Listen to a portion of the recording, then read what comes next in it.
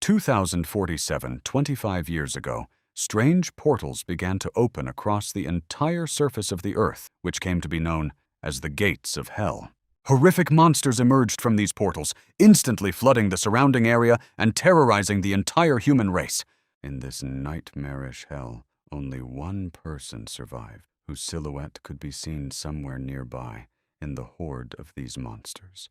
A gray-haired old man with a thick beard, dressed in a cloak, walked in the midst of all this chaos. The air and soil were saturated with blood. The man stopped near a large silhouette. The monster had a hood on its head instead of a body, a strange mass of flesh and bones. They looked at each other.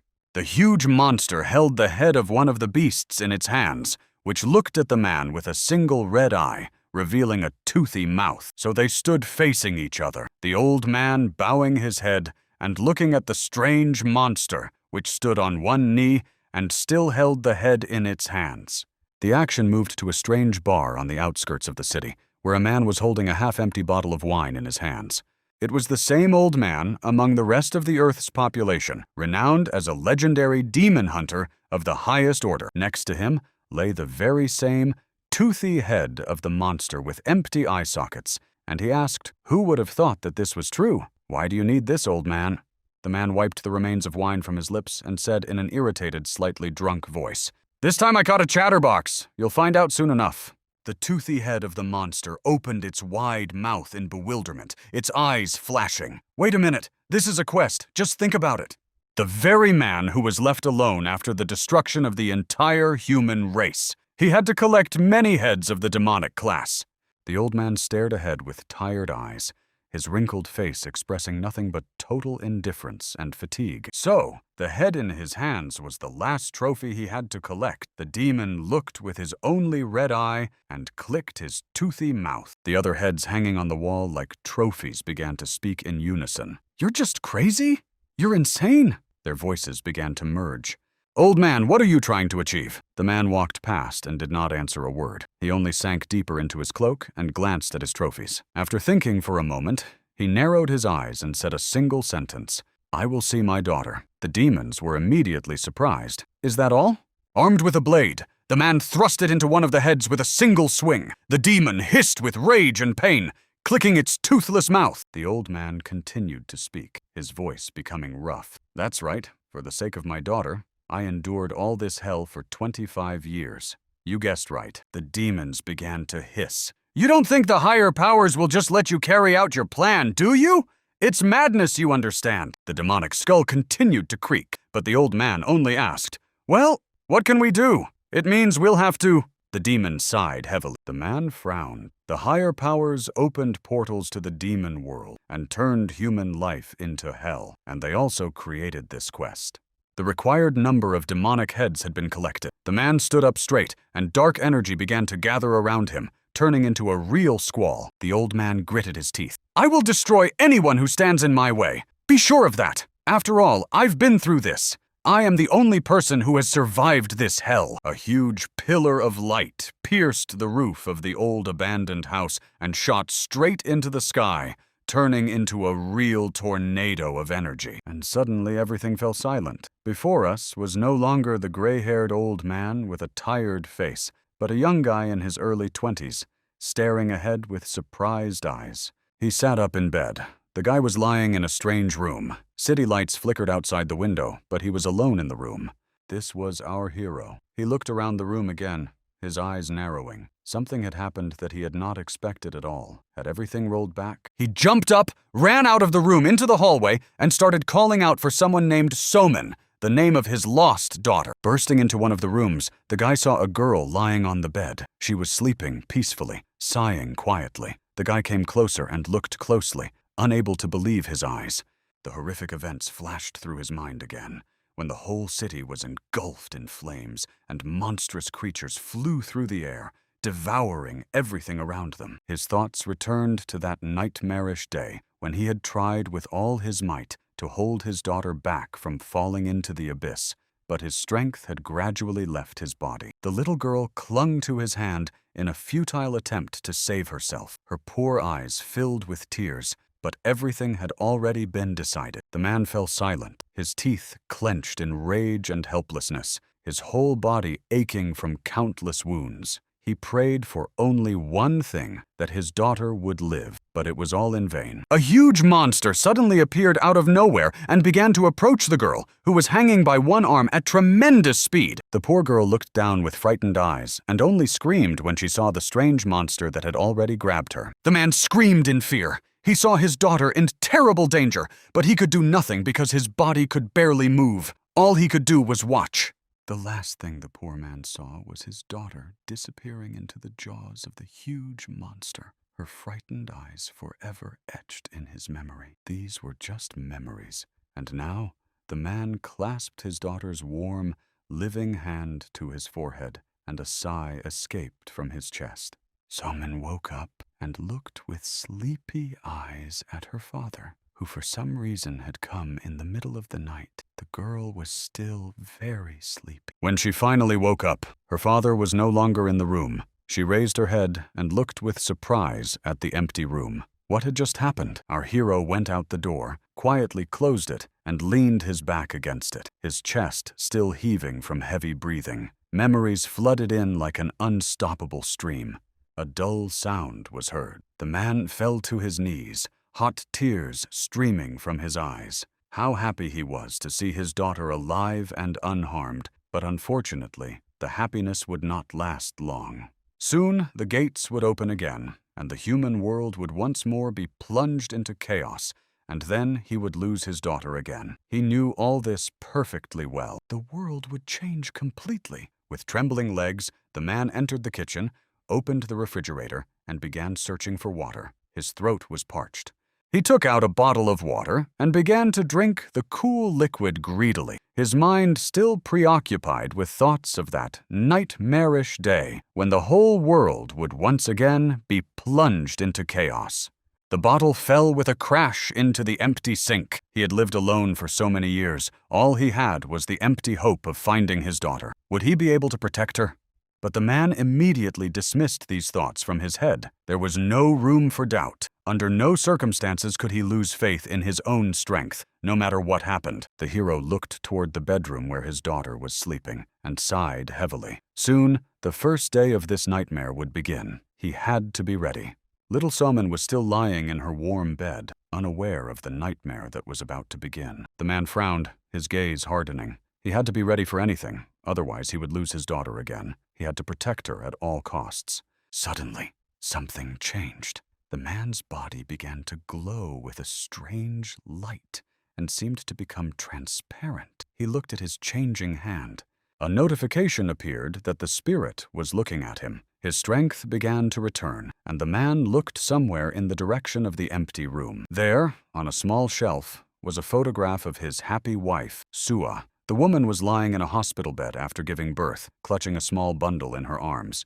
But now she was no longer alive. The hero felt as if someone had put their hands on his shoulders. It was the spirit of his wife. His whole body was filled with an incredible feeling of lightness, as if an angel had wrapped its arms around his neck, making him feel warm.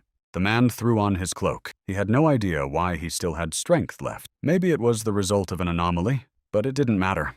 Now dressed, he headed for the exit. There was no time to think about why this had happened. He had to act. In 3 days, the gates of hell would open again. A huge, monstrous eye would appear in the sky, and demons would once again fill this world. He had to be ready. All of this was observed by the Almighty, 8 almighty beings who had sent destruction to this world. Thanks to his memories of the previous battle, the hero was determined to win again and save his daughter at all costs. The city began to light up with night lights. Lonely cars drove along the streets. People walked along the sidewalks. Life went on. It was October 8th, 2022. The man stepped outside. The cool air hit his face. He stopped near the subway station. There were only a few days left before the gates opened. The man's eyes became serious. Now it was time to begin his monopoly. With quick, confident steps, he went straight to the basement and began to move forward into the depths of the underground passage. It was damp and smelled unpleasant. Rats ran somewhere in the shadows. He moved forward and approached a shabby door. There was a creak. The door reluctantly opened, and the man let a ray of light into this empty, dark room. Stepping inside, it felt strange somehow. Contrary to all expectations, the room was not empty. A man was sitting there, wearing only shorts and a worn shirt. His voice was heard. "What brings you here?" Looking at him, our hero said in a calm voice, "I want to buy something," and called the man Yaksha. Suddenly, the moment the hero said the name, something changed dramatically. A huge, ghostly hand reached out to him at tremendous speed. A monstrous grip enveloped his entire body and pressed the man against the wall with such force that the concrete began to crack. There was a loud crash. The poor man curled up. When the dust from the impact settled, two silhouettes became visible, one human and the other something else with huge horns on its head, completely unlike a human being. Standing before him was no longer an unusual city dweller, but a real demon with burning eyes and a toothy mouth. "Who is this, and where did he come from?" the monster croaked. The man remained surprisingly calm and said, "I heard that the preparations for the upcoming day will be carried out right here." Yaksha, still glaring at the man with malicious eyes, calmed down a little. "Was someone really instructed to come here? Something is definitely wrong here. The selection is still ongoing," the man calmly replied. "Well, that's exactly why I'm here with you. Would I drag myself to a place like this for no reason? I came here before the selection to take their places. Isn't that clear?" The demon raised an eyebrow in surprise at what you just said. His eyes lit up with a bright yellow light, and a low laugh escaped from his throat. "So it's you I've heard about. Now I understand. The famous demon slayer. So you thought we wouldn't find out about your heroic deeds?" The man shrank a little, his face contorted into a faint semblance of a smile. "You distorted time, but do you think you'll survive now?" The demon laughed. "I'll send you to the other world so quickly that you won't even notice." But before the demon could finish, several daggers were thrust into his hand. "Shut up already! You're annoying me!" Freeing himself, the man dusted himself off and snorted strangely. "I wanted to sever your hand, but apparently my strength is still insufficient. What a pity." Surprised and now frightened, the demon lost all his arrogance and snarled, "How dare you do that? Do you even know who I am?" But the man began to explain. "These higher beings themselves rolled back time and forced me to become who I am. Do you think I care if they get angry?" The demon flew into a rage and lunged at the man with renewed strength. "All you know how to do is talk! Now you're going to get what's coming to you, you insolent fool!" But suddenly, there was a slap, as if someone had delivered a powerful blow to the demon's cheek, which immediately flushed red. He paused for a couple of seconds. Then there was another blow, this time with a fist. The poor demon cringed as several teeth flew out of his mouth. He hadn't expected this at all. The man looked down at him. "Do you need your head to wear a hat? Have you completely forgotten how to think? Do you think it's fun to be a regressor?" I completed all the quests that were available. Meanwhile, the demon had already bent over, clutching his wounded arm and breathing heavily. The man continued, "I destroyed countless demons with my own hands, all of them." The monster twitched slightly, and an annoying fear appeared in his head. His body immediately began to shrink. His voice became squeaky like a child's. And now, instead of a huge demon, there stood a small monster more like a soft toy. He shrank to such a size that he could be mistaken for a small, frightened kitten. The man said, "I will tell you two things. First, before the gates open, your race must not lay a finger on humans." He looked at him with serious eyes. The little demon cowered in fear. His eyes widened. "And second, I came here to take your bag. You know that yourself." The man just sighed heavily. "Don't even think about attacking me when the gates open. You have no idea what I'm capable of." Guryu, as the monster was called, cowered when he heard his name. "How do you even know his name? Who are you? Where did you come from? What kind of monster are you?" The man just smiled with his lips. "It would take too long to explain, but you and I have a close connection now. You know you can't get away from it now." The poor demon, now frightened to the point of fainting, opened his mouth. He couldn't believe that some pathetic human had defeated him. He squeaked, "Wait, so you mean I was your servant or something like that? Don't make me laugh." The demon's cheeks began to redden. But when he met the man's icy gaze, he immediately lost all his fighting spirit and broke out in goosebumps. Okay, to hell with it. Life is more important after all." He spread his arms, and a large bag appeared in front of the little demon, almost twice his size. "Take it already."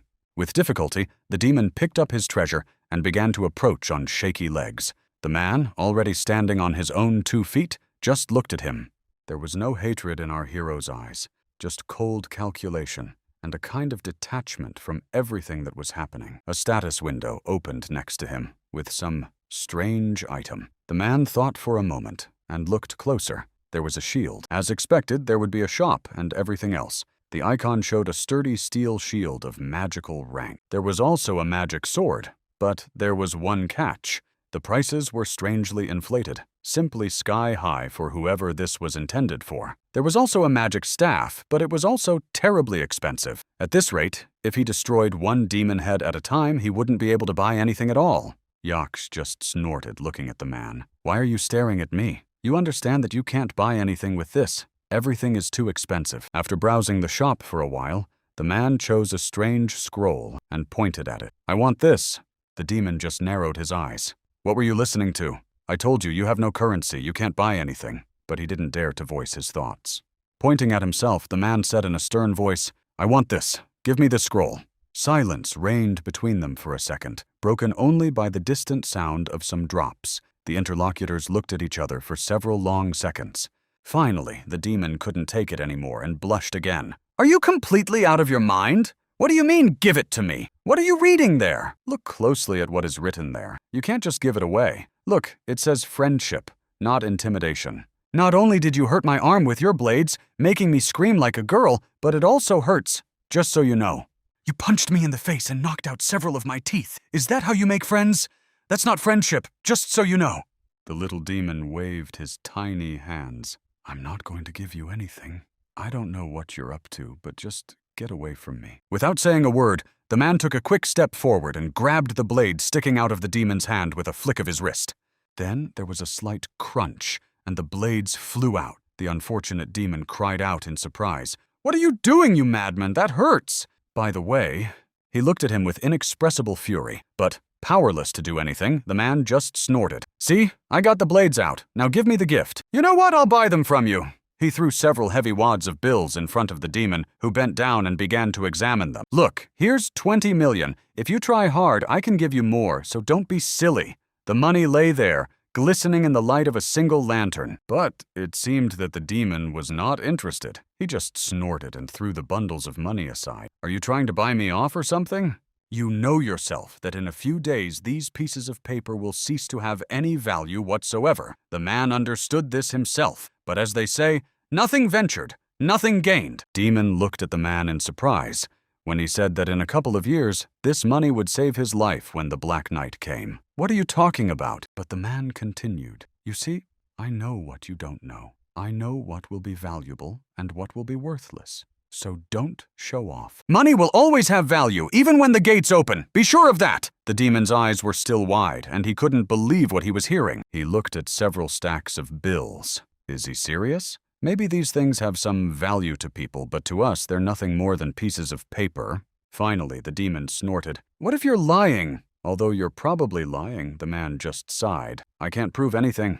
There was another crunch. He took out the last blade, but in a couple of years, you'll curse yourself for not agreeing, believe it or not. The demon puffed himself up and growled with anger. "You're even worse than those Nagis. You know what you want from me. Don't be so inhuman." The man just looked at him, narrowing his eyes. "Yes, I already know. You don't have to repeat it. I'm not interested in your opinion."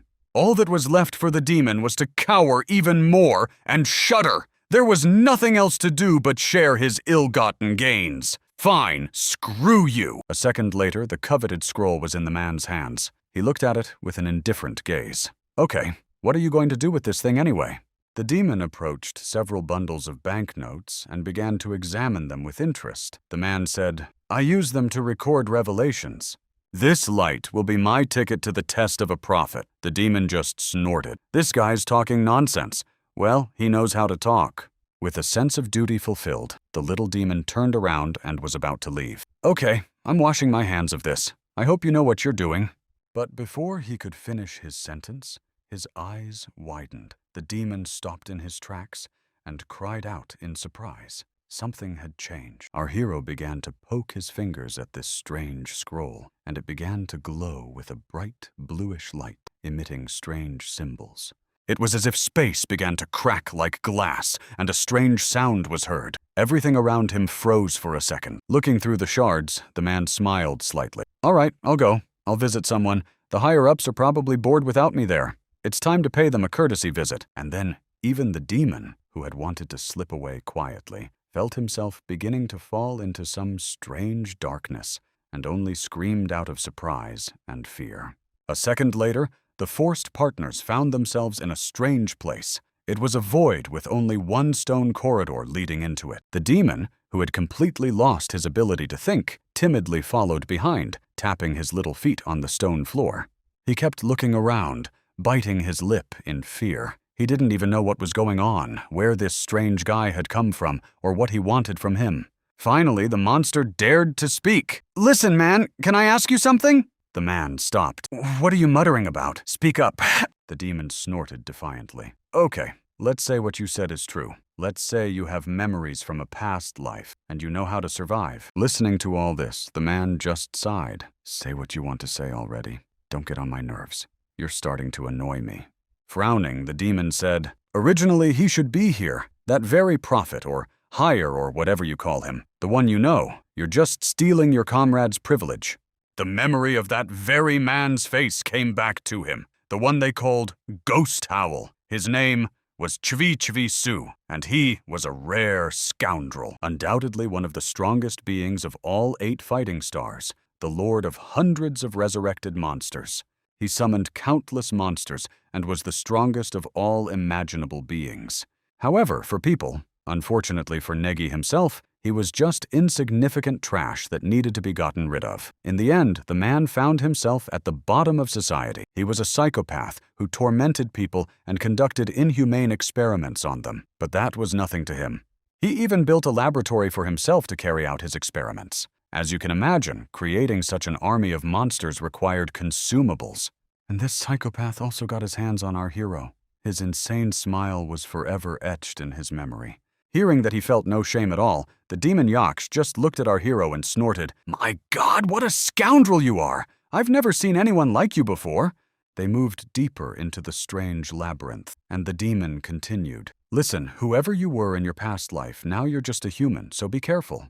The monster cowered again. "If only you knew whose peace you are about to disturb! Believe me, my friend, you will regret it 100 times over." But our hero didn't answer at all. He just bowed his head and quickened his pace a little. The man already knew what he was going to do. Suddenly, the darkness thickened, and a loud voice rang out from within it. "Who dares disturb my peace?"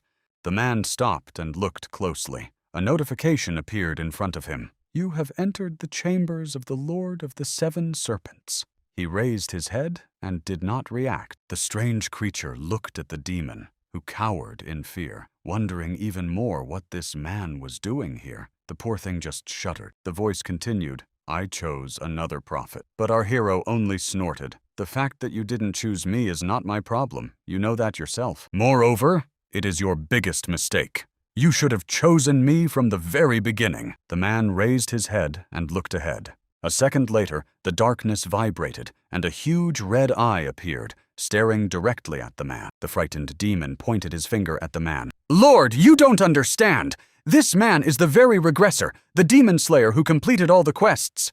The eye stared at the man with new interest. "So, this is who turned our game board upside down. Now I understand why you invaded here." "Well, you're still no prophet, you pathetic man." The man just looked at him and snorted. "Why don't you try me yourself?" The eye narrowed his eyes but said nothing. His single pupil, which was vertical, looked at the man with new interest. Memories of when he tried to save his daughter came flooding back, but to no avail. These memories weighed on him with renewed force. But at some point, something changed. The man felt that at the moment when he was holding his daughter, someone else touched his hand. He paused for a second in his memories and looked at the person holding his hand. It was his wife. It was as if glass had shattered in front of his face again. The man stared ahead with a stern, calm gaze. To hell with these memories. It was time to act. When the demon smirked again, the man jumped up and moved straight towards the monster. "Think about what you're saying. You're just a pathetic monster." Seeing how a strange man attacked the Lord himself, Yaksha opened his mouth in surprise. His eyes rolled back into his head. "What are you doing, you madman? Are you tired of living?" But the man just smiled. "I am not your follower. I am your sentence. Remember that forever. A powerful shockwave threw the man back, and the demonic creature laughed. What a surprise! A bold man this time. Our hero got down on one knee and tried to get to his feet, but his strength suddenly left him for a second. While the demon was surprised, our hero just looked at him. Basically, everything was as you thought. Although he is a higher being, he does not know everything. Perhaps this was a reward for his selflessness, or a side effect of regression. In any case, it didn't matter, because he remembered his past life down to the smallest detail. There was a click as someone's clawed fingers snapped, and everything around suddenly began to change. Our hero and his little companion found themselves in a strange place. The demon was terrified. Everything around them changed, covered in purple flames. In the distance stood a strange obelisk with a throne on top of it. I heard the voice again and asked, "Where did you get this power, human?" Our hero came closer. "Chavich Visu, the very man you chose as your prophet, if I understand correctly.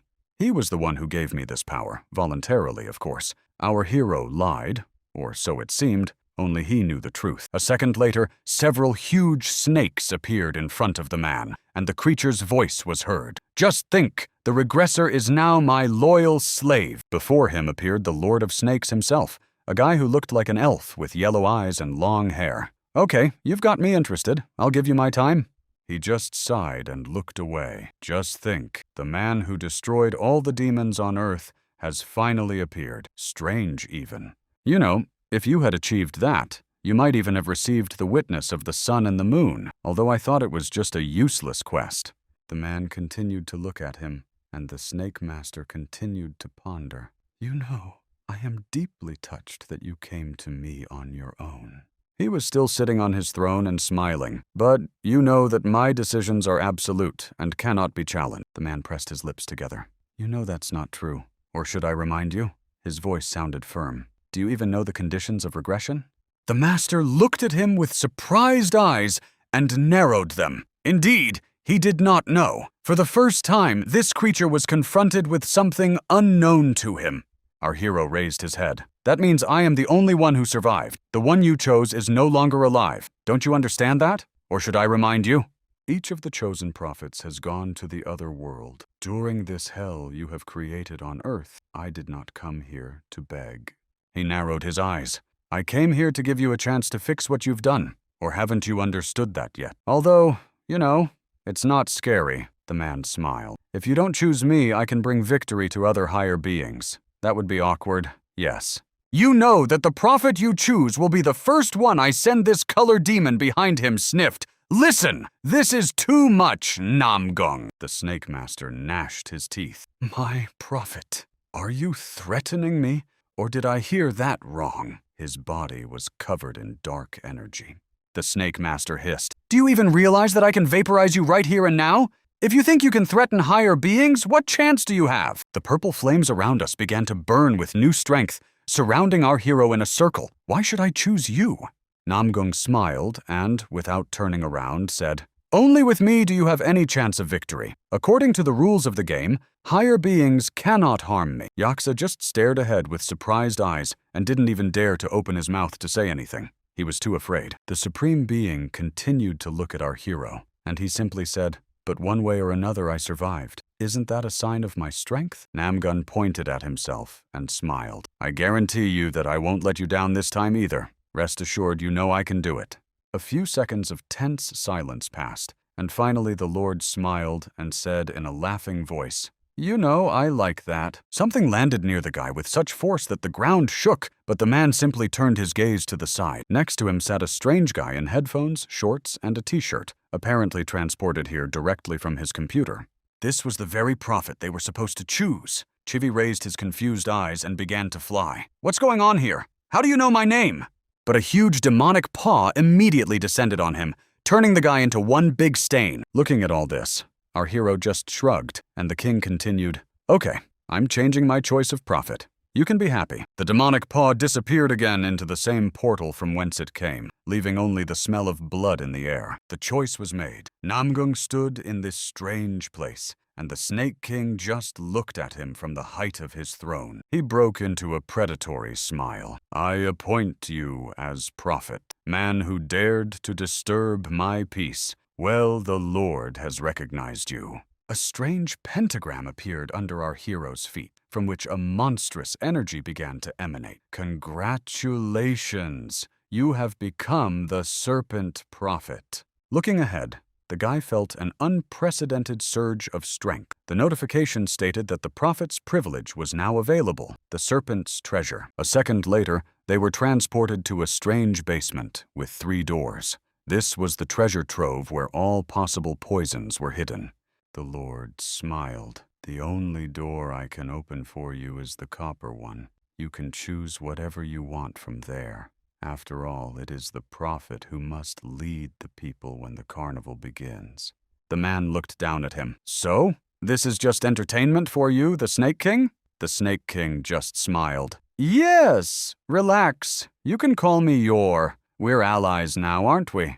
The king just smiled, and our hero looked at him intently, thinking he should get everything he could out of this opportunity. The doors opened, and a strange yellow glow appeared before them, as if the room were made of pure gold. They went inside. Somewhere behind them, a frightened demon trembled. For the first time in his long life, he was encountering something like this and couldn't believe his eyes.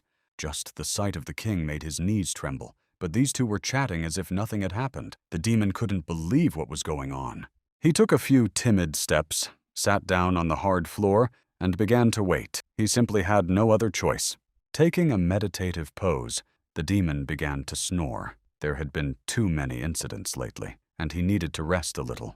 But just as he was drifting off to sleep, he heard Namgun's voice calling his name, and the demon awoke from his dreams. The man standing in front of him nodded his head. Let's go! Enough sleeping! It's time! The demon began to grumble, but still got to his feet. The portal opened again, and suddenly, the couple found themselves back in the same subway basement they had descended into just a moment ago. Finally, the demon raised his head with interest at his companion. Listen, can I ask you something? What were you doing there for so long? A strange, demonic energy began to accumulate in the man's hands. He replied calmly, Isn't it obvious? I was just choosing an item, that's all. The very item appeared before him, emerging from the energy. King Leoric's helmet. It was a legendary item. Watching this, the demon wondered what the hell he needed this thing for. It was completely useless to an ordinary person. He couldn't even wear it. Our hero looked meaningfully at his little companion, clearly implying that it was meant for him. But then the little demon began to babble, as expected. Sir! You have such wonderful taste. Without listening, the man ordered him to get his bag. With a voice trembling with fear, Kureo began to babble. But you don't have any demon heads! How can you even demand this of me? Our hero just smiled. You're wrong. I have 100,000 of them. Did you think I was just hanging out there for no reason? Yes. The demon looked at him with surprised eyes and simply slapped his open mouth. At that moment, he immediately realized that he was dealing with a real madman. Wait, so you're saying that the Snake King just gave them to you? The man nodded. Yes, that's right. We got along pretty well. Waving his arms, the little demon shouted, But you know that if this guy gives you something, he'll ask for twice as much in return? The man nodded. Yes, I know.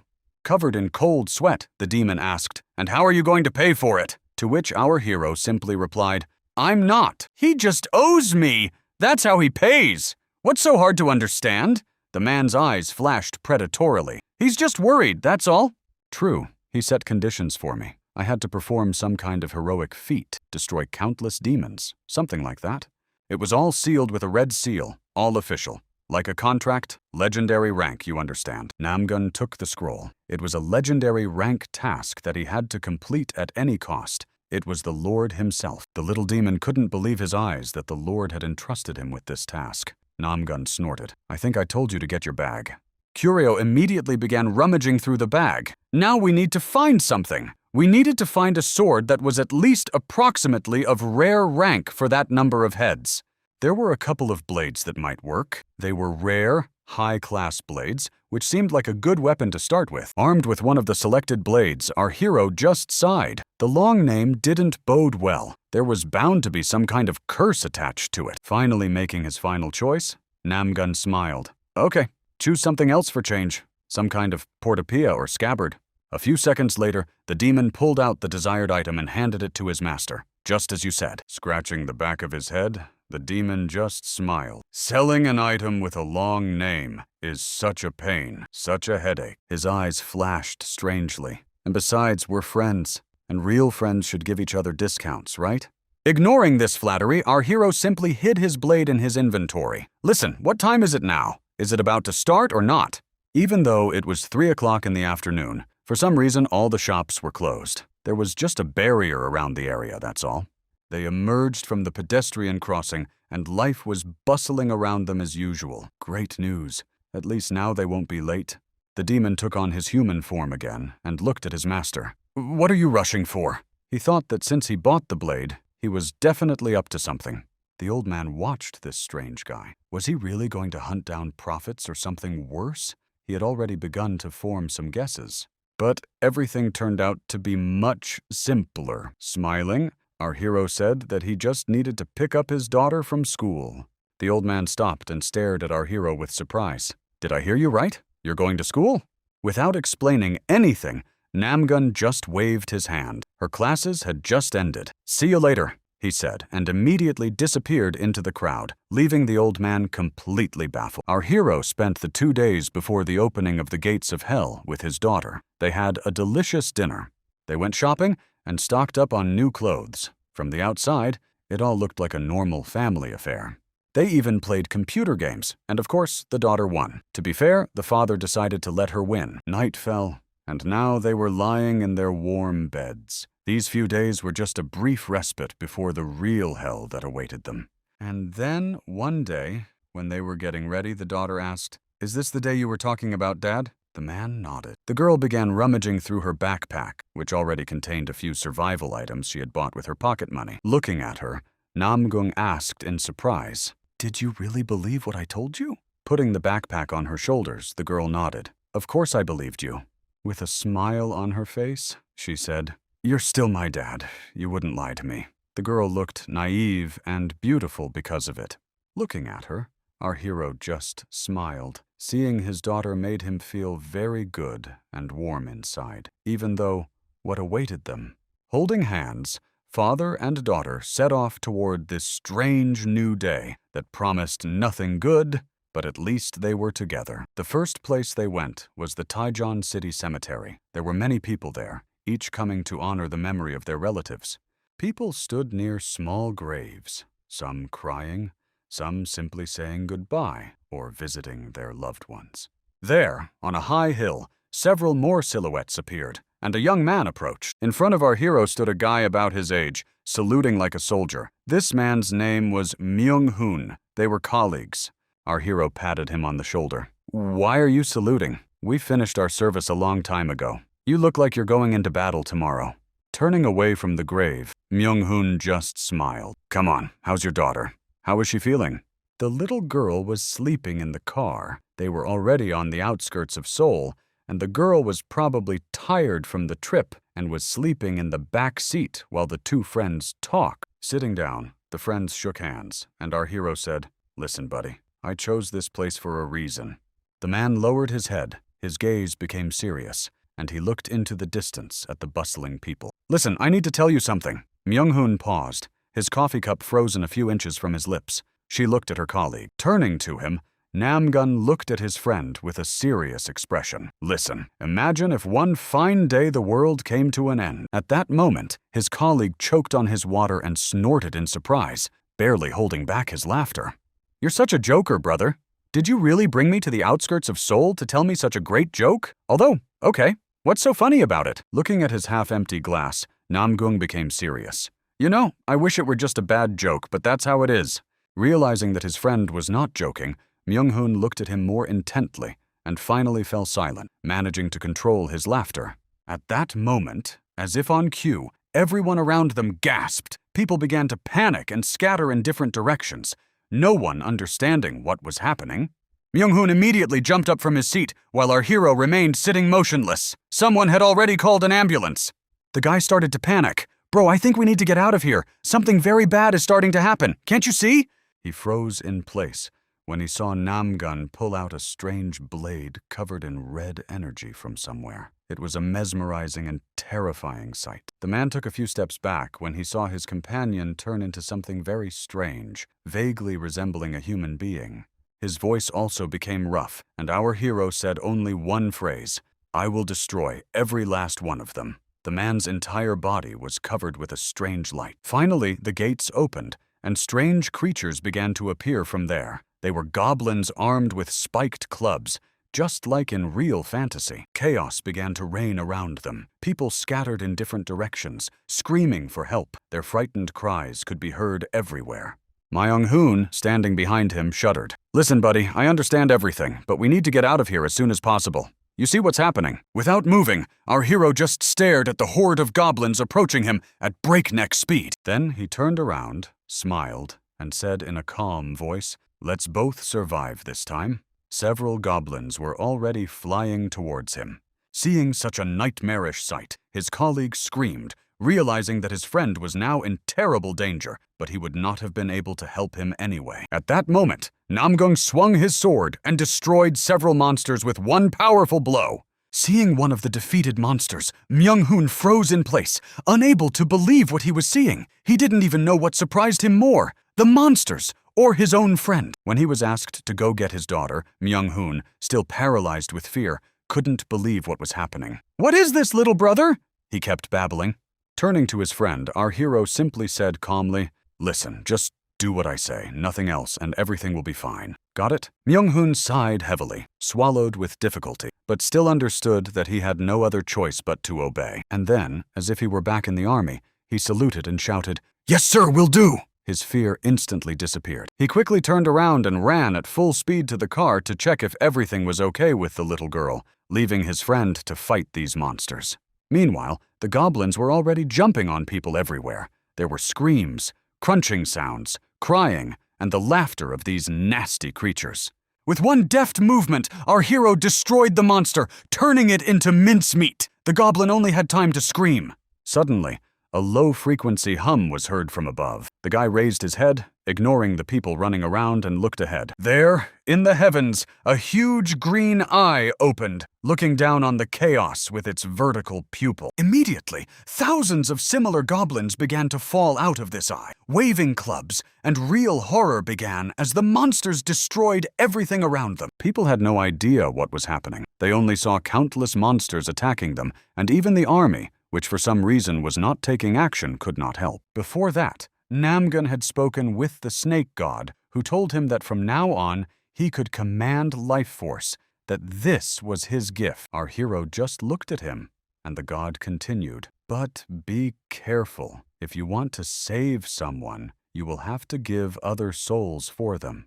The Lord laughed with his toothy mouth. "Better to be selfish, my friend. Such is the way of the protege of the Lord of Snakes. Everything has its price, doesn't it?" The man just turned away and listened to all this. "Whatever you do, it will leave a mark on you as a hypocrite and a traitor. So be prepared for universal condemnation." Grabbing his sword, the man exhaled. "You've probably already forgotten, but may I borrow your strength in this life?" He stood before a huge horde of monsters.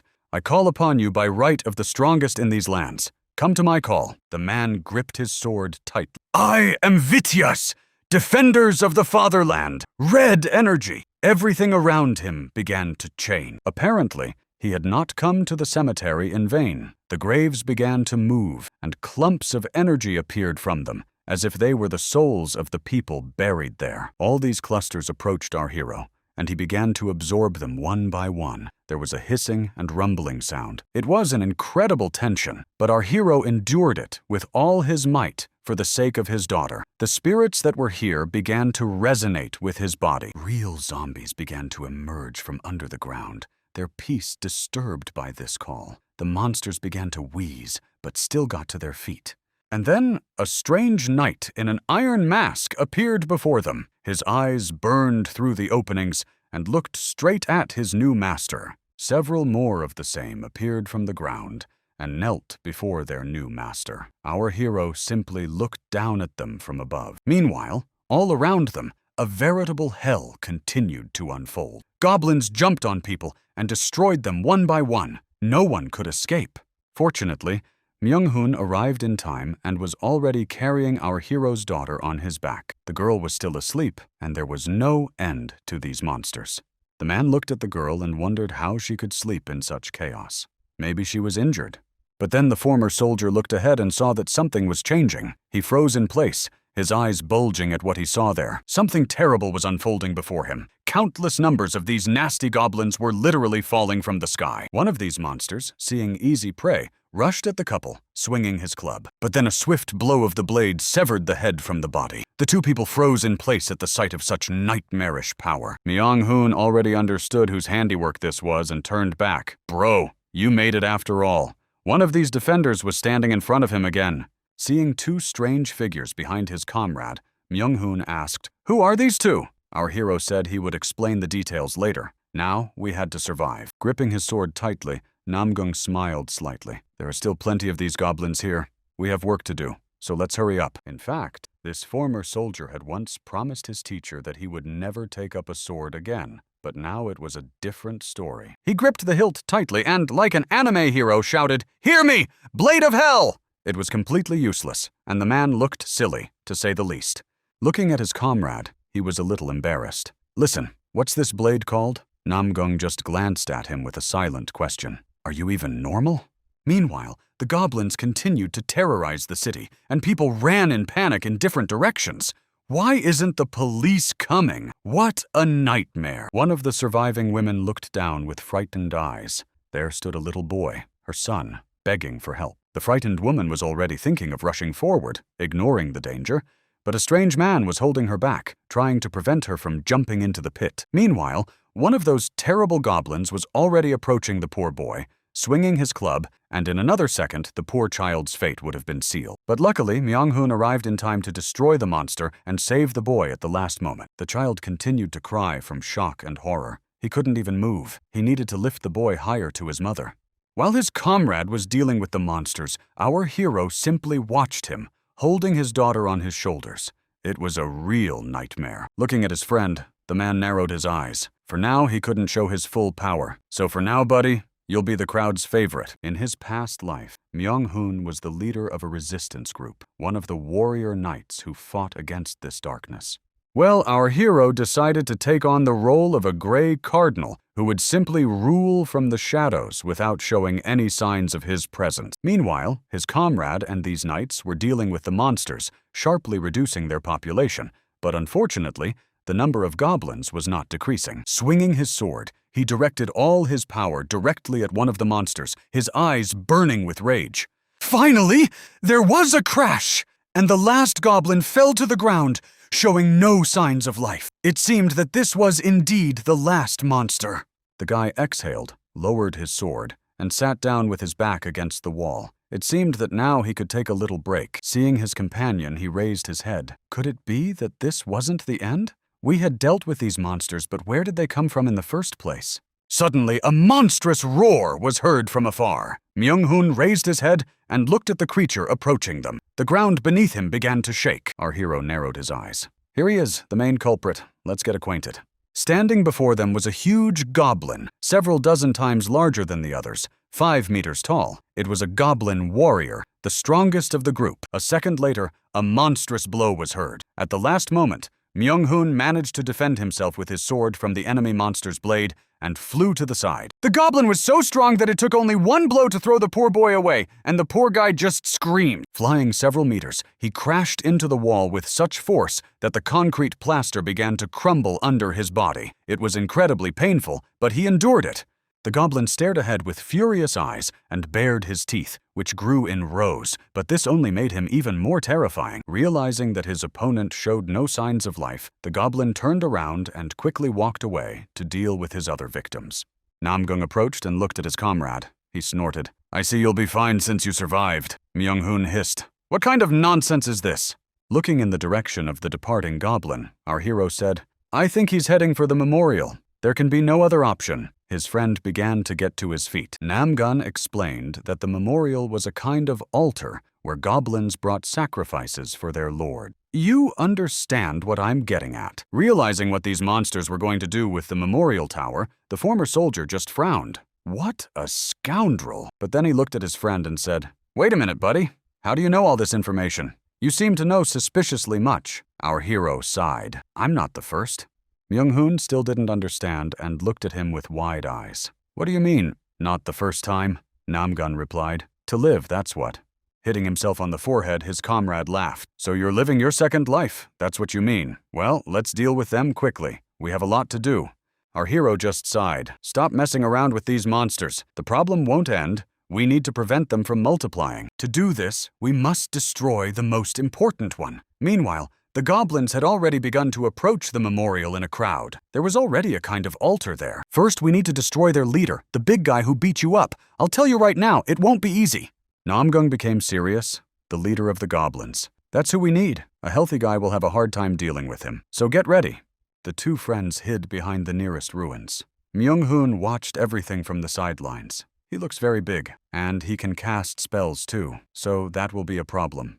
The man looked at the little girl, hanging on his friend's shoulders, and wondered what to do with her. Namgung reassured him, saying, I put her to sleep so she won't interfere. One of those ghostly knights immediately appeared behind him. First, we need to deal with the small goblins, and then we'll take care of the leader. A semblance of a smile appeared on our hero's face. You'll have a lot more to be surprised about, my friend, but for now, just wait. Meanwhile, the goblin leader had already approached the memorial, holding his huge cleaver in his hands. Small goblins crowded around him, discussing something. Suddenly, the leader looked somewhere with burning eyes and moved his toothless mouth in an attempt to say something. But it was too late. Namgung, who was standing nearby, threw his dagger at him. The blade cut through the air and whistled as it approached the monster.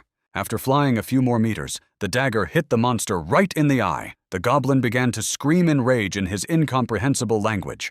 Ignoring the raging monsters, our hero quickly approached, getting closer and closer. He had only one chance to finish off this monster. Grabbing his eye, the goblin leader began to swing a huge cleaver in an attempt to hit his enemy. However, as you can imagine, Namgun was much faster than this monster and easily dodged its blows, which thundered all around him. Armed with two small weapons, our hero approached and stabbed the monster directly in the leg, causing it to let out a blood-curdling scream. The goblin roared in pain, and his face began to turn blue. It turned out that the weapon was poisoned, and the monster gasped. There was only one chance, and the guy shouted, Right now, let's do it, we only have one try. As if out of nowhere, Myung-hoon appeared, already swinging his blade and aiming straight for the monster's head, while the goblin looked at him with a blank stare. Cutting through the air, the blade of the dagger, which had begun to glow red, approached the monster's neck. In a second, everything was about to happen. But to everyone's surprise, the monster's neck turned out to be incredibly thick, either because its skin was dense or something else, but it wasn't so easy to destroy it. The goblin roared in pain and began to shout something in his incomprehensible language, spreading his arms like an ancient priest. Jumping back, the guys began to come to their senses. This monster had some kind of super strong muscles or something like that. It was simply unthinkable where he got so much strength. Looking at his companion, Myung-hoon sighed. Listen, your darts came in handy. By the way, where did you get them? Our hero just waved his hand dismissively in the dungeon. Okay, let's get ready. We're not done yet. The goblin approached the guys with swift steps, spreading his arms. He swung his huge cleaver in an attempt to hit his enemies, but the guys were much faster and more agile than the huge monster.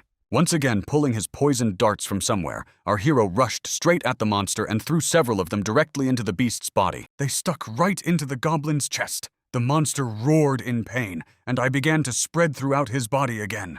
In the end, even the huge goblin lost some of his strength. He fell to his knees and began to breathe heavily, staring at the ground in front of him. Seizing the moment, Myung-hoon realized that now was the time to act decisively. This time, he would finish the job, and he rushed forward straight at the huge monster. Swinging his sword, he struck the monster directly in the neck. This time there was a crack, and the head separated from the body, flying off somewhere to the side. The huge leader was finished. The guy stopped a few meters away and began to stretch. It was good that his biceps were in good shape. Coming closer, Namgun poked the lifeless body of the monster with his foot. Don't relax now. We're going after their leader. He raised his head and looked straight at the monstrous altar that towered on the pedestal. The job was not yet done. Our hero understood that this was not the end. The main battle was just beginning. Could this really be their leader? Myung-hoon looked at his comrade, but he didn't even notice that the goblin sorcerer had already appeared behind him and was preparing his most powerful spell. His comrade just smiled and asked, "Well, did you find him?" A bright yellow light spread behind the guy. Fortunately, one of the ghost knights managed to get there in time and shielded the guy with his body, taking the full brunt of the spell. There was a loud crash, and the knight instantly fell to pieces. The rescued guy just stepped back, covering himself with his arm. Watching this, our hero grimaced. As he had thought, these servants were fragile and would not last long, but we had what we had. Armed with his sword, the enraged Myung-hoon moved forward and shouted, "Come here! How dare you attack me!" The guy lowered his blade, but suddenly the blade collided with some kind of barrier that could not be broken through with ordinary weapons. The sorcerer turned out to be unusually strong. The goblin shaman put his hands forward and with one movement threw the unfortunate guy aside, sending him flying. Flying several meters, the poor guy slid across the ground and stopped somewhere near the altar, breathing heavily. Raising his head, the discouraged Myung-hoon just sighed. What the hell was going on? His friend was already standing behind him. That shield wasn't the coolest skill, but now it was going to cause problems. The guy looked at his friend, wondering what to do about it. Namgung said calmly, "Let's break it with a little more effort." Raising his head, Myung-hoon just sighed. "It sounds good, of course, but where would we get that strength?" "You haven't thought about that." Grabbing his sword, our hero said in a serious voice, "There's only one way. I bet you won't like it. Let your blade do all the work." Our hero's eyes were serious and calm at the same time, even despite all this hell. His friend naturally didn't understand anything at that moment, but he still held his blade closer. He took his weapon in his hands and looked at the large blade towering into the sky. Namgun said calmly, "This sword is possessed by a spirit, that's all." Putting his hand on his friend's shoulder, our hero said in a calm voice, "The most important thing, my friend, is not to let it out of your hands. Remember that." And then something changed. The body of the ordinary boy began to be covered with energy. The shaman watched all this with surprise and took a few steps back. Opening its toothy mouth, the huge goblin hissed something in its incomprehensible language, probably some kind of curse. The other goblin servants also turned their gaze on him, while one of the ghostly knights was already dealing with the monster. With a wave of his hand, the shaman directed his entire countless army straight at the two guys who stood in his way, and the goblins rushed forward. Naturally, Namgung was ready for this. He pulled one of his throwing blades from his pocket and prepared himself. Standing nearby, he threw the blade straight ahead at the shaman. The blade began to cut through the air as it approached the monsters. One of the goblins, possessed by a thirst for blood, was already running forward, completely ignoring the danger. He didn't care at all. But then something changed. The blade began to glow even brighter, and it seemed to crack as a bright, dazzling yellow light burst from it. A second later, the entire horde of goblins was engulfed in flames, and their piercing screams could be heard as the fire incinerated them, one by one in just a second. Nodding, our hero mentally gave the order to his friend. "I can't buy you any more time, my friend. You'll have to act on your own." Meanwhile, the evil spirit began to completely consume Myung-hoon's body, turning it black. The power overwhelmed the young man from head to toe. With tremendous speed, he pushed off the ground and, turning into one big streak, moved straight towards the chief shaman. Turning over, the former soldier turned into a real demon. His eyes burned red, and his whole body was covered with a black veil as he flew straight ahead. The goblin shaman was horrified by what was happening. He tried to restore his shield and shouted some spells. Like a black hawk, Myung-hoon flew toward him, his entire body long since transformed into a mass of black energy, screaming like a real demon. The goblin continued to shout something in his language, but his face was filled with horror. He understood that the end was inevitable. Finally transformed into a monster by his demonic blade, the guy flew at him like a rock from a mountain. A second later, the shield cracked, and the blade struck the goblin directly. The monster let out a deafening squeal and immediately passed away. Myung-hoon towered over him, looking more human now, but still covered in demonic energy, clutching his blade tightly in his hands. It all ended as quickly as it began. Namgung stood in the square and surveyed everything with his calm gaze. The sun began to emerge from behind the clouds. A huge green eye in the sky turned its gaze directly to our hero and blinked several times, squinting. Meanwhile, one of the demonic ghosts continued to deal with the remaining goblins. destroying them with incredible speed. Soon, everything dissipated. The veil disappeared, revealing the usual bright sky with bright clouds and the summer sun. Our hero looked up and stared straight ahead at the place where the demonic eye had just been. He understood perfectly well that this was not the end. The goblin leader had been defeated, the pedestal liberated, and most of the people had managed to survive, but the main square was in complete chaos. For destroying the monsters, Namgung and his companion received rewards. Now, several chests glowing with energy stood before them, and even though it was all over, Myung-hun was still confused by what had happened, his eyes darting from side to side in bewilderment. The chests began to open, and a dazzling bright light burst out of them, flooding the entire space around them. The rewards were counted. Among the rewards was the goblin leader's necklace with its special properties, as well as a trophy that looked like a skull with ruby eyes. Among other things, the goblin leader's bracelet allows the use of 5th-level shield magic. Myung-hun exclaimed in surprise, "Wow, bro! That's a cool thing you've got there!" But our hero looked at him and said, "You need it more than I do, no matter how you look at it." There was still one chest left. Our hero looked at it and thought, "I need to figure out what this thing is." It's the heart of the Goblin Lord. It pulsated and emitted a greenish light, overflowing with energy. With this item, it was possible to increase one's mana, but a predisposition to magic was required. Surprised, Myung-hun exclaimed, "This is a cool thing." But his friend discouraged him, saying, "If you have no talent for magic, it's useless, and you and I are just that." There was another ring with an emerald. Putting it on his finger, our hero thought, "When the gate opens next time, I'll have to find a middleman and sell this thing." The heart shrank to the size of a small precious stone, and the hero immediately put it in his inventory. The system suggested that he find a subject predisposed to magic. Namgung was even a little surprised. In his previous life, he had never thought about this because he was preoccupied with searching for his daughter. He took the heart in his hands. Although it was strange, neither he nor Myung-hun had any predisposition to become sorcerers. Then the question was, why did they need this thing? A test of magical potential was conducted. The heart began to emit a strange light that shot straight up into the air. Someone was lying nearby. The energy flew straight into the body of a strange stranger and began to consume him. What our hero saw sent shivers down his spine. His eyes widened. He couldn't believe what he was seeing. It was his own daughter. The girl was still lying somewhere nearby, unconscious. Strangely, she had magical potential, and it was legendary. Still holding this strange heart in his hands, our hero thought to himself that even in his past life, he had never met such people and could not even imagine that his daughter would turn out to be such a person. The man looked ahead. Of course, it was all surprising, but would someone really have to get involved in this hell, which he really didn't want to do? As if reading his thoughts, Myung-hun came closer and asked, "Brother, you're not going to make her a great mage, are you? It's not necessary, and besides, it's dangerous." He sighed and smiled crookedly. "Even if our lives turn into hell, our children should be happy, unlike us, shouldn't they?"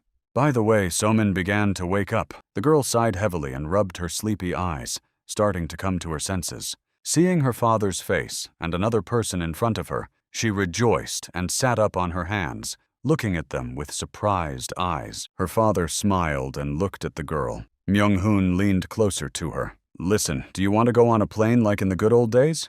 Finally standing on her shaky legs, the little girl looked up at him. "I'm not little anymore, by the way." Finally, she looked around and asked a reasonable question. "What happened here? Why is it so terrible?"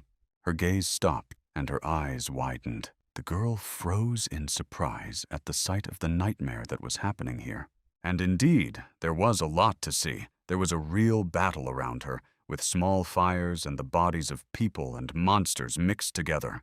The girl asked, "Dad, didn't you say we would overcome all obstacles together?" Namgung didn't even know how to respond. He would have to explain himself. Ignoring her father's attempts to explain, the girl cried out, "Isn't that why you were looking for me and told me all this? No!" The man didn't know how to respond. He felt guilty and lowered his head, staring at the ground. He was indeed to blame. Somin wanted to get even angrier, but suddenly someone's small hand pulled her sleeve and a voice was heard. The girl looked up and saw the same boy they had rescued not long ago, asking for help. Somin leaned down and asked what was wrong, and the child began pointing somewhere and saying something about his mother. It was a real nightmare, and in the middle of it all lay the body of a woman, presumably his mother. Everything was clear.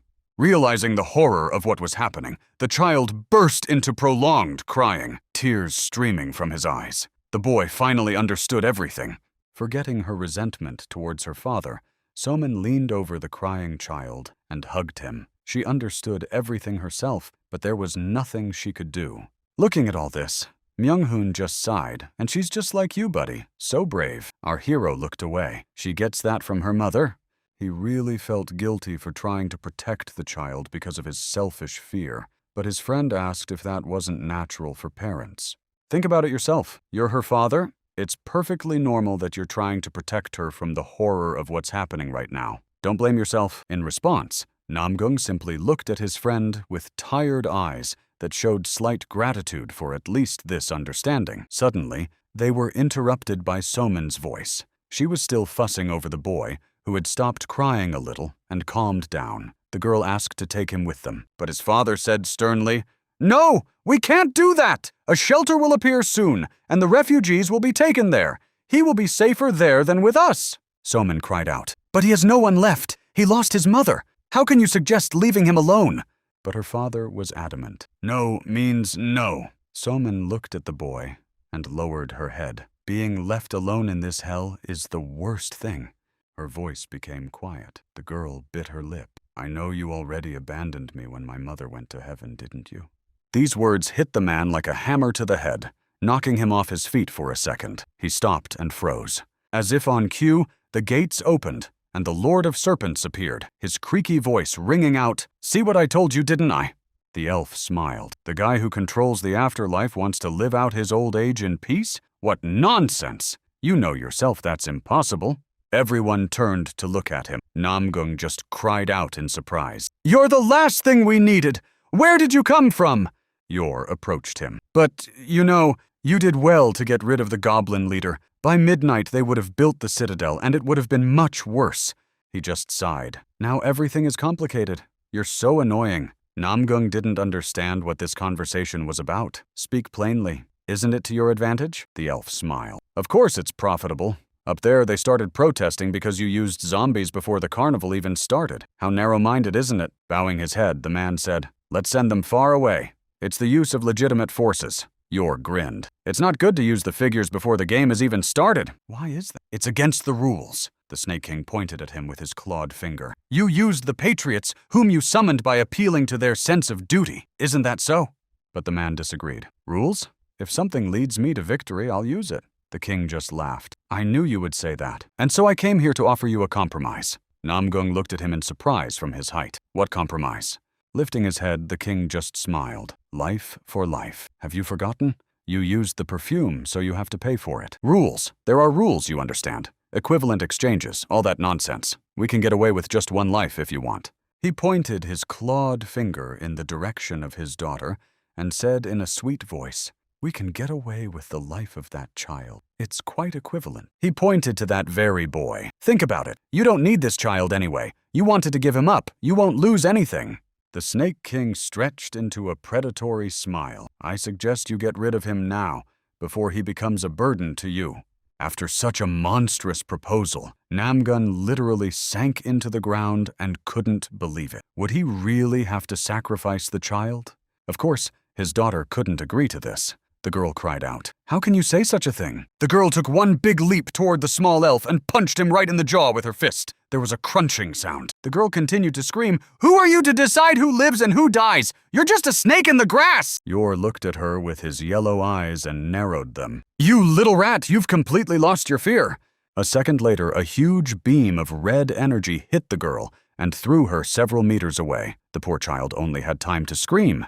She crashed into the wall with such force that the concrete began to crumble. There was a monstrous crash. It was unlikely that anyone could have survived. The poor girl was pinned to the wall and sighed heavily. Fortunately, she was alive, but badly injured. Seeing such cruelty, her father could not bear it and rushed to help his child, but it was too late. Another wave of energy hit him, throwing him a considerable distance away. Unable to bear it any longer, Myung-hoon armed himself with a sword and moved forward. "Quick! Stop! Get away from them, you bastard!"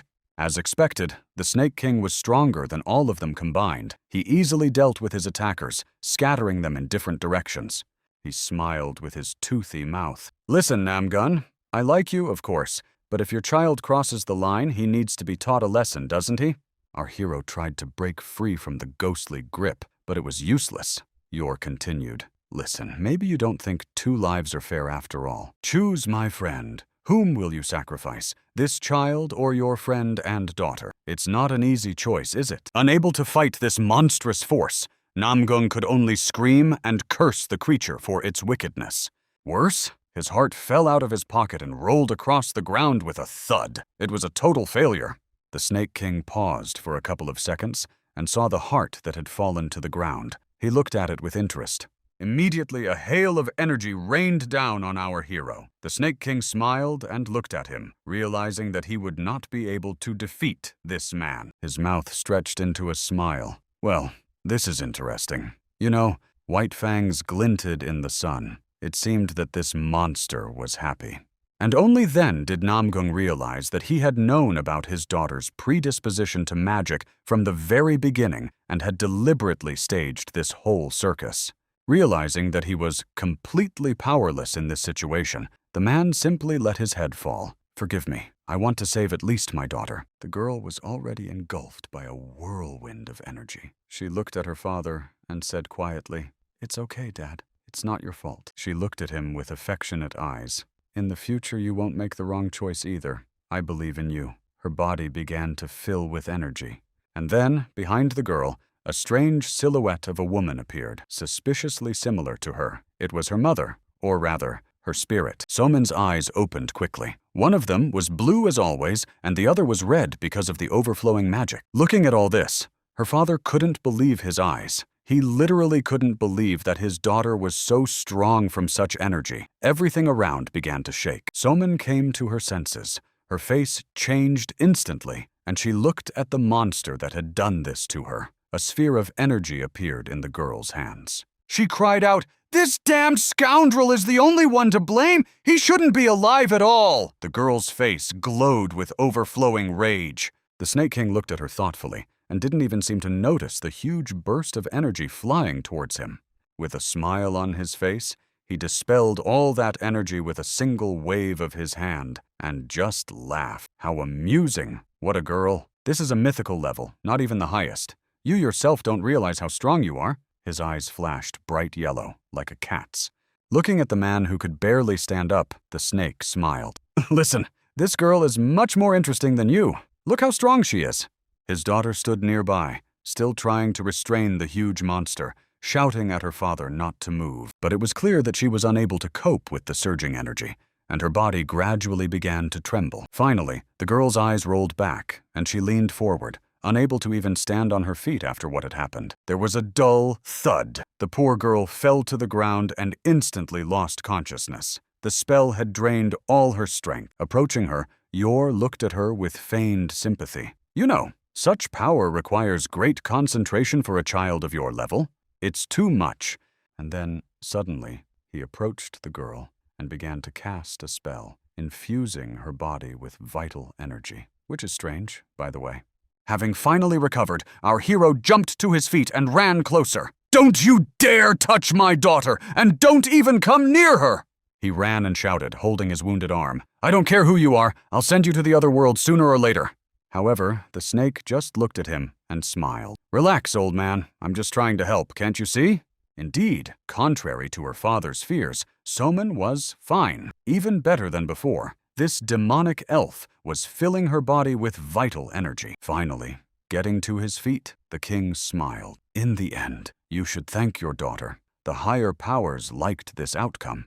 The man picked up his still sleeping daughter in his arms. The demon continued, "But there's something you should remember for the future." The snake smiled. "You know that now you will have to protect her not only from monsters but also from the higher beings who have taken a liking to her. You understand what I mean?" Looking at him with irritated eyes, Namgung just snorted. "You're supposed to be my protector. Were you really going to sit idly by as usual?" As it turned out, no. A strange red sphere appeared at our hero's feet and rolled closer. "Did you really think I would leave you without a gift?" The demon smiled. This item was intended as a reward for clearing out the goblins. Enjoy it, Supreme Being. They plan to give it to you after the carnival, but I'm too kind. He grinned with a somewhat cloying smile. See what a good patron you have? Be grateful. I'm not what you think I am. The portal opened, and the Snake King walked away, saying one last thing. I'll be watching you for a while. Try to survive, at least for your daughter's sake. Watching the monster disappear into the portal, our hero just stood there, holding his daughter's body in his arms and saying nothing. Some time passed, and the exhausted Somin finally came to, opened her eyes, and sighed heavily. She raised herself up on her hands. The girl was in a car, and they were driving somewhere. She clearly remembered fighting that snake. A voice came from the front. It was Myung-hoon. He turned and said, "Yes, you fought it, but you overdid it and passed out. Don't worry, everything is fine now. If you're worried about that little boy, your dad took him to the shelter, so the boy is fine. You don't have to worry." Somin immediately grabbed her exhausted father by the hair. "I asked you to take him with us, but the man just sighed. He'll be safer in the shelter than with us."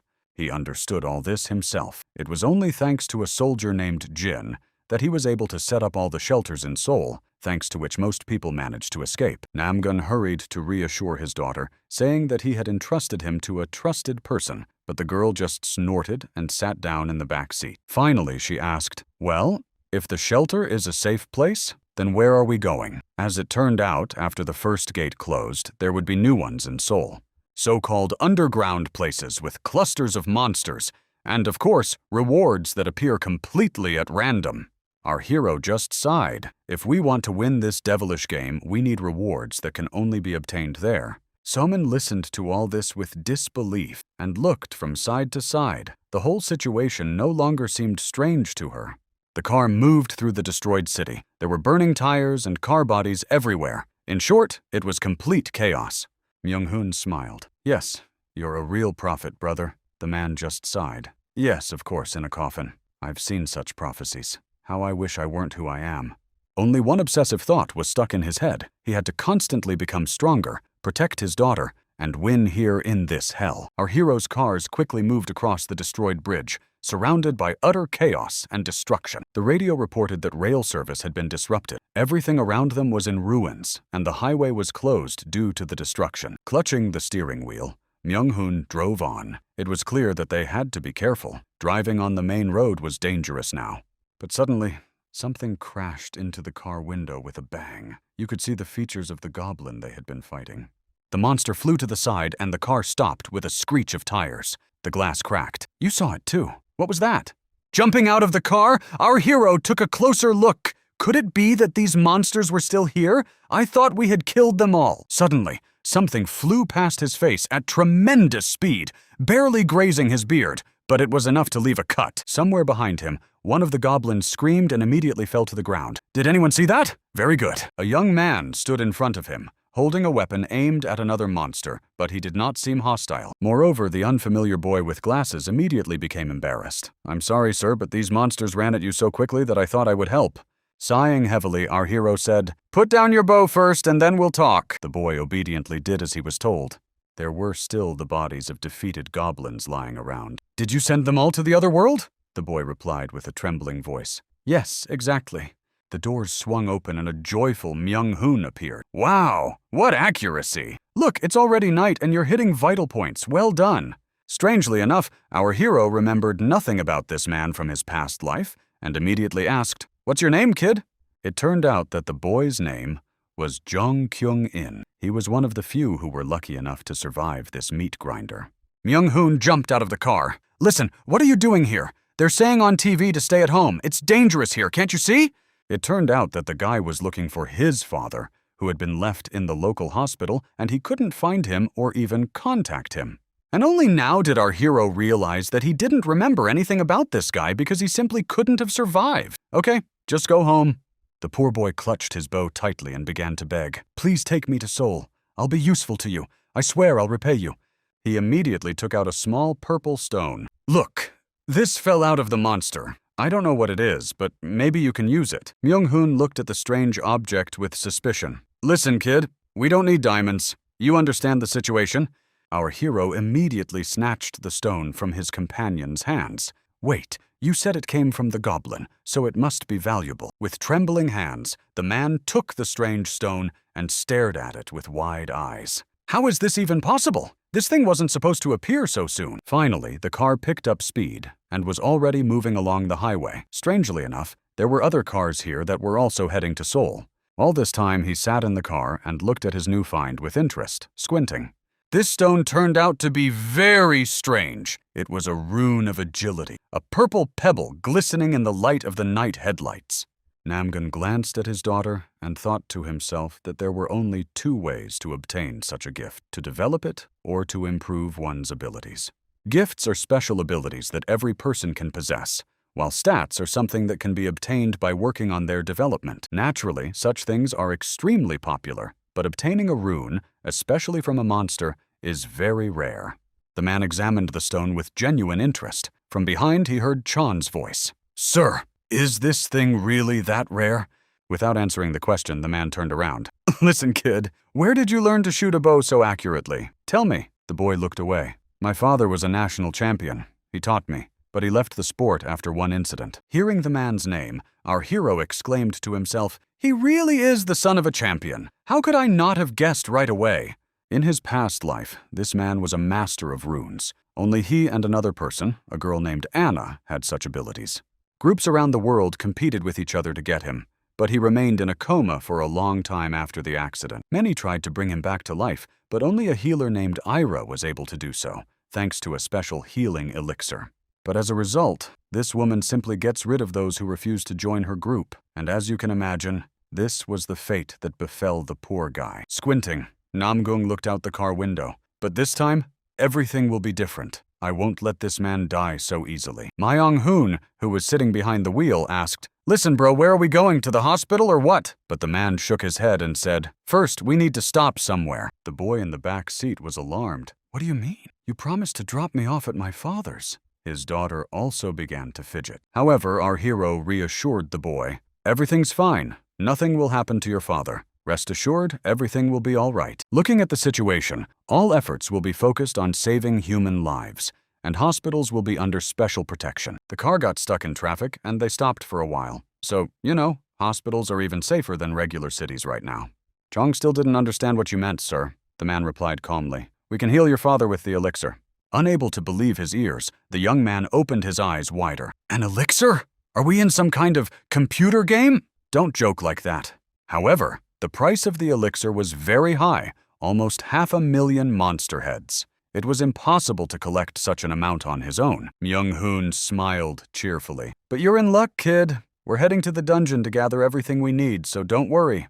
Soman, who was sitting next to him, encouraged the boy. "Don't worry, my dad always keeps his promises, we'll be fine. This is his second time in a place like this."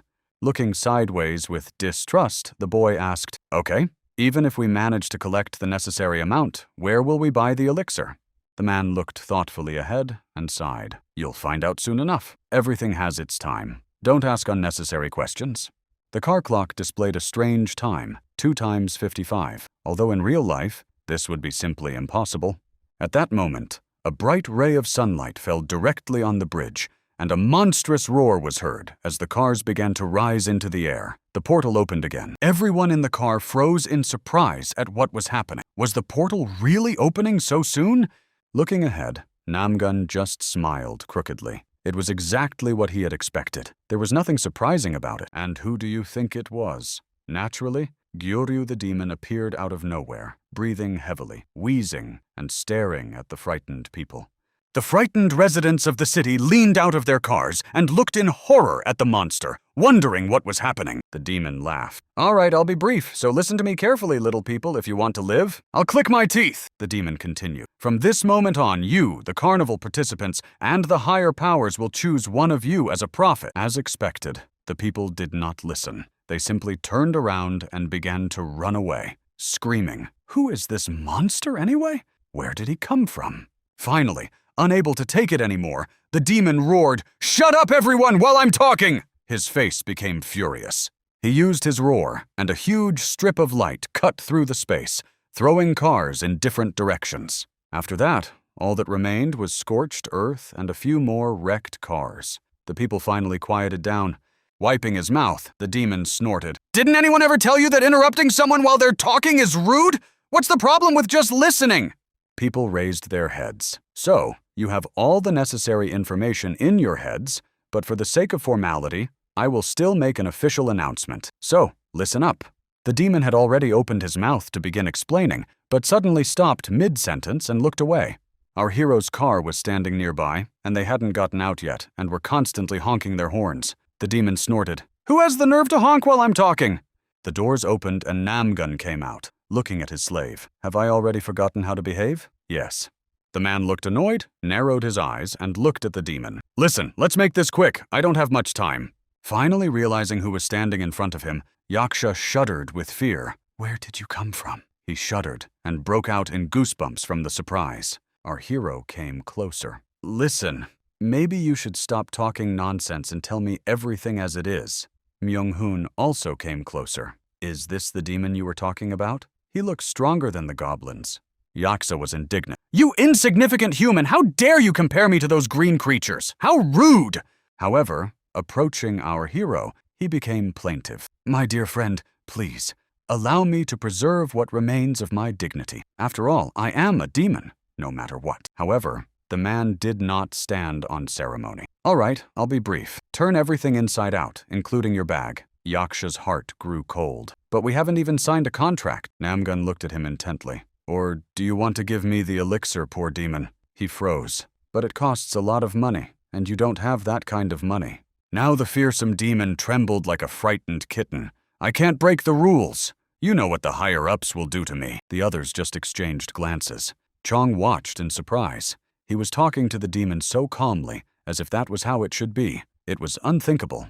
While the two were talking, the others watched this strange scene with frightened eyes. No one expected a human to talk so calmly with a demon. Finally, the conversation ended. Waving goodbye, our hero said farewell to his servant and returned. Leaving the demon to explain the rules, our hero returned with a small bag in his hands. His daughter immediately asked what they had been talking about. Waving her off, her father replied that he had simply purchased some items for survival. He glanced around at the chaos that was unfolding and simply prepared himself. "We'll need these things if we want to survive in the dungeon that, by the way, has already appeared in the suburbs of Burning Soul." Clutching his head, Chong suddenly began to feel some kind of clues appearing inside him. Armor. Dungeon demons. Where did that come from? The man decided to explain. "You see, that monster you saw is a kind of organizer. He explains the rules and implants information into the brain." And only now did the frightened, bespectacled man begin to realize that this was really true, and not a figment of his imagination, meaning a second life. Myung-hoon approached from behind. "Listen, bro, what should we do with the car? Let's leave it and go on foot." Putting on his raincoat, Namgung calmly said, "I still have a couple of things to finish." Myung-hoon already began to imagine how he would drive into the dungeon and turn the goblins into a real mess. That would be so cool. However, everything will be completely different, Namgun explained as he walked. "You go to Sinchon, and we'll meet there because there will be a dungeon there as soon as I'm done. There will also be a large-scale battle called the Troubled Times. A portal will open and monsters will appear, but you already know how it works." Namgung said, "You should already understand that a fixed number of monsters appear from the dungeon. Even if you close the gate, they will continue to appear." My comrade was surprised. "So even then, people are in danger." The man sighed. "That's exactly why you're going there. Isn't it clear? In short, you will protect the people while I am away. Can I count on you or not?" Myung-hoon just remained silent and muttered something under his breath. Suddenly, a bright idea came to his mind. "So, my brother trusts me and is entrusting me with such an important mission. That's cool." The guy waved his fist. "Of course, I'll do everything. I knew you had plans for me, just like in the good old days, didn't I?" Our hero just turned around and walked away. Of course, there would be inevitable losses among the city's population, but our job was to at least minimize them. The main goal now is to buy the elixir and heal the Rune Master, thereby winning his trust. Putting on his jacket, the man moved forward, saying at last that his daughter and Chon were going with him. An accurate arrow shot from a bow struck one of the monsters right in the head, killing it instantly. The zombie fell without any signs of life. The archer's skills came in handy in this dungeon, as the guy easily dealt with the influx of monsters. Moreover, Somin, with the help of his magic, exterminated the monsters much faster than could have been expected. They had a pretty good team. The bespectacled boy still couldn't believe what was happening, but he slowly began to adapt and realized that his familiar reality had simply evaporated. Leaning over the body of one of the defeated monsters, the girl cried out in surprise, "Why didn't you tell me there would be zombies here, just like in the TV series?" Looking at her, Chong was even a little scared. "How can you talk so calmly?" Somin just smiled. "Who's afraid of zombies these days? It's a meme that often appears in games." The boy still didn't understand what she was talking about. He didn't play computer games, so he didn't know what his friend was talking about. Standing up, Somin just sighed. "I can count on my fingers the number of people who play better than me. These dungeons are so simple. It's sickening." Her father appeared nearby and said sternly, "Listen, don't overdo it, or you'll overload yourself again like last time." The girl just nodded. They turned the corner where another crowd of zombies were milling about, walking aimlessly from wall to wall. Chong got ready and drew his bow to shoot several monsters at once. He had to deal with them quickly. It didn't take long, just a few seconds. The arrows struck the monsters, and the zombies began to fall to the ground one after another. Seeing such a stunning result, Namgun was even slightly surprised. "Listen, every shot was right in the head. Didn't you think about becoming a professional athlete like your father?" Looking at him, Zhong said that he suddenly started shooting well with a bow, only when the monsters appeared, as if seeing the target had become much easier. The man looked at him and thought that his father's talent had been passed on to his son. Had something really changed? The boy looked at his hands. He could literally feel something changing, but he couldn't explain exactly what. Somin stared intently at him from behind. Suddenly, the girl squeezed between the two boys and pointed somewhere deep into the dungeon. "Look, there's something there!" And indeed, behind the huge crowd of zombies, there was a chest covered with a strange energy. All that remained was to get to it. However, with the girl's abilities, this was not a big problem. She vaporized several zombies in one fell swoop and ran straight ahead. Her frightened father moved forward to stop his daughter, as it could be dangerous, but it was too late. The girl wasn't listening. She just ran forward, breaking through the crowd of zombies as if it were some kind of game where she could complete a quest. Namgun gritted his teeth in rage. She couldn't hear him because of the explosions. If memory serves, last time was even worse. This chest could be a trap. She was definitely here, at least in this dungeon. The man remembered it like the back of his hand. He turned and shouted for Chong to shoot the chest immediately. The man's voice cut through the silence, drowning out even the roar of the monsters. The boy immediately drew his bow and aimed as best he could to hit the chest. The arrow flew straight ahead. Just as Somin was about to open the chest, the arrow flew past her, curving into the air and hitting the chest squarely. A second later, there was an explosion. Fire engulfed everything around them. The walls shook from the loud bang, and even the zombies scattered. Seeing that his daughter was at the epicenter of this nightmare, the man screamed, but he couldn't help her. His heart grew cold. But fortunately, a second later, the dust settled, and the men saw the silhouette of a girl approaching them. Somin emerged from the fog. Her hair stood on end like a poodle's. The girl sighed and asked them to explain what had just happened. Her father ran up to her and sighed. "Thank God you're okay. Nothing happened to you." Namgung ran closer. "Don't you understand? There was a trap in this dungeon. It's only thanks to Cho that you survived. If he hadn't been there, you would have gone to the other world." Hearing such horror, the bespectacled man froze in fear. "You should warn me about such things in advance. My life depends on it." The disappointed girl just sighed. It turns out it was just a dummy. It seems she didn't care about the danger at all, but there was a reward.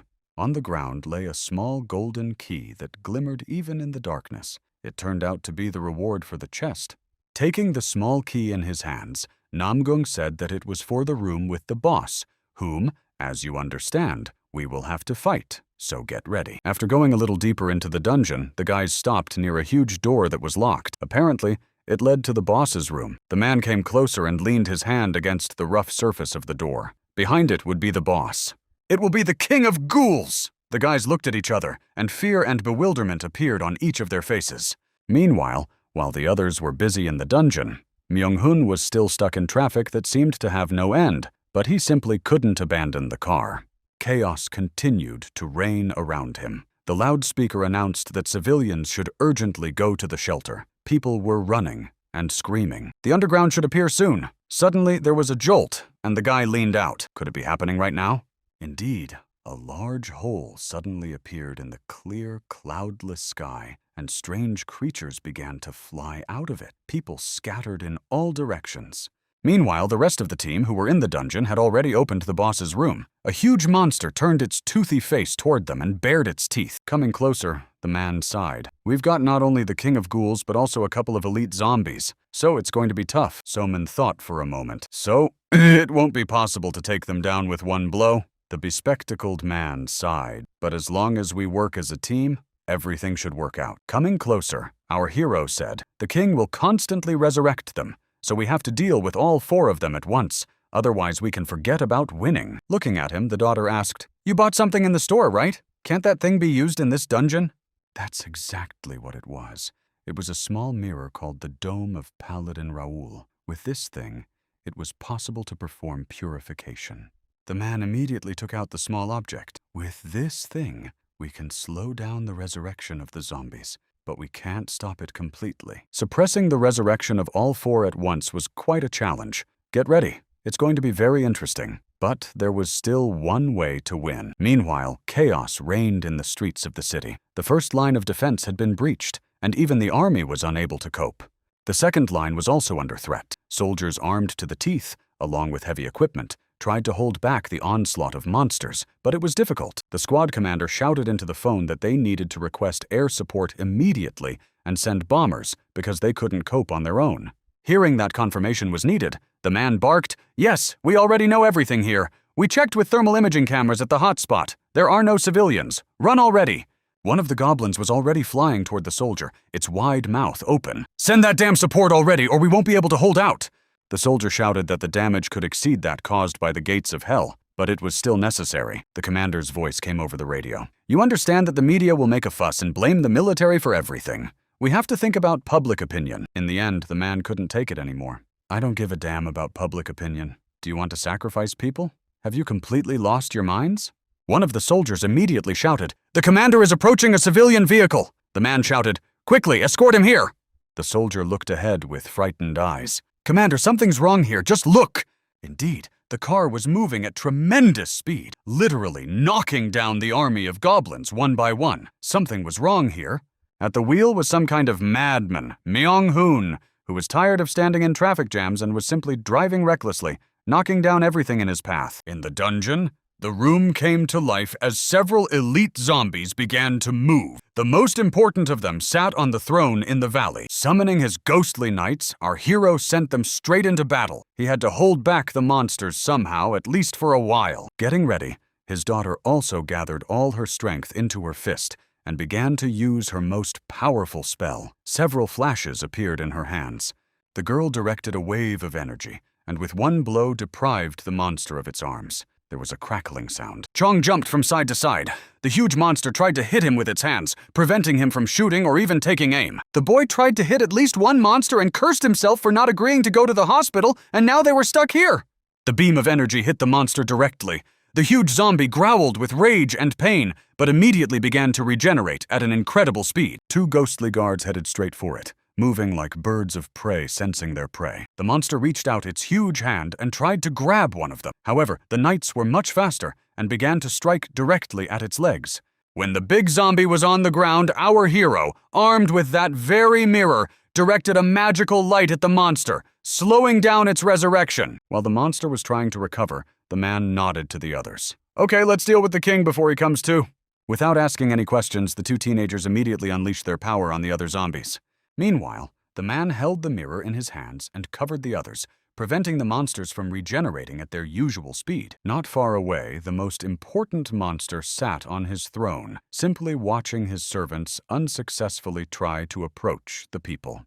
But in the end, the king of ghouls raised his clawed paw and began to speak in an incomprehensible language. Chong looked at him in surprise, although, to tell you the truth, this monster had just been watching to see what would happen next. Soman suddenly began to understand what the monster was saying. He was calling them back to life. The girl froze in fear. Her father turned his head and stared at his daughter in surprise. She understood the words of the king of ghouls, perhaps because she was connected to her mother. On the other hand, it could explain her innate power. Although I had never seen anything like this in my past life, the man could only watch and help. Finally, he turned to his daughter. "Listen, translate for us whatever this monster says." The girl just nodded her head. "Okay." Finally, one of the zombies began to regenerate at an astonishing speed, its head literally growing back. One of the monsters, which, incidentally, resembled Nemesis from the game Resident Evil, swung his fist and tried to hit the man, who jumped out of the way in time. Namgun already understood that they couldn't defeat these monsters with just a pendant. The zombies were too strong, and besides, they regenerated very quickly. The man looked at the mirror. Of course, he hadn't tried this thing in his previous life, but now it was their only chance to survive. Raising his hand, Namgung shouted, "Come on, Somin! Strike this pendant with your magic! We need to check something!" The zombies were already approaching him from all sides. The girl's face was reflected in the mirror. He had to redirect the magic to take out all 4 of them in one shot. That was the only way. But suddenly, one of the big zombies swung his fist and hit the man right in the face. The poor guy flew to the side, unable to stay on his feet. The ghostly horsemen continued to fight the monsters, but the forces were unequal. The enemy was much stronger than expected. The poor girl was almost crying, but she still held out her hand. "How am I supposed to hit you? You're constantly moving." She looked over at Chong, who was standing nearby, and, despite the situation, was keeping his cool and continuing to shoot the zombies, even though it was useless. The man got back on his feet and raised the mirror. "Good job, guys. Keep it up. We'll figure something out to cheer them up somehow." The mirror in his hands began to vibrate and pulsate with some strange purple magic. There was only one chance left. But suddenly, the worst happened. One of the zombies broke through and knocked the mirror out of the man's hands with a single blow. The object immediately shattered. Feeling their strength, the zombies began to destroy the ghostly knights one by one. They were much more powerful than expected. The king laughed with his toothy mouth and began to spew strange curses in an incomprehensible language. Poor Somin understood his speech, and only now realized that it seemed like the end. The king shouted that they would not get out of there alive. Several huge zombies began to approach the man who was kneeling and staring somewhere in front of him. Was this really the end? But no. He just clutched the shards of the mirror in his hands, even though they were cutting into his arm. No, it wasn't that easy. We weren't going to leave. This is only the beginning. A strange, frenzied smile appeared on the man's face. He clenched the shards and prepared for something. One of the big zombies rushed straight at him, opening its wide mouth. It wanted to turn the man into a stain on the floor. All 4 immediately rushed at him, while Namgun stood and waited for something. The monsters were already flying toward him, their arms wide open for the final blow. Preparing himself, our hero clenched the shards tightly and, despite the pain, took aim. He had only one chance. Opening his arms, the man released the shards, which immediately flew into the bodies of these monsters. The zombies growled with rage. One of them was already preparing to attack, but the man turned around and grabbed it by the head with one hand. The monster growled with rage. Realizing that this was their only chance, Namgun shouted for his daughter to take action. "Right now, let's go!" Without asking any unnecessary questions, the girl directed all her power at these monsters. She held out her hands, which began to glow in different colors. There was a monstrous roar, and 2 beams of energy instantly incinerated several monsters, leaving only their remains lying on the floor. The king rose from his seat and roared with rage. He couldn't believe that his servants had been destroyed. Fear could be heard in the monster's voice.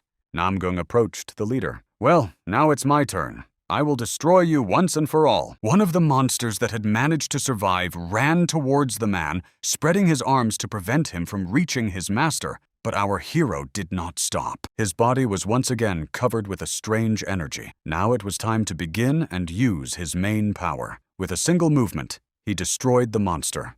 The king shouted some curses. Now he understood that he could not win, but he still could not accept. But it was all over. One of the ghostly knights managed to get there in time and plunged his sword right into the monster's head, killing it instantly. But suddenly, the monster's chest burst open, its ribs turning into sharp spears, one of which flew straight into our hero.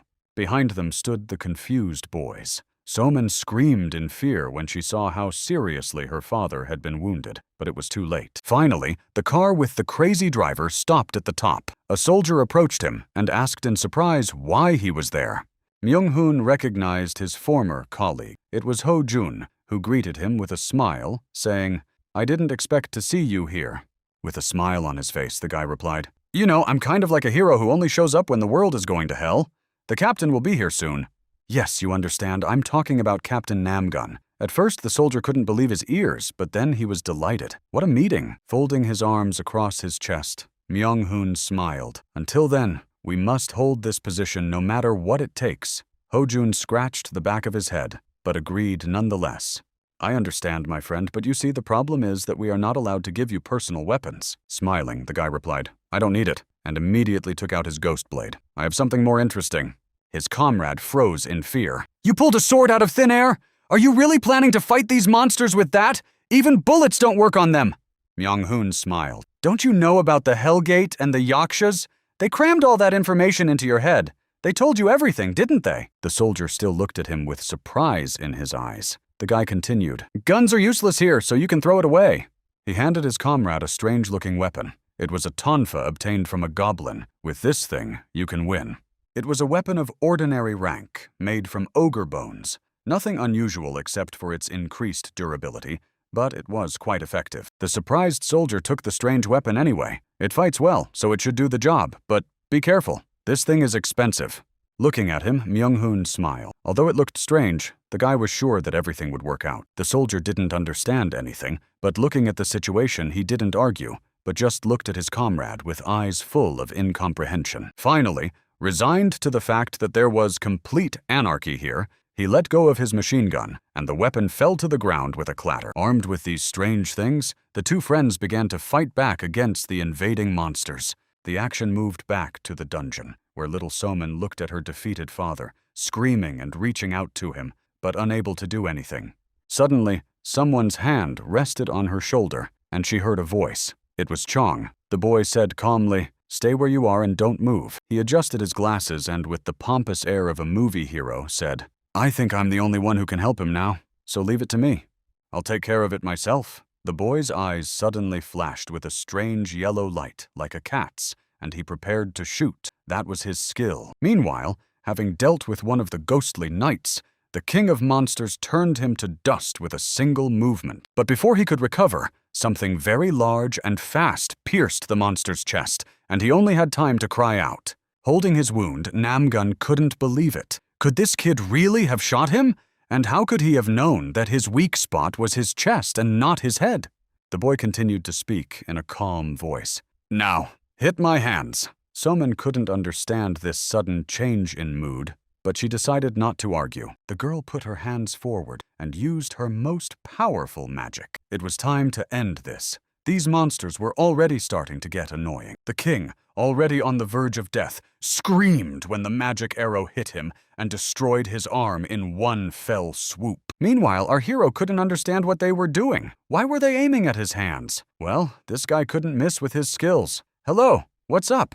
But to the archer's surprise, he told the girl to shoot at the hands and not aim for the head. But why did he decide to do that? Without asking unnecessary questions, Somin began to cast spells again, launching more and more magical explosions directly at the monster. In a second, the king grew new arms and easily deflected the spells one after another, as if he were playing badminton. The girl couldn't believe her eyes. How did he deflect her magic with just his hands? Why was this happening? It was too late to think. The king of ghouls pushed off the ground and flew straight at her, waving his arms.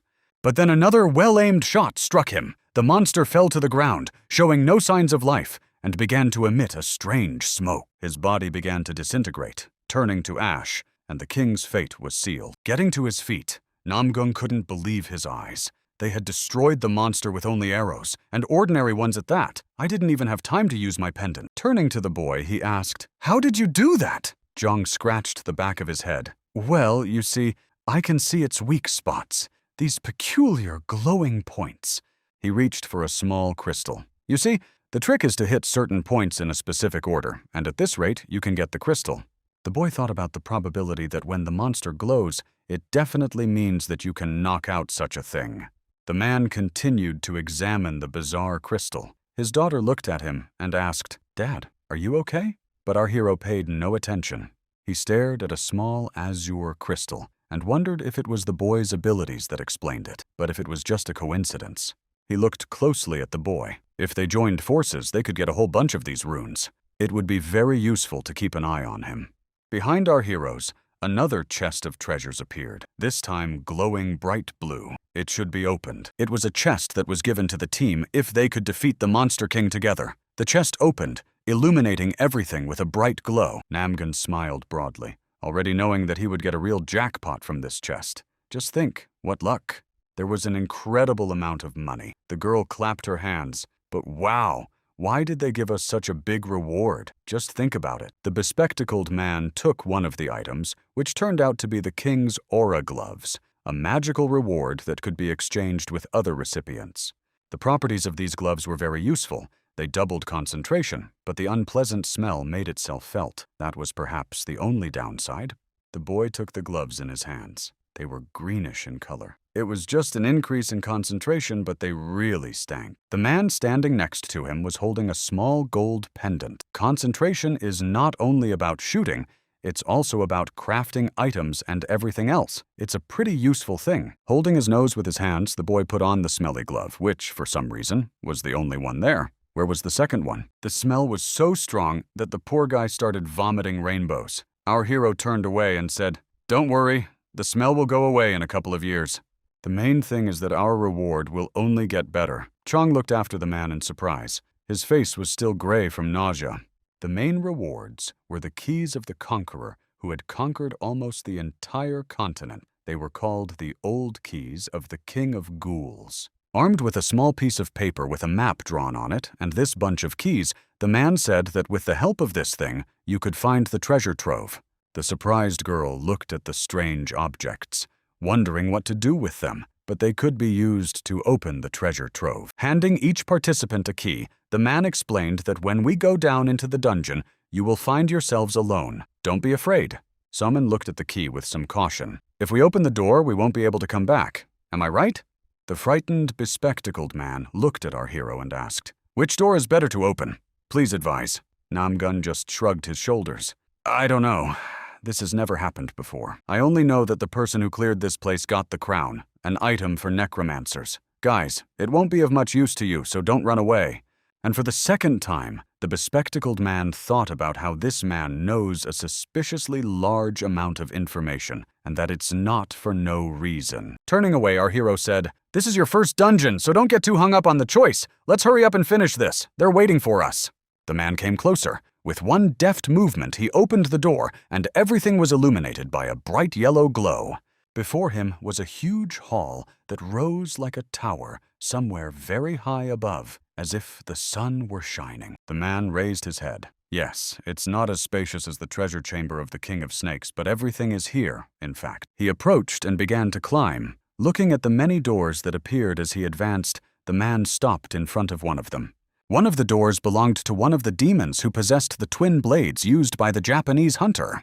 But our hero had no use for them now. He looked at the next door and narrowed his eyes. He had to make a careful choice. Approaching one of the doors, the man looked closely. "So, this is what I need," he thought, squinting. It was the Room of Balance. Before, the man didn't even understand how it was possible to get here, and now everything had worked out incredibly easily for him. He pulled the door handle, opened it, and found himself in a strange corridor that led into the darkness. Everything here was covered with some kind of strange purple energy, and there, in the center of the round room, on a small altar, stood a strange book or tablet. It was impossible to tell from here, but all this energy emanated from it. The other two remained on the street, simply sitting and waiting for Namgun's return. As soon as the portal began to appear, they both turned around immediately. The man came out and waved his hand, and everyone immediately rejoiced. "Hello! We've been waiting for you!" The man came closer, and the portal behind him slammed shut. "Well, guys, did you make a good choice or what?" But the guys didn't quite understand what was going on. The daughter approached her father and held out her hand, on which was a golden bracelet. "Look, maybe you can tell me what this was." This bracelet had a passive effect. When you sleep with it on, your magical power gradually increases. Not a bad choice, considering your specialization. Chong came closer. Behind him was a large blade. The boy grabbed the hilt and pulled it out with ease. He chose this one. The man looked at the strange object with surprise. It seemed strange to him that an archer would choose such a weapon. Looking closely, our hero was surprised. "Listen, kid, Why did you choose a sword instead of a bow? Wasn't there one? You seem to be a good shot, but it just had a cool name. Do you even know how to wield a sword? Chong just winked. No, but it had a very cool name, and it looks amazing. Only now did the man realize what kind of person he had just encountered. This young man didn't understand anything. He had no idea about rationality. Meanwhile, a real fight was going on upstairs, with the soldier knocking down monsters one by one with his batons. Myung-hoon was not far behind, swinging his sword and cutting monsters in two. For him, it was like some kind of entertainment. It was even fun in a way. Two guys stood back to back, monsters surrounding them on both sides, and the number of goblins was not decreasing. Finally, the soldier smiled. Listen, these clubs are really cool. I was wrong about that. He suddenly smiled. Was it true? They began to cheer each other on. All the guys were already covered in some kind of dirt and monster blood, but there were still just as many monsters. Smiling, his comrade said, Listen, you still have time to joke around. It seems you're not even tired. The guy turned around. What do you mean? This isn't the first time I've encountered this. It's not surprising to me. The monsters continued to approach. Now there were even more of them! Nasty goblins ran towards them, waving their arms, dozens of red eyes burning at the sight of easy prey. The soldiers were already exhausted. Their troops were at their limit. They couldn't hold out much longer. The monsters weren't getting any fewer, and the people couldn't hold out forever. The guys were already starting to worry. I wonder what will happen to the city and the rest of the guys. However, we had to destroy at least a couple of monsters. Enough talk. Suddenly, a strange whistling sound cut through the air as a poisoned dagger flew straight at one of the guys. The soldier was still shouting and complaining that the monsters weren't getting any fewer, but suddenly his friend stopped and looked away. The man didn't even have time to understand what was happening when he looked up and saw the poisoned blade approaching him. Myung-hoon immediately jumped towards him and blocked the dagger with his body. It hit him right in the back, seriously wounding the guy. The poor guy fell to the ground. It was a paralyzing poison. He couldn't even move a finger and remained completely immobile while the dagger stuck in his back. His comrade rushed to him, shouting, "We need to retreat immediately! I can't leave you here!" But the guy continued to move. "But this is goblin poison!" the soldier continued to shout. "We don't know anything about it. Do you think you can survive with such wounds?" With difficulty getting to his feet, Myung-hoon muttered, "If we retreat now, the city will turn into ruins, and then the whole capital." With a trembling hand, he took his comrade's hand and muttered, "Fight no matter what. Don't stop fighting." "You must fight, not just as an ordinary soldier." The boy's eyes were already clouded over, and blue bags appeared under them from the poison. How should he fight? Not as a soldier, but as Ho-jun. His comrades looked at him with frightened eyes, but now they understood what was expected of them. He gripped the handle of his club tightly. He had no room for error. He had to destroy every last one of these cursed monsters. For a second, the goblin stopped, as if sensing the pressure of this man, and retreated a few steps. The young man's whole body was filled with energy, and he seemed to have turned into a huge ogre himself. Grabbing his weapon, he moved straight into the crowd of monsters. Meanwhile, the news reported terrifying news. Local residents told how they saw hordes of monsters approaching the city. And two strange guys were constantly fighting a huge number of monsters like beasts. They handled it all by themselves. With this military man was another man armed with a long blade. You thought these people might be prophets, right? Yes. A long time ago, at a press conference, a British actor named Alec Trayman said that prophets would descend to Earth to protect all of humanity. The man thought for a moment about the prophets. I don't know. I wouldn't even call these people saviors if you ask me. They are more like destroyers. These people destroy everything that stands in their way, like wild beasts, acting on their own. The goblins continued to advance. There were so many of them that the soldiers could no longer cope, and one by one they were sent to the other world. The one with a bow on his head for some reason turned his head when he heard someone's very heavy footsteps, and stopped. Standing before them was none other than Ho-jun. The man now looked more like a monster and, in a sense, even resembled a demon, glaring with his fierce eyes. The goblin with the bow tie cried out in surprise. He froze at the sight of such a monstrous fighter and couldn't move. Suddenly, a huge goblin stood in front of him, shielding the poor fellow with his body and starting to approach the man. "Leave him to me!" The little goblin wanted to say something, but the huge monster stopped him. "I told you to hurry up and get out of here." Myung-hoon, who was under the influence of poison, cried out that even if his comrade possessed such strength, he was still unable to fight him alone. The guy looked over at their half-destroyed car. They had to get out of there somehow and get help. But how? That was the question. The huge goblin approached the man and, towering over him, looked down on him. Hojun paused for a second. His eyes were covered with a white film, probably due to the effects of those very batons. The monster swung his arm, clenched his fist, and prepared to strike. He wanted to destroy the man once and for all. A heavy blow was heard, and the fist immediately hit the man and pushed him aside. However, the soldier managed to defend himself with his batons. Even so, the soldier gritted his teeth. The blow seemed weak to him. It only made him a little angrier.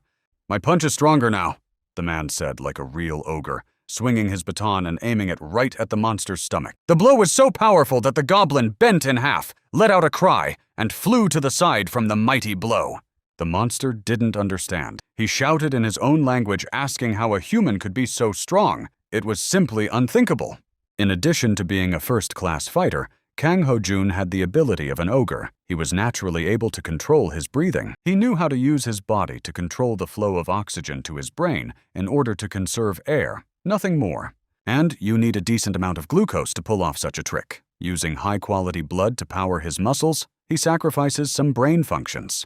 The huge goblin clutched his chest and breathed heavily. He was apparently not ready for someone from the human race to be so strong. Approaching him, Kang grabbed his club and looked down at the defeated monster, ready to strike. Suddenly, the goblin with the bow, armed with a small dagger, tried to stop the monstrous man. Seeing his comrade, the big goblin was frightened. "I told you to leave immediately."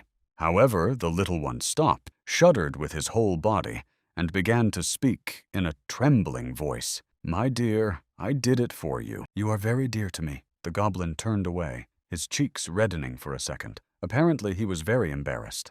The huge monster looked at him with eyes as if he was about to pay the price. He did not expect this to happen, but in a second, it was all over. All that remained of the little goblin was a bow. For a second, the big monster stopped, and real anger began to boil up in his chest. Gathering all his strength in his fist, the monster rose and with one blow hit the soldier right in the face, knocking out several of his teeth at once. Can flew several meters to the side, sliding across the asphalt. I stopped somewhere in the middle of the road. The enraged goblin jumped up and prepared to kick the annoying human who had destroyed everything the monster had killed. There was a monstrous rumbling from under the monster's feet, and pieces of cement began to break off as he struck again and again. Poor Khan could barely hold on under such pressure. He was breathing heavily and coughing up blood, but he was still conscious. This regime had only one flaw. Due to the limited supply of oxygen to the brain, it would be difficult to use his thought processes in battle. In short, you become stupid. Normally, people would die within a few minutes in this condition, but due to the peculiarities of this state, a person can hold on longer. There was only a minute left when suddenly the monster stopped beating the fighter and turned to him at full speed as a car flew by. There was a dull thud. The goblin folded in half and crashed into the wall at a monstrous speed, pinned down by the car. Myung-hoon, barely alive, jumped out of the car. I was still functioning, and the guy was struggling to stay on his feet, but he still ran up to his comrade. Suddenly, there was a monstrous roar behind him. The car exploded under the pressure of the monster, and the guy flinched for a couple of seconds. It was foolish to think that this would harm the monster. It was already walking through fire with only scratches on its body. Its burning eyes glowed in the darkness. It seemed that the monster had started crying because it had lost the most precious thing it had. Its eyes were clouded with rage and thirst for revenge. Kang was surprised. Why was the goblin crying? But then he realized it was because he had destroyed that little boy. The man, through excruciating pain, began to speak. "Stop blaming others. It's foolish." He spoke like a real ogre. "Civilians and ordinary people suffer because of you. Why are you angry? It's wrong." He raised his frenzied face, his eyes flashing with rage. "I am very angry here." The man gritted his teeth. There were only a few seconds left before the end. The giant goblin was already running, spreading his arms and opening his wide mouth to finally finish off this man. Kang ran towards him like a mad bull that would destroy anyone in its path. The man was furious at what was happening. The goblin's huge fist was already flying straight at the man, but it didn't seem to stop him. There were only a few seconds left. Seeing his comrade in such a state, Myung-hoon cried out in surprise. But there was nothing he could do to help. There were only a couple of seconds left until the end. The two opponents approached each other at the last second, and now the blow was about to strike. Everything happened incredibly quickly. Kana's blow was so powerful that it pierced the large goblin's chest, and he lay there, lifeless.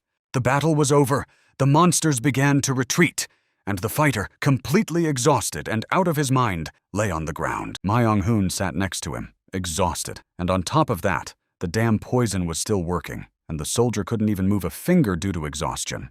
Unfortunately, the battle continued. Dozens, maybe even hundreds of goblins were approaching them from all sides. Was this really how they would meet their end?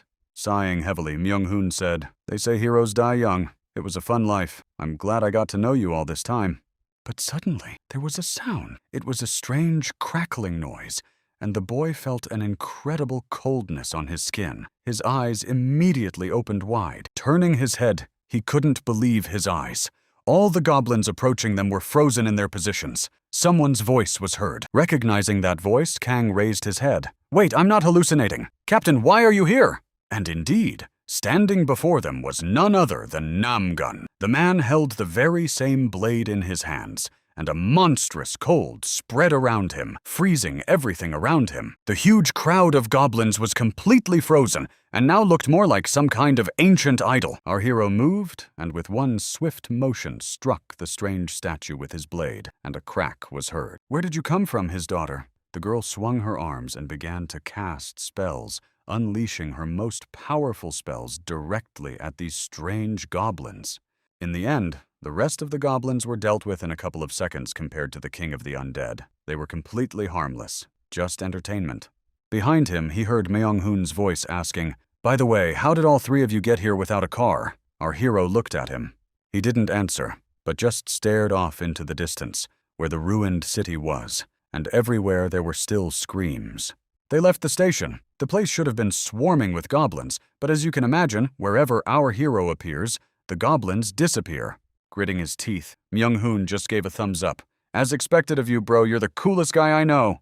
The bespectacled man came closer and asked again, "So, can we go to our father now?" The man nodded his head. "Of course, everything is as promised." Looking at the shop, the boy said, "Well, can we really buy the elixir with that amount of money? We don't have anywhere near that much money." Looking at the boy, the man said, "I never said we would get all this in the dungeon." The boy was surprised and said, "Excuse me?" Finally, Somin interrupted the conversation. "By the way, Dad, tell me, what reward did you get for yourself in the dungeon?" The man glanced at her and smiled. He took a balance book out of his pocket. It had many properties, but one drawback. It disappears as soon as you use it. You could put an item in it and get another one out. But it was random. Like roulette. Myung-hoon looked at the item with suspicion. "Okay, let's see how it works." The man took a broken mirror and brought it closer to the book. "So, you need to take some completely useless item."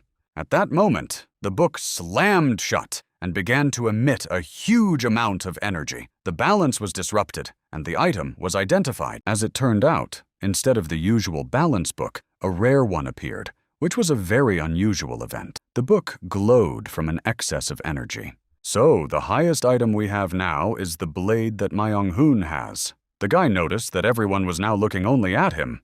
Grabbing the blade from his friend's hands, our hero stuck it right into the book, which began to glow even brighter than before.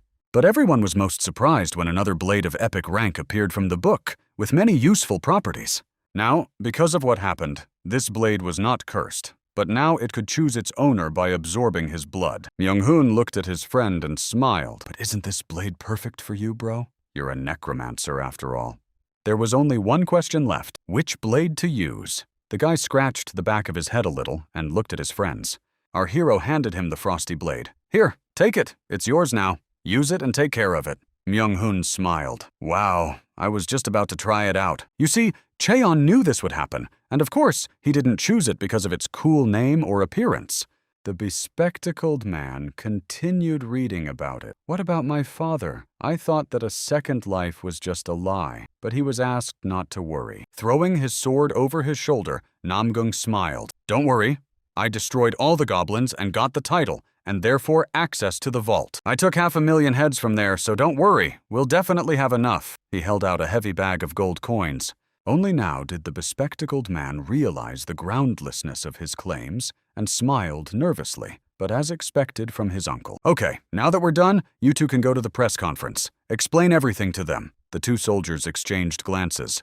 Why so soon? Meanwhile, 2 helicopters were already looming in the sky. Everything had been settled, and the press would definitely want to cover the events. See, they're already approaching. You're both smooth talkers, so go ahead and pretend to be prophets or something. Give them an interview and tell them that everything has been sorted out. Myung-hoon smiled. So that's why you sent me here, to make me look like a prophet. That's a brilliant plan, bro. Meanwhile, our hero was just thinking, okay, those 2 will be the center of attention and I won't have to explain myself to the press. Everything is going according to plan. Great. Time to get out of here. Finally, waving their hands, the trio disappeared into the city, leaving the 2 soldiers to be torn apart by reporters. After a while, they entered another hospital. Vidok was here, and he had a feeling that someone had been fighting or something. Something was wrong here. The man stopped and looked more closely. Even if a few goblins had made their way into the hospital, with the army and police on the scene, everything should return to normal. Hong cried out, "My father must be in the intensive care unit. Let's run there." The man looked at him and said, "Let us in." All 3 immediately ran to one of the elevators that led to the top floor. They just had to make it in time. But on the way, our hero suddenly heard a strange sound coming from somewhere. Someone was moaning and asking for help. The man stopped, leaving the 2 guys to run on, and turned around to look in the direction of the voice. He took a few steps forward down the corridor where the bodies of people and monsters lay. There, in the distance, sat a girl, cowering against the wall, hugging herself. She was trembling with fear and begging to be saved. The girl looked extremely frightened. Coming closer, the man asked, "What's the matter? What happened to you?" The girl began to explain in a trembling voice that some suspicious people had appeared and turned the hospital upside down. They started destroying everything around them and taking heads. It was very scary. I barely survived this hell. Turning his head to the side, Namgung began to think and quickly realized that these were not goblins, but people, which was even worse. The frightened woman reached out her hand. "I'm sorry. The suspicious people may come back. Could I ask you to help me up?" They reached out to each other. The girl was still trembling with fear, but suddenly something changed.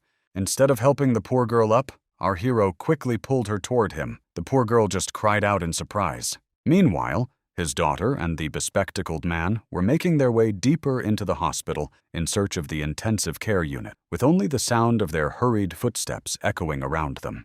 Suddenly, Soman heard a strange sound coming from deep within the hospital and stopped for a second. "Wait, you heard that too, right?" Chong stopped. "What was I supposed to hear? Everything is quiet here. By the way, Dad is gone too. Where did he go?" The girl looked from side to side. The boy was still very scared. "It's unlikely to threaten his life. Let's find my father first, please." The girl looked at him, but she couldn't just leave him there. He was weaker. "Okay, let's go and continue the search."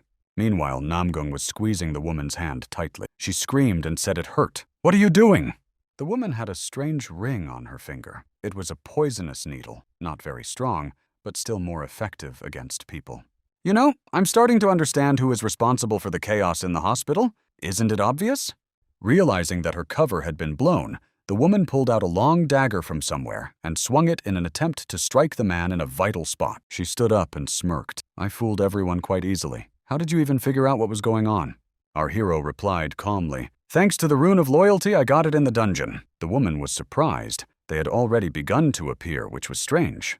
"Oh well, never mind. Since you've already been in the dungeon, you must have other rewards, and a lot of them." She gripped her blade tighter. The woman's eyes flashed with a bright red light. "It's a bit of a shame, of course. You're a handsome guy, but I'll take your face with me."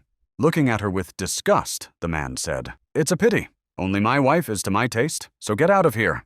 The woman looked at him with strange, poisonous eyes. "Didn't you understand what I just said? Or are you completely stupid?" She jumped up and ran forward. "I told you! You won't get out of this hospital alive!" The blade flashed in the light of the hospital lamps. Naturally, our hero was much faster and stronger than this woman, and easily caught her hand, grabbing her wrist. With one easy movement, he threw the woman over himself and tossed her somewhere to the side. She flew down the corridor with a scream. Slowing down, the woman smiled. "I really thought you would be something special, but you turned out to be so boring, even strange somehow." Standing in front of her, Namgung thought, "Even if this is an ugly person, I shouldn't forget about my image. Unnecessary sacrifices will attract unwanted attention." He sighed heavily and said, "I may be being watched." His face contorted into a grimace of disgust. Out of nowhere, The demonic blade appeared, illuminating everything with a bright light. The man took a few steps forward. The stranger couldn't believe her eyes. It's impossible. It can't be. After all, you can't just take and get such an item, even if you destroy a bunch of goblins. Without saying anything, our hero simply rushed straight at her. There are only 2 of us here, so I can easily deal with you. I'll do it quickly. Easily parrying the attack, Namgun swung his blade at the stranger. The girl couldn't understand where he got such strength, and, most importantly, that damn sword. At some point, the poor girl felt her small dagger break into pieces under the blow of a powerful weapon, and she froze in place. You see, in this world where the apocalypse had come, even she, a girl named Sona, was just a newborn lion cub with an innate instinct that allowed her to become the king of beasts. Especially now, when the little lion cub, driven by curiosity, follows absolutely everything because he is a predator and wants to learn more about his prey. He pursues different kinds of animals and tastes them, literally, to feel his strength and power. And the feelings that overwhelm the lion cub at this moment are not at all like curiosity. It is something else, something more ancient. And at that moment, the lion cub finally encountered something he could not explain, and worse, something to be afraid of, and he felt this feeling for the first time. He encountered a real monster, the fear of his entire life, which he had not even suspected yet. The monster looked at him with yellow eyes.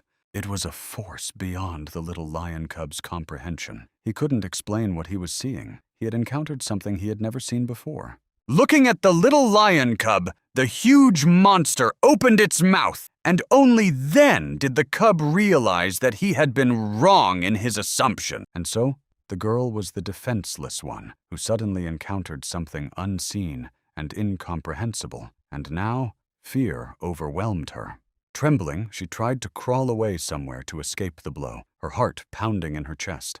This man who had so suddenly stood in her way turned out to be far more dangerous than she could have imagined. Now he looked like a real tyrant. The poor girl looked at him with tears in her eyes, already mentally saying goodbye to life at the sight of such a monster. She just wanted to run away. Our hero just looked at her with calm eyes, as a boa constrictor usually looks at its prey, without a single muscle twitching on his face. Where did you even come from? The woman had already regretted 100 times that she had even looked at this strange psychopath, and now she didn't even know how to get out of this situation. But suddenly everything stopped. The man raised his blade for the final blow. His daughter suddenly appeared from around the corner, making him flinch. Turning his head toward the voice, Namgun was distracted from his task for a second. What are you doing here? He certainly did not expect to see his daughter here, as he thought they had left. Behind the girl appeared a bespectacled gentleman. Sir, we found my father. Thank God he's fine. We don't have the elixir. You need to come with us immediately. The scene froze for a few seconds. Our hero stood there with a sword in his hands, a defenseless girl, and 2 teenagers looking at him with surprised eyes. Namgun's mind was suddenly filled with the image of a man he had seen in his past life. The man with a mustache had said that if he was ever reborn, he should not wave his sword around. Back in his past life, they had sat with this man. Listen to me, said the stranger. Your anger should be directed at those who created this hell. And then our hero just sat with his eyes downcast, pondering these words. He himself understood perfectly well that he needed to deal with those who had turned his life into a nightmare, but at the same time, he was a monster. And now, he stood with a blade in his hands and realized that he had just almost taken a man's life in front of his own daughter. He had to be more careful. Hearing that this woman had caused a bloodbath here, the 2 teenagers exchanged glances, fear and slight distrust flashing in their eyes. Giving the woman a stern look, Namgung said calmly, "If you cross my path again, you won't get away alive, understand?" The poor woman nodded and began to crawl away. Her leg was damaged by the energy of this blade alone. It was frightening to imagine what would have happened if these children had not intervened. Chong looked at the man and said, "Sir, we must hurry. My father is waiting." Namgung turned his head and nodded. "All right, let's go." Glancing sideways at his opponent, our hero snorted. "Tell me your name." There was no sympathy or anger in his voice. Looking at him with the same frightened eyes, Sona gave her name. Namgun quickly turned and walked away, saying only that he would remember her. A few minutes later, they were sitting in the intensive care unit. On the couch lay the very same father, John Taiho. The man was connected to a ventilator. With a light movement, our hero removed the mask and apologized. "I'm sorry, sir, but I'll have to take this for a while." The man did not move. Taking a small bottle of strange potion out of his pocket, Namgung tipped it directly into the sleeping man's mouth. The man didn't even flinch. The elixir began to seep through the man's lips and spill inside, spreading a pleasant warmth throughout his body. Meanwhile, events moved to the UK, to the English Emergency Response Control Center. Two people, one of whom was Alec, stood in a large hall. The woman waved her arms. "You saw that video on YouTube, right?" "Yes." Without even turning around, Alec nodded his head. "Yes, I saw everything. If it's really true, then there are a few more unusual people." Behind the man stood two more people, a woman with bright hair and a dark-skinned man who spoke with a distinct English accent. The woman with yellow hair sighed. "You saw his weapon, right?" "Yes, and that guy had a blade like that too. Even in our case, that's crazy." Alec took a glass of wine and sighed. "Yes, it's a little unusual, to say the least. The items differ for each prophet and region. At least that's what they tell us." A blade immediately appeared in the man's hands. It was bright gold with a long blade. "Looks like we've stumbled upon another prophet like me." Alec's face was reflected in the shiny blade. "If he is the same kind of prophet as me, then it makes sense why he uses the same special weapon." The dark-skinned man snorted. "If we need this guy, then we have to find Kanako Jun. But right now, he's the center of attention." Alec turned and snorted. "Yes, I understand perfectly well, but we should be the center of attention, namely me. Isn't it clear that only I can be the savior?" The two partners exchanged glances. "So what are you going to do, dark-skinned man?" he said. "Maybe recruit them before they switch sides." The woman frowned. "Okay, that makes sense. But what if they refuse? What then? Damn, no kidding. We have to try a few options." Looking at them, Alec just smiled. "Then we'll get rid of the unnecessary branches. As they say, we'll destroy anyone who gets in our way." The action moved back to Korea. Somin stood rooted to the spot, her eyes wide open, staring ahead into the depths of this hell. The house they lived in had turned into a pile of rubble. Probably another monster had destroyed it with just one glance. It was a nightmarish sight. "Myung-hoon M. As soon as we turned away, something unexpected happened. It didn't look like the goblins did it." Our hero looked away to where two demons were already talking to each other. Apparently, one of them had hit me at those coordinates. Somin immediately pounced on one of the demons and began dragging him by the hair. Apparently, Kureo isn't the only one in charge here. It's a shame about your house, of course. Well, the man didn't seem to react at all. "It's okay. I anticipated this moment, so I prepared a new shelter in advance." And now the whole team was already moving through the forest. Namgung, as expected, was walking in front, and everyone was asking him how he managed to take care of such things in such hell. Did he really know in advance? Namgun just snorted. "No, it was all in case of an invasion by North Korean soldiers," his comrade sighed. "Oh, I see. But still, well done for thinking ahead." Soon they came to a small hatch in the ground. The cover creaked open, and before them appeared steps leading deep underground. All three went inside. Somin immediately grimaced. "So we really have to live here?" Her father sighed. "At least there are basic necessities here." He took the red ball from his pocket. "You know, modern dwellings aren't really suited to the conditions of the apocalypse, but if you use this thing, you can make it more suitable." It was the crystal core of the Goblin Citadel. With this thing, you could strengthen your dwelling and upgrade it as much as possible. The man wrapped his fingers around the core and split it in two, and a bright bluish light immediately poured out. And indeed, at that very moment, the dwelling began to transform, taking on completely different forms. It was already more comfortable here. It now resembled some kind of strange cave, with various stumps appearing everywhere, as well as candles and other household items. In the end, the shelter was completely remodeled. Now it looked more like a cave than a bunker, but it looked quite authentic. But naturally, Somin was not entirely thrilled. She just grimaced and said that having to live in this place was some kind of mockery. Namgun calmly replied, "Now, this will be our new home and a good refuge from danger." To be honest, he had never seen a first-level citadel before. Myung-hoon was delighted. "Bro, you're so cool. You can build a place like this in a second." His daughter, as usual, snorted. "When are we leaving here?" Without answering the question, the man took his phone out of his pocket. Perhaps he had already contacted Khan, that same Alec. he should check and ask him. The phone displayed a list of numbers, including all possible combat stars, including Alec himself. It was time to start executing the plan. Meanwhile, a high-speed passenger plane was flying through the sky, cutting through the clouds and releasing air from its turbines. Inside sat the same Briton with his companions, discussing something, when suddenly the phone rang. The man picked up the phone. It was an unfamiliar number, and the Brit was very surprised who would think of calling him at such a time and where they got his number. The woman immediately looked at him and asked who this Khan was that he had mentioned, but Alec just hissed, signaling that it was better to keep quiet. He put the phone to his ear, and a whispering voice came from the speaker. "Prophet of the Mist, you are being watched. Be careful." Surprised, the Briton exclaimed, "What does that mean?" But the phone was already beeping. After staring at his smartphone screen for a few more seconds, the Briton couldn't understand what it all meant. What prophet? Who is watching him? How is that possible? The man was a little tense. If the Prophet of the Mist was really able to see the future, then he probably already knew that they were heading to Korea. Looking at the woman named Joanna, Alex said, "Let's postpone our meeting with this man until later. I have some business to attend to." "I have to change the future." A very strange smile lit up the man's face. Apparently, he thought he was the center of the entire galaxy.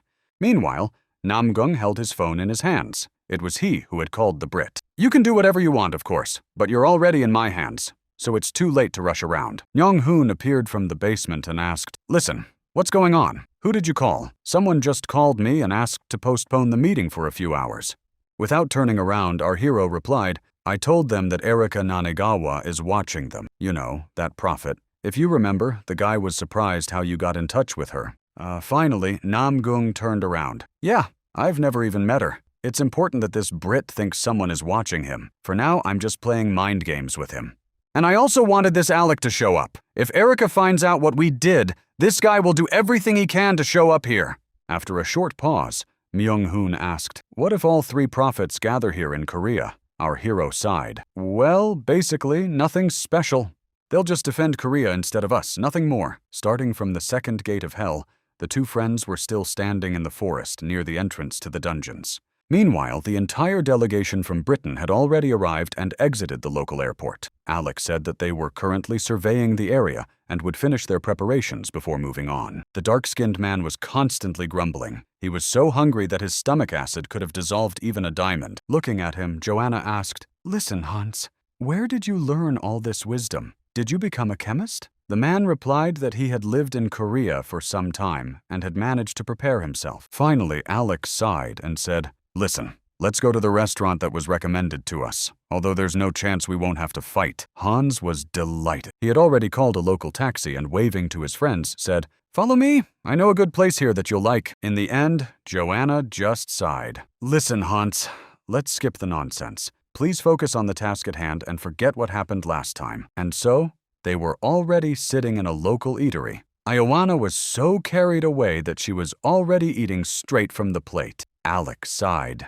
"No one is going to take your food away. Calm down." The man stabbed some spicy kimchi cabbage with his fork and just grimaced. "I don't like this stuff. It's too tasteless." Joanna looked at him with an offended look and snorted. "By the way, this is a national Korean dish. Show some respect for the local cuisine." And then she rushed at her boss and started stuffing cabbage into his mouth. Hans just looked at them and smiled. He even suggested going for a walk. The girl, still dissatisfied, looked at him. "Okay, good idea. We should stretch our legs and see what's what here." And so, they began to walk around various shops to get acquainted with Korean culture, and soon Ioana was dressed in traditional Korean clothing. And then, as expected, they went to a restaurant again, only now the girl was more comfortable and was already sitting and eating chicken legs. The day was coming to an end. The appointed hour was approaching. Today had been a lot of fun, and it seemed that Ioana was happier than anyone else. Korea was just an awesome country. Looking at her, Alec was even surprised. "Listen, our Iron Lady has melted away today. Did you really like this country that much or what?" In the end, Ioana blushed a little, turned around, and quickly walked away. "By the way, it's time for us to go, so let's get moving." The day was drawing to a close, the last rays of the sun painting the city with their golden color. Amidst all this splendor, one skyscraper towered above the rest. Near a large panoramic window stood the silhouette of a girl dressed in traditional Korean clothing. watching the setting sun. The doors behind her opened and Namgung appeared. Without even turning around, the girl recognized him. "It's the regressor. How can I help you?" "It's you, right?" She turned her head and looked at him with her piercing green eyes, which resembled swamp sludge. Namgung tilted his head and looked at her sternly. He understood perfectly well where he had come, and that nothing good could be expected from this woman. He had to be careful. Meanwhile, Alec, having separated himself a little from his team, was walking around the local building and looking out the window. He looked at the city from above. It would be difficult to hide anywhere, so there was no point in waiting for an ambush here. No one would be able to check anything anyway. Your phone's earphones might be bugged. Be careful. We have to meet up in a little while. We'll be waiting for you. It was Joanna. The man took the earpiece out of his ear and threw it behind him. Then he heard footsteps and a familiar voice. It was Kang. The man approached him with a confident gait and a slight smile on his face. "Nice to meet you. I am exactly who you need." Coming a little closer, Alec held out his hand in greeting. "Nice to meet you, Mr. Khan. You're much more impressive in person than on TV." But instead of shaking his hand, Khan simply walked past him and nudged him lightly with his shoulder, which surprised him. There was a pause between them. The Brit couldn't understand how this man knew about his ability to see in the dark. He had never told anyone about it. Alec looked at the man from the side. This skill allows you to determine the strength of your opponent with a single touch. It would be very bad if he guessed everything. The man froze in place. And if he knew about Joanna's presence with Hans, it was quite possible that he himself had come more than once, wasn't it? But these are just guesses. The man sighed. "To be honest, I am surprised that Korea was able to defend its lands even when England, which had a prophet like me, suffered huge losses. You and your comrade did a good job in Sinchon. I saw the report and it was really impressive." The Brit tried to be polite, but it came out awkwardly. Looking at him, Kang said in a stern voice, "Yes, we did a good job, but it was all thanks to the army." Alec sighed. "How modest you are. I came here because of you." Kang pointed behind him. "Well then, it's to the guy standing behind me. The weapon I received, I took it from him." Meanwhile, the elevator stopped, the doors opened, and Myung-hoon appeared in the doorway. The guy was dressed in ordinary clothes and quickly stepped outside. The Brit narrowed his eyes. A predatory smile appeared on his face. But basically everything happened as he had expected. The man came closer and also extended his hand in a friendly gesture of greeting, but there was a cunning sparkle in his eyes. But even here, Myung-hoon did not shake his hand, but simply scratched the back of his head and introduced himself, as if he also knew what was going on. And now, the Brit was finally convinced that these two knew about his ability. Now everything was clear. Hearing that his interlocutor had served in the army, the Brit smiled. "Well, then, it's clear why you moved so well. I can't hold a candle to you." They began showering each other with compliments, although, to be honest, it seemed a bit forced, and it was clear that the atmosphere was heating up. At one point, the Brit raised his eyebrow in surprise. "So, Mr. Myung-hoon, you're a prophet too, if I understand correctly?" The man narrowed his eyes and became more attentive. Myung-hoon became a little serious. "I can't reveal all the details, sir, I'm sorry, because I'm not sure if you are an enemy or an ally. I apologize again." The Brit smiled somewhat tensely. "You're right. Caution is an important trait." The man barely managed to refrain from being rude. Myung-hoon tried to remain steadfast. "I knew, sir, that you would understand me. After all, you are a generous man, are you not?" Suddenly, he moved his lips and said the address. St. Mary's Hospital, Noryangjin Station. These words struck like a bolt from the blue. The young man's eyes suddenly lit up like two lanterns in the night. "It seems you also have your eye on the best places, don't you?" The Briton was horrified. A chill ran down his spine. So he already knows about the Allies. But how is that even possible? How does he know?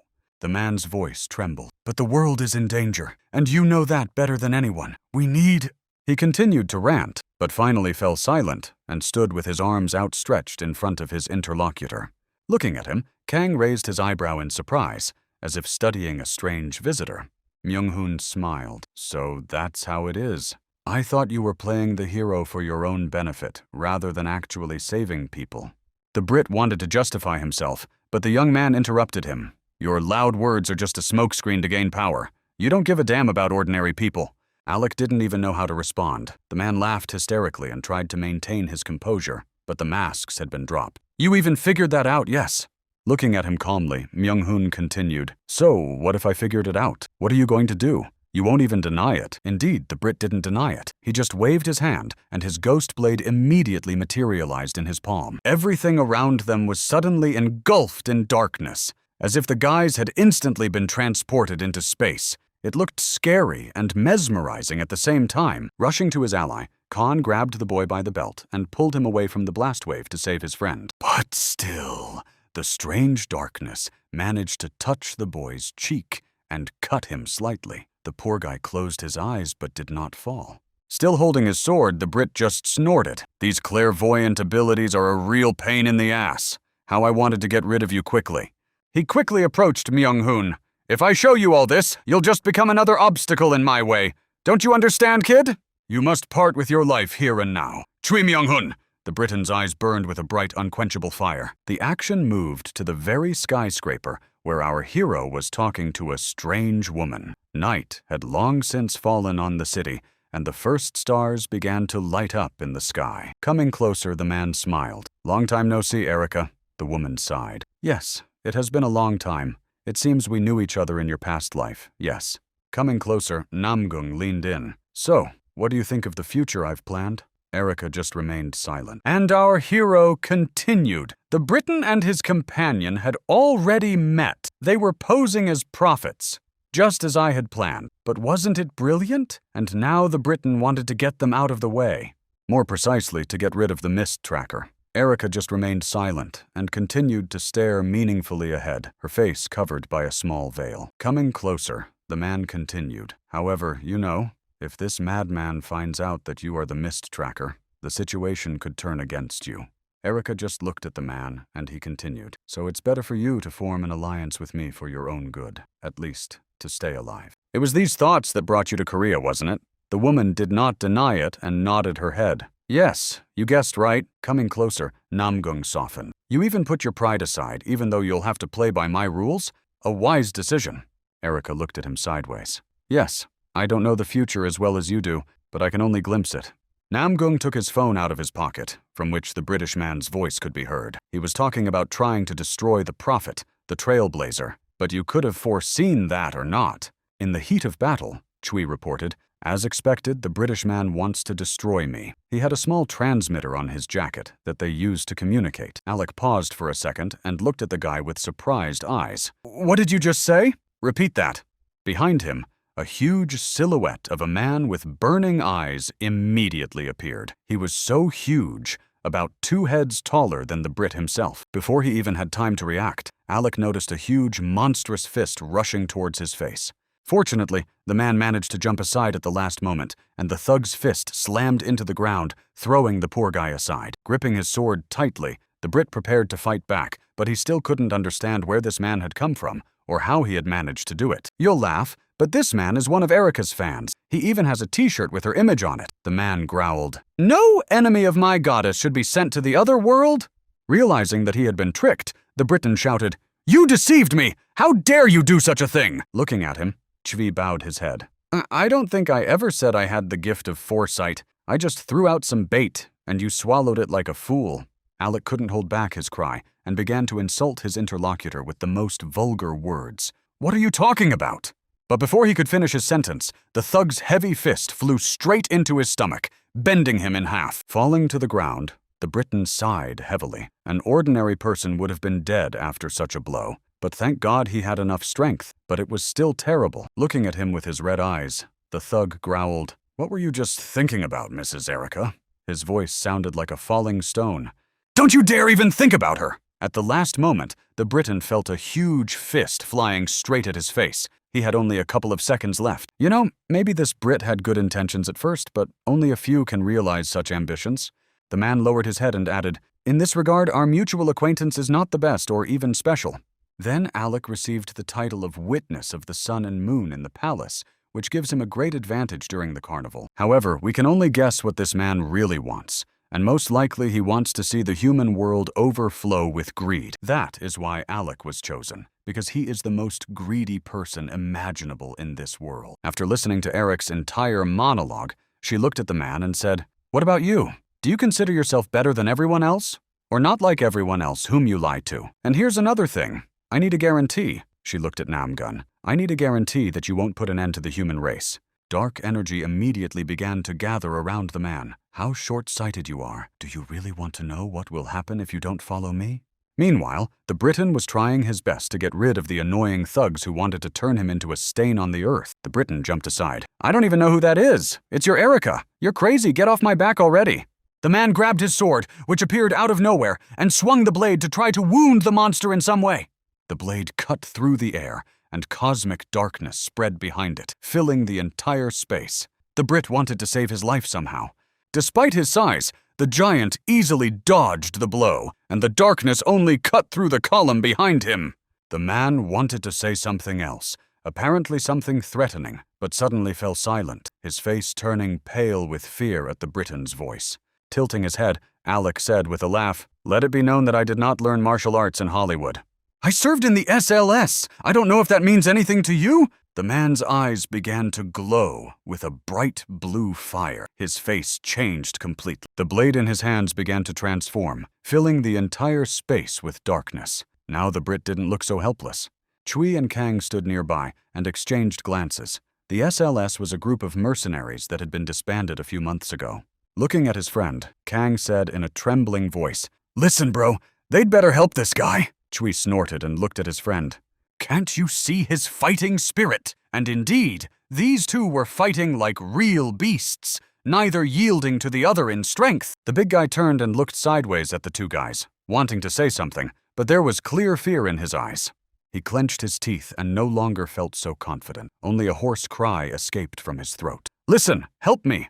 Chivi had heard the phrase many times before. It sounded to him like the man was saying not to come near. Real fighting spirit. Look, he'll easily deal with this guy.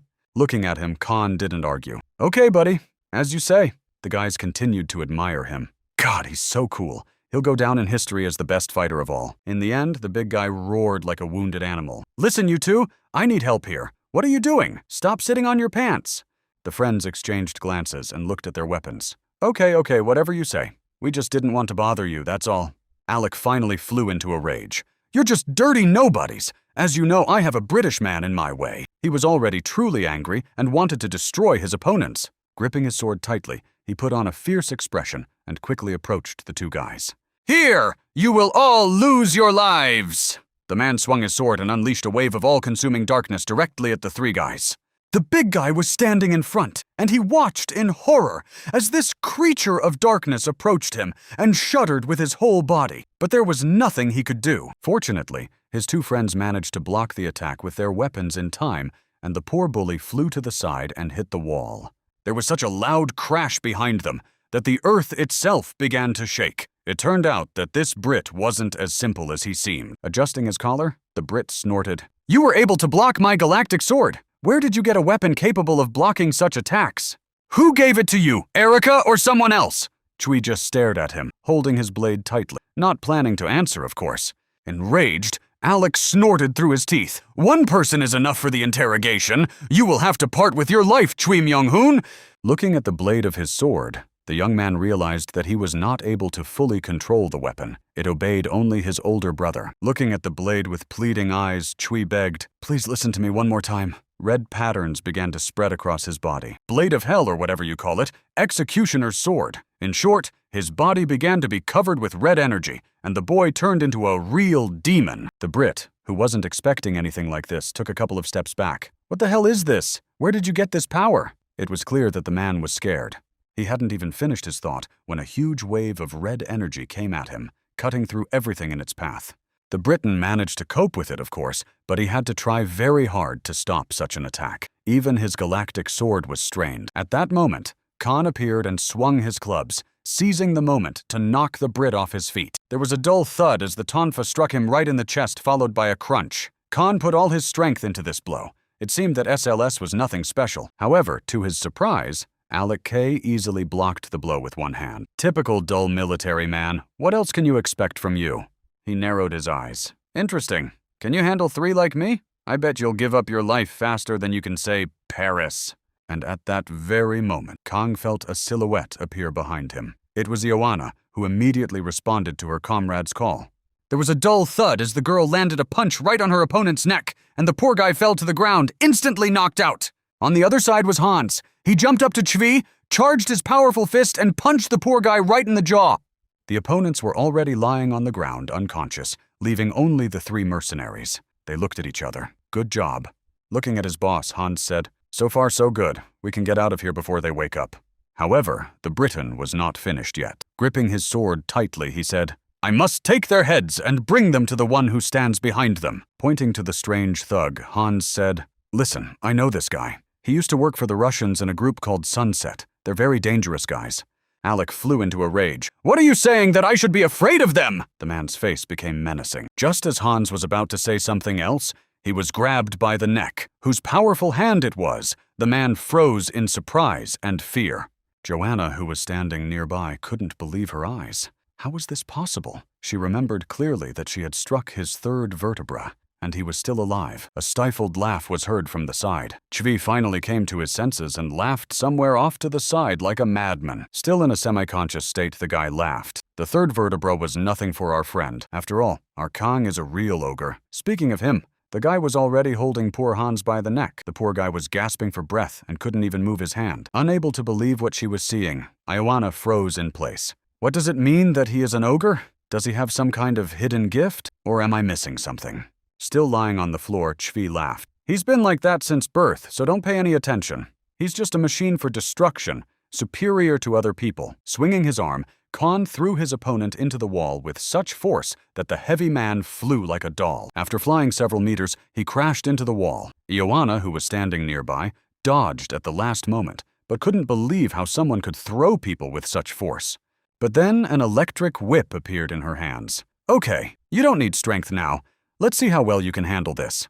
I have an advantage in technique." The girl swung the whip and struck the ground, and an electric crackle was heard. But even that was no obstacle for him. Khan dodged the blows with his hands and covered his face. Finally, the man growled like a wounded beast and grabbed the edge of the whip, pulling it toward him and beginning to rage. Of course, Joanna did not expect anything like this. She lunged forward and flew like a rag doll straight at the monster. Then there was a sharp blow as Khan swung his fist and hit her right in the face. The girl only had time to snort and fly backward. After flying several meters, she fell with a crash onto the concrete floor and almost lost consciousness. But by some miracle, she remained alive. Looking closely, Khan, still in a rage, blinked his eyes and still could not see the strange girl. Where had she gone? As expected, Ioana quickly jumped behind him and prepared to deliver a crushing blow. She jumped on the man from behind, wrapped her arms around his neck, and began to choke him. Khan couldn't handle her. The girl was much faster. Chvi couldn't believe how she had just dodged the crossbody blow. It was literally impossible. How much strength did she have? Ioana continued to strangle her opponent. It turned out that SLS wasn't just some mercenaries. They had been well trained. Lying on the floor, Chvi couldn't help his comrade because his whole body ached. He could barely watch from the sidelines. The young man understood that the situation was bad and that something had to be done urgently. Where did they get such talented fighters? Where did they recruit them? The Brit came closer. "Wait, John, I'll take care of this big guy myself. I'll just cut him in half and throw him away like trash." Coming closer, Alec swung his galactic blade and launched a wave of darkness right at the poor guy.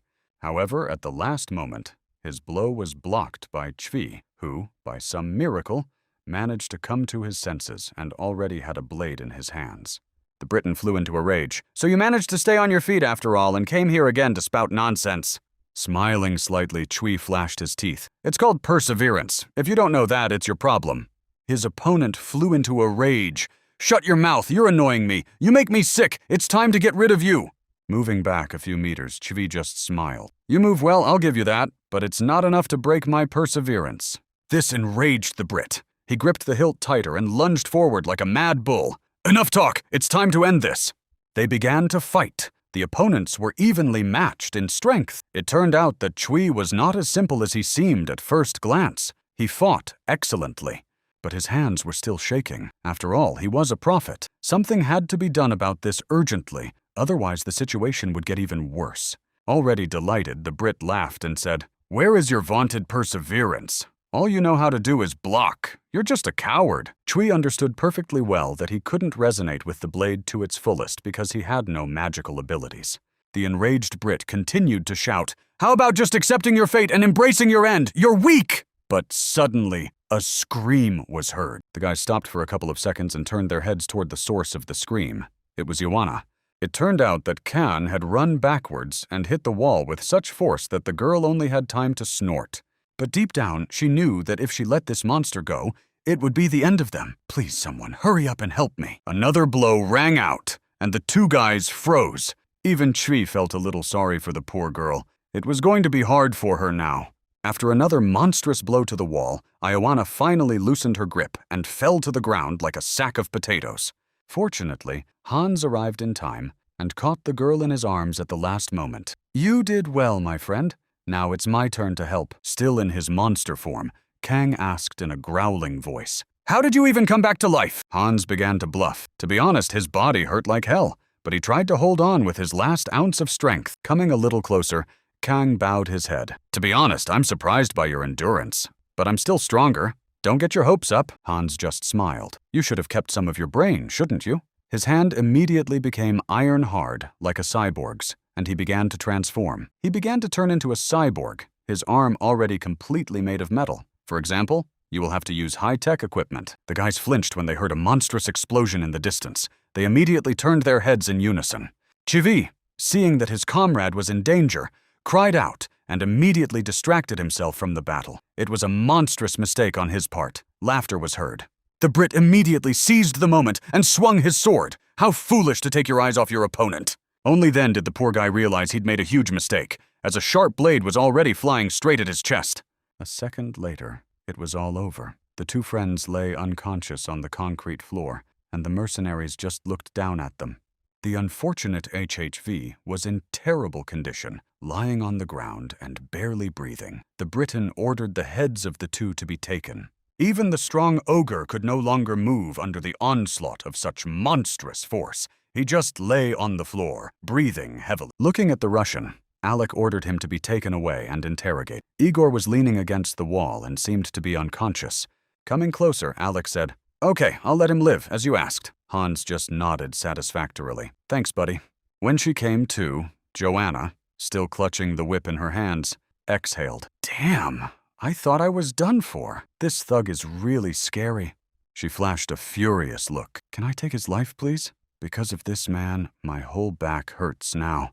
Chvi suddenly woke up, and his muffled voice was heard. Go to hell, all of you! Somehow, he was still alive. The mercenaries just looked at him with surprise. No one expected this guy to survive such a powerful blow. But suddenly, the whole room began to shake so violently that it was difficult to stand on one's feet. Everyone was terrified beyond belief. The Brit couldn't believe what was happening. Why was he still alive? What was going on? But it was all happening outside. The gates began to open again. A portal appeared, and huge lizards began to jump out of it, flying straight to the ground like bombs. A huge eye appeared in the sky. It seemed that our heroes had completely forgotten that there was an apocalypse happening outside, and that they needed to think about something else entirely. People stood on top of a skyscraper and watched in horror as the world turned into complete chaos again. The second gates of hell opened. Turning his frightened eyes to his comrades, Alec just looked at them in surprise, not knowing what to do. Chvi began to move slowly and picked up the phone, which suddenly rang. Listen, Alec, someone's calling you! Don't you want to pick up the phone and talk? The man snatched the phone from the barely alive guy's hands and put it to his ear. What the hell do you want? A familiar voice came from the other end. The man flew into a rage. Answer me! You're behind all this mess with Erica. I'll find you, I swear on everything I have. I'll destroy everything you hold dear. On the other end of the line, as expected, was Namgung. Listen, you'd better hurry up. If you don't get out of there, you'll be in big trouble. Isn't that right? The Briton flew into a rage and croaked, You knew this would happen, didn't you? You're such a slippery character. But our hero just smiled. Listen, I can wish you luck. If you succeed and survive, you will be known as the English prophet who saved Korea. In a rage, the Briton threw the phone, which immediately shattered into pieces. Rage boiled in his head, and he didn't even know what to do. Finally, the man shouted like a madman, Destroy them all! I don't care if he's a prophet or not. They have no right to live. As if waiting for this order, John swung her whip and prepared to carry out the sentence. Suddenly, a cry was heard from the side. The woman turned her eyes. It was Hans, who was shouting at her to be careful. Her comrade immediately grabbed her and threw her aside because a huge arrow flew through the window, shattering the glass. It was a sniper. Alec looked out the broken window, trying to find someone who was shooting at them, but there was no one there. The man couldn't believe it. The arrow, which had been launched from the ground, had flown straight to them with astonishing accuracy. Who was capable of such a thing? The Briton thought that his opponent had amazing shooting skills, but he had no idea who was hunting him. Another arrow flew past his face, literally a centimeter away, and stuck into the wall. The man only had time to jump out of the way at the last moment. Dozens of arrows flew in the same direction. Alec didn't know what to do. He simply covered his face with his hand and ran away. To get out of there, he had to retreat. Enraged, Ioana looked at her enemy. Consider yourself lucky this time. You will stay alive, but not for long. Fortunately, Chivi had already come to his senses. Clutching his chest, he sighed heavily. God, I almost lost my life, and you know what? It hurts. Looking at his comrade, he asked, Khan, are you okay? The man lay face down and muttered, I didn't sign up for this. Standing in her skyscraper, Erica looked at the gate that had opened. It seemed that everything had happened as you had predicted, Prophet, hadn't it? Our hero stood behind her. You know, I remember not only the future, but I also possess a wealth of information that is unavailable to anyone else. I also know that the gates and dungeons began to open all over the world after the first gates of hell closed. Japan also went through this. Many powerful people found these dungeons and managed to pass through them. When the world's dungeons end, new gates open, isn't that clear? In my past life, the last country was Japan. That is why I called you here, Erica. The woman stood and looked at him with lifeless eyes. She smiled and looked more intently. It turns out, you know everything so well that you don't even need to look into the future. I'm surprised. The man came closer. In any case, we have something in common, purely by luck. Namgung narrowed his eyes. In that case, you're like a prophet, much better than a regressor. Simple foresight isn't enough, don't you know that? The woman narrowed her eyes and looked serious. Now tell me what you want from me. She already understood that she wouldn't get out of here so easily. Shrugging his shoulders, the man replied, Nothing special, just close these gates with me. I could do it alone, but I'm afraid I couldn't manage it. Looking at him, Erica just sighed. The airports aren't working. It seems I have no choice but to agree to your proposal. Okay, let's see. You got me! The woman had to admit defeat, though it wasn't easy. She was upset that some guy had outsmarted her so easily. Looking at him, Erica said, All right, so be it. This time we'll lend a helping hand. Let's be allies. Several people appeared behind her, the leader of whom was a man wearing a Japanese demon mask named Katsumata. He introduced himself and stood at attention. Our hero just sighed. What a surprise. I didn't think the leader of the Intertwined would come here. You're well prepared. Erica just smiled. How could I know whether you were an enemy or not? I had to be ready for anything. Isn't that logical? Namgung smiled. Okay, you're right. Enough chatter, let's get down to business. We still have a lot of work to do. He moved closer to the window. Now I will tell you the principle of fighting the monsters that appear from these gates. Listen carefully. He turned around and said in a stern voice, First of all you need to remember is to ignore the gates of hell themselves. Katsumata looked at him in surprise. Listen, was that sarcasm, or did I miss something? You mean don't pay attention to them? In response, the man just snorted. No, it's not a joke. Someone else will take care of them, but how can we know if the boss will appear from there or not? The Japanese exchanged glances, but if the boss doesn't appear directly from the gates of hell, then the question is where to expect him. Look somewhere in the direction of Namgung, he said sternly. Actually, look carefully from there and watch. I won't repeat it a second time. A real whirlpool began to appear in the water. It was so huge that it sucked in everything, including huge ships. The fact is that the boss of these dungeons was a huge and terrible water serpent, a creature that devours everything in the water. The underwater monster, the terror of the seas and oceans, is the subject of legends among sailors. This monster is enormous. The man smiled, but don't worry. There is a way to deal with it, so you'd better listen carefully. There is a weakness common to all creatures. Smiling, Katsumata didn't believe it at first. It sounded too simple. Just find a scale and destroy it. Our hero sighed. Yes, it may seem simple from the outside, but with your weapon you won't even scratch its armor. You need something just as rare. Erica narrowed her eyes. As far as I know, There is only one person who possesses such a weapon, and that is that vile Briton. Coming closer, Katsumata snorted. Listen, that's exactly why you called him here. But our hero shook his head. If I did that, he would take all the credit for himself. The Japanese man narrowed his eyes. I think I understand what you're saying. You want to take the blade from him? That would be logical.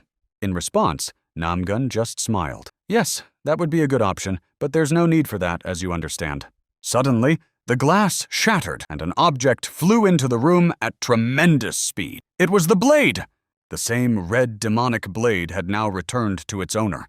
The sword broke the window and stuck into the ceiling at tremendous speed. The Japanese man was surprised, but also frightened. He looked back at the broken glass. He couldn't even imagine that someone could get in here with such precision.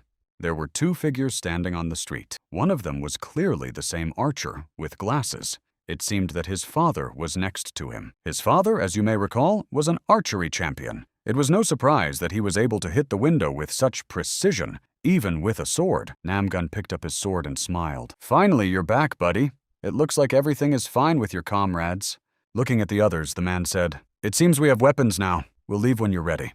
Katsumata stood straight as a pole and still couldn't understand where he had been dragged into, but deep down he was always ready for any battle. The Japanese man grabbed his sword, narrowed his eyes, and said in a stern voice, I'm always ready, just so you know. The glass shattered and several more poisoned darts flew out. It was time to act. The glass shattered, and Namgung looked down at the scene of the real nightmare unfolding below. It was time to act. Holding a strange object in his hands, our hero said, Well, let's test its strength now. I've cleared the way for you. 2 ropes descended straight down. All that remained was to climb down to the ground and fight the huge monster. I don't need such primitive tools. Without using the ropes, the Japanese man jumped up. Take care of our lady, he said. The other fighters just bowed their heads. Yes, sir. Katsumata ran down one of the ropes like a bullet, completely fearless. This man had no sense of fear. Looking at how this man moved, it was easy to say that he truly deserved the title of Sparrow Wings. Swinging his sword, the Japanese man aimed at the huge carcass of the sea serpent and prepared to strike with his blade. The weapon was hard enough to break the sea serpent's scales, and the man, catching on them with his blades, stopped halfway.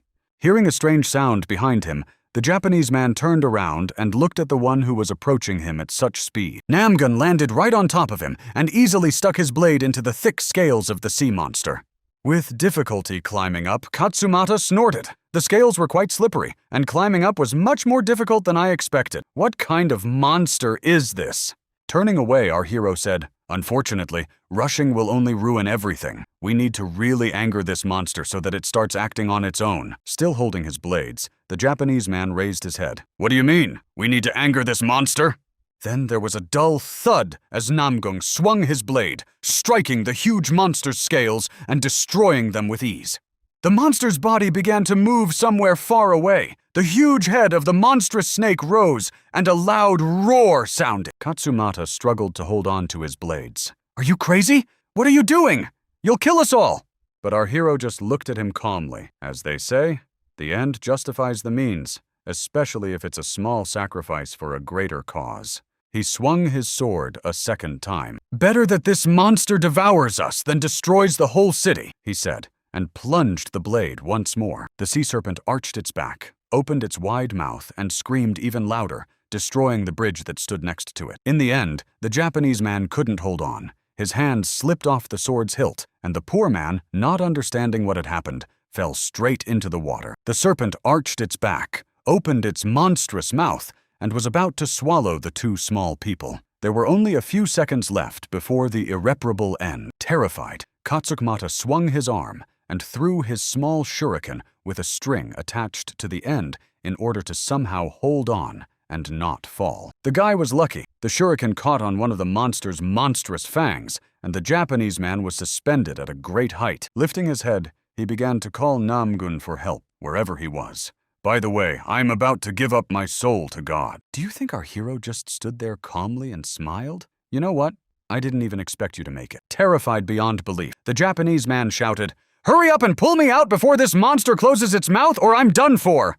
Lowering his head, the man smiled. Yes, he should hurry up, but he sounded somewhat mocking. It seemed he didn't really want to save his comrade. But still, jumping forward, he flew straight into the mouth of the huge monster and it seemed like he wanted to help. But instead of saving the Japanese man, he cut the thread that held them together with one movement and flew with him straight into the monster's mouth. The snake snapped its mouth shut and swallowed the two people. It seemed like it didn't even notice and purred contentedly. But besides the snake, there were other problems. Huge monsters that looked half human and half lizard were attacking everyone. Alec, who had managed to escape at the last moment, was now fighting these monsters with all his might, trying to hold them back somehow. His other comrades were also fighting with all their might, but there were so many monsters that the three mercenaries were unlikely to be able to cope with them. Ioana screamed, "Why are there so many of them? And why don't they ever end? Can we even handle them? This is crazy!" Hans, standing nearby, waved his mechanical arm and cursed these terrifying monsters. "They're completely invulnerable on a whole other level." The Briton gripped his sword tightly, which for some reason began to glow with a bright blue light, filling with energy. He swung his blade and launched a huge wave of cosmic energy directly at these monsters, cutting through everything in its path, including the bridge. When the path was slightly cleared, all three mercenaries moved forward. They had to get out of there. They knew perfectly well that they would not be able to cope with these monsters. Chvi watched them from the side, holding his wounded comrade by the arm, and watching the three of them run away. In fact, he was holding the Russian, who had been unconscious all this time. Kong stood behind them with his arm bandaged, fortunately. All three guys moved forward. Well, at least they cleared the way for them, and I was grateful for that. Of course, I didn't think that this Brit would survive along with his whole company.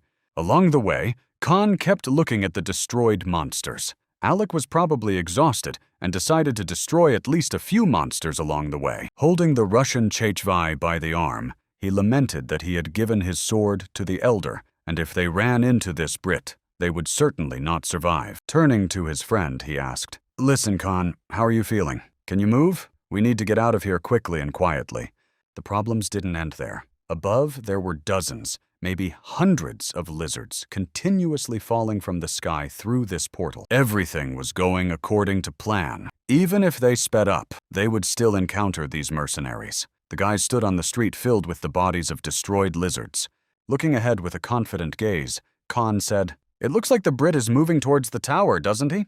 And indeed, the mercenaries were advancing at an astonishing speed, but they couldn't know where their elders were. That was true, at least. Or so he hoped. Despite their fatigue, the three mercenaries fought these hordes of monsters and did not even think of stopping. Turning her head toward John, she shouted, "Listen, where's the car? We can't walk this far on our own." There was a roar behind them. It was Hans, who was just dealing with the lizards in the 63rd quarter. "There were too many lizards, so I called directly to the tower." The guys exchanged glances. The radios weren't working, so it would be impossible to warn their superior. All they could do was hope that everything would be okay. Chivi cursed. "Damn it! We need to find them faster than those mercenaries, or else things will get really bad." But suddenly, someone's voice interrupted his monologue. "Hey, you guys, be careful. Can't you see who's running towards you?" And indeed, looking up, the two guys saw several dozen lizards armed with tridents flying towards them. They had to do something urgently. An icy blade instantly appeared in Chivi's hands. They had to at least freeze these monsters somehow. The sound of ice cracking could be heard. In just a few seconds, all the lizards were frozen with a single blow, leaving only peculiar statues in their place. Frightened, Chivi sighed heavily. "Damn, I'm too young to just go to the other world like this. I haven't done so much yet." But suddenly, one of the lizards seemed to find a second wind and began to move its paws, gradually breaking the ice.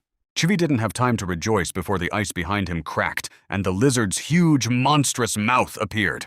But then there was a whistle, and a huge arrow pierced the monster's head, and it fell to the ground. The two guys looked at each other, breathing heavily, wondering who could have helped them. Although they had one thought, they paused for a second. A voice came from above, and when they looked up, they saw Chong standing there, still holding his bow. He had arrived just in time, at the last moment. The boy smiled and looked at his friends. He had arrived just in time, so everything was fine. The other townspeople couldn't defend themselves and simply ran away as fast as they could, screaming for help. They saw these monstrous creatures. Lizards immediately emerged from the water and attacked people. The poor townspeople didn't even know what to do with them. The army had not yet arrived to help. But then a real hail of arrows began to fall from the sky, hitting the monsters right in the head.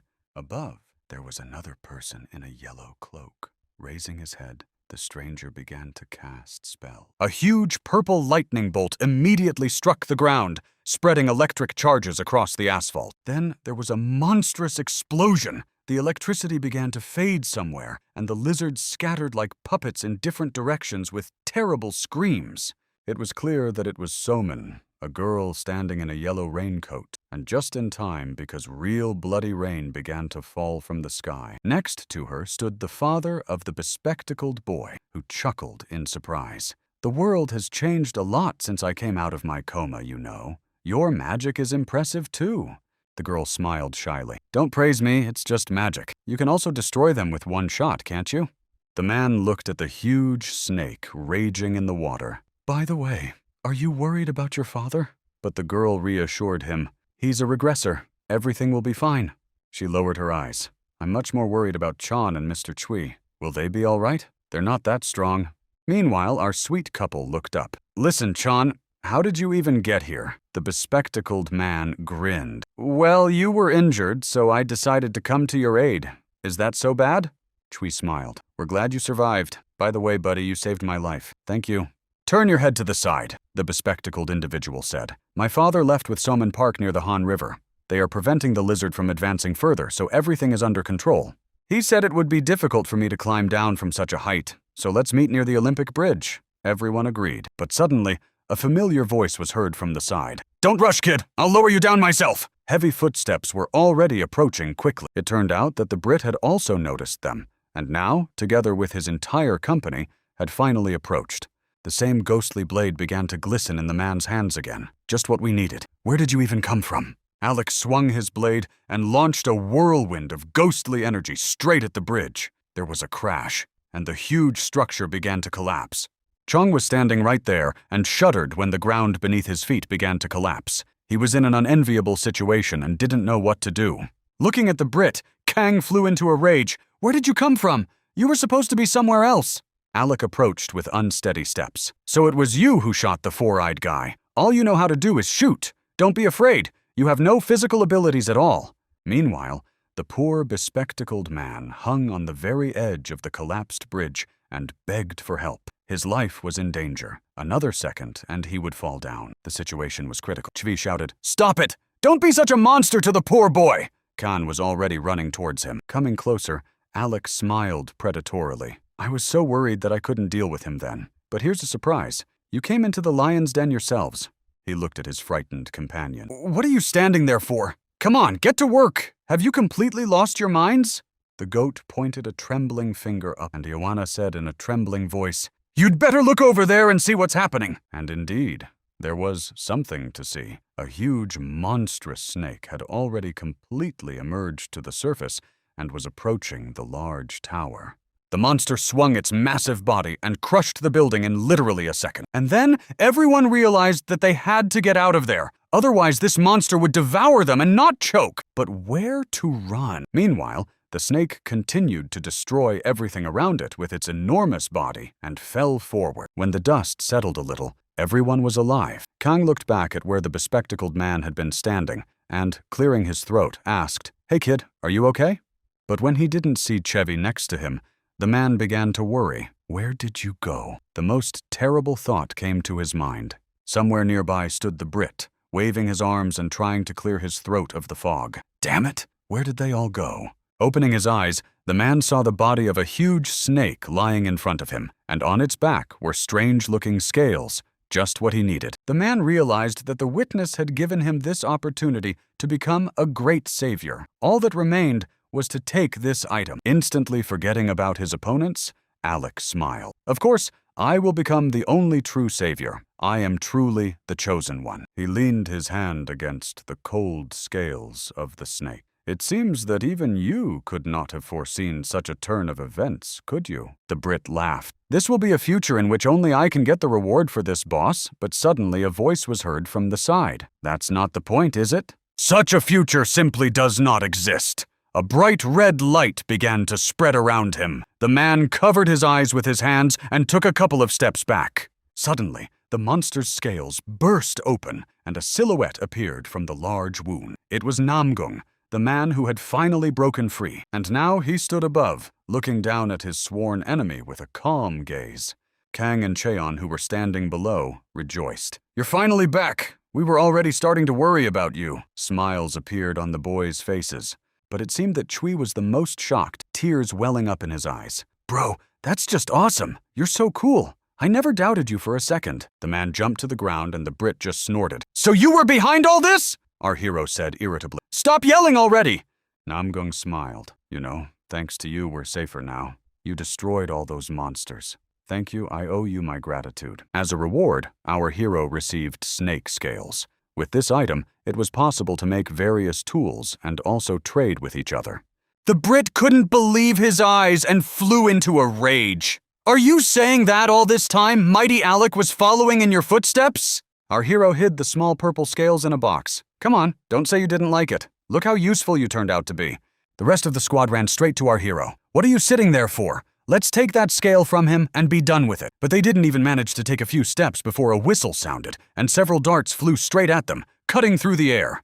2 mercenaries managed to defend themselves at the last moment and repel this sudden attack, although it was quite scary. In the distance, they heard the sound of someone jumping to the ground, and it was most likely the Japanese man. Katsumata smiled and said, "You know, that's not a bad strategy." The man was holding several throwing knives in his hands. "You were right about the snake being big but not that strong. It's like a real enemy waiting for us here." And now, several detachments were facing each other. In another second, the real battle would begin. Everyone was ready to rush into battle when suddenly the British man's hysterical laughter rang out, and the men froze for a second. Ioana looked at her boss with surprised eyes. She certainly did not expect such a reaction from this man. All this time, our hero looked calmly and simply, waited for events to unfold. He understood that it would not end so easily. That much was certain. Covering his face with his hands, Alec continued to laugh. First the archer, now this ninja. But why? These people don't know their place. His face was truly insane with rage. There can only be one chosen one here, and that is me. The man's eyes burned with rage and madness. The whole team was now assembled. Chvi held his frosty blade in his hands, ready to attack at any moment. The situation was heating up. 3 mercenaries were already prepared to attack them all at once. The Brit continued to laugh. Finally, he grabbed his blade and swung it. "You must go to the other world right now. Stop standing in my way." But suddenly, a vague silhouette appeared from above. It was Somin, who had arrived just in time and was already descending from above, holding 2 spells in her hands.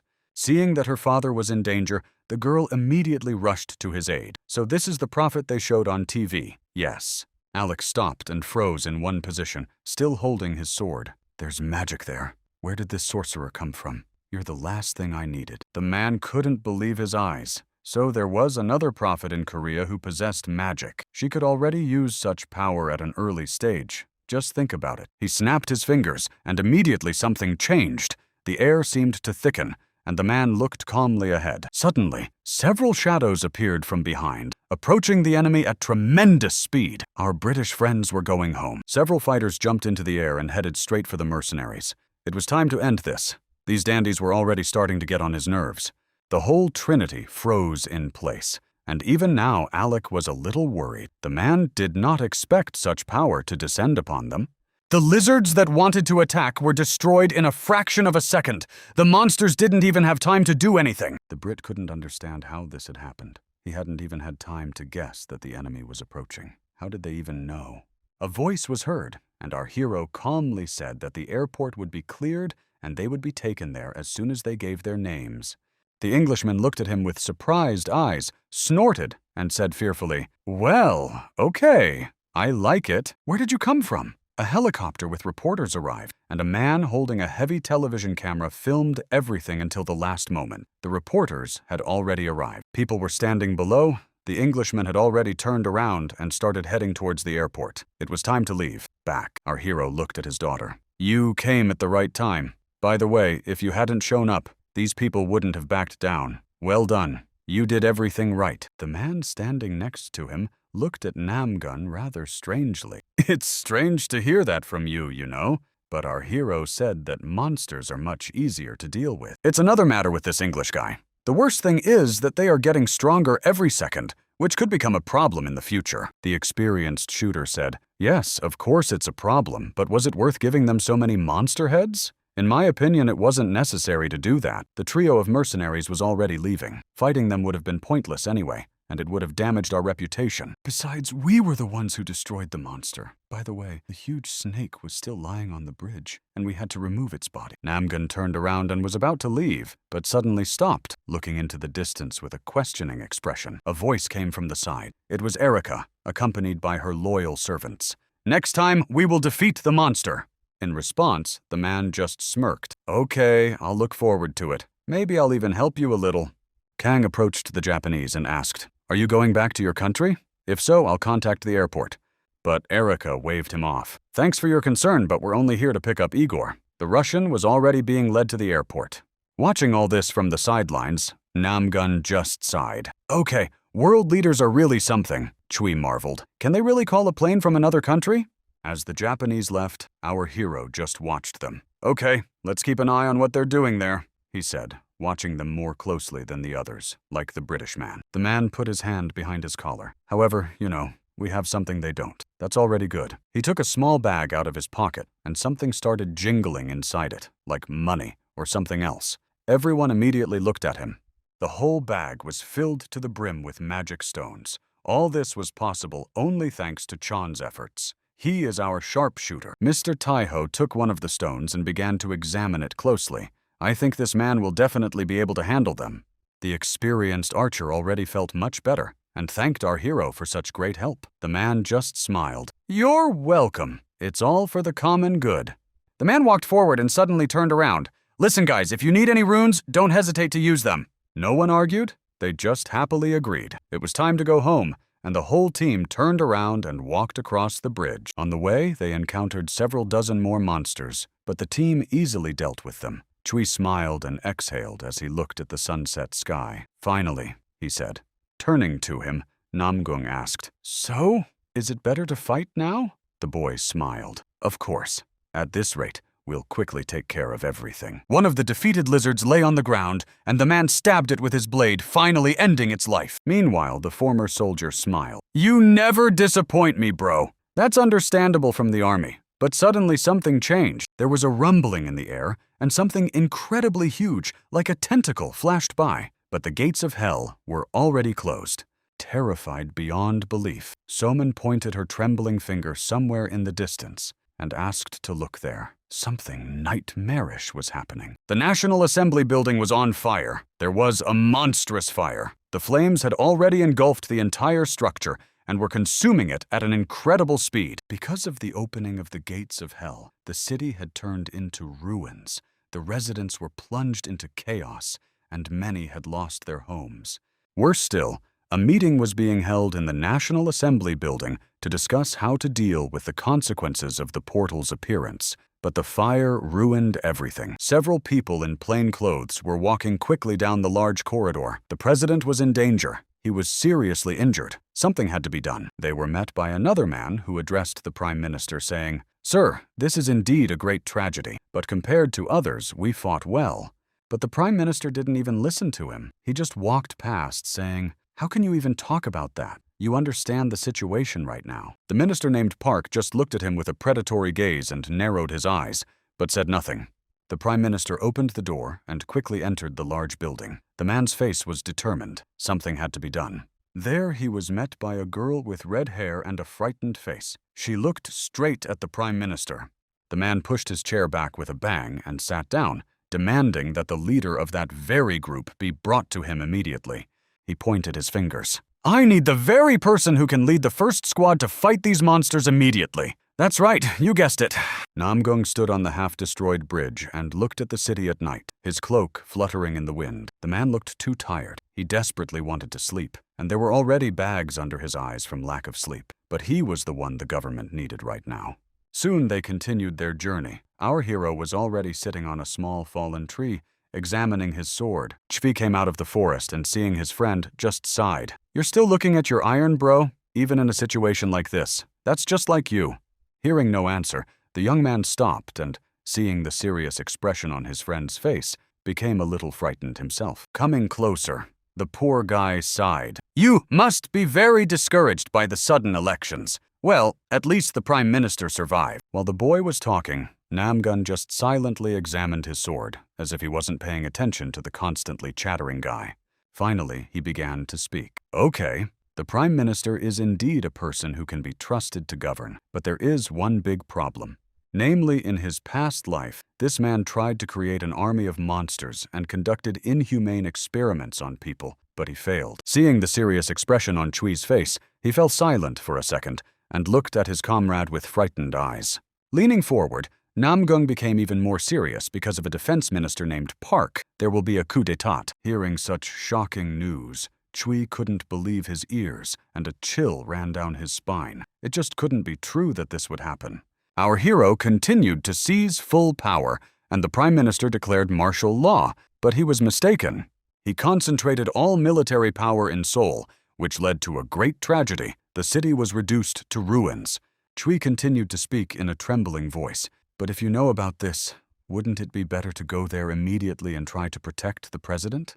However, our hero shook his head. No. First of all, it's too far, and secondly, if I hadn't eliminated the snake, the consequences would have been much more serious.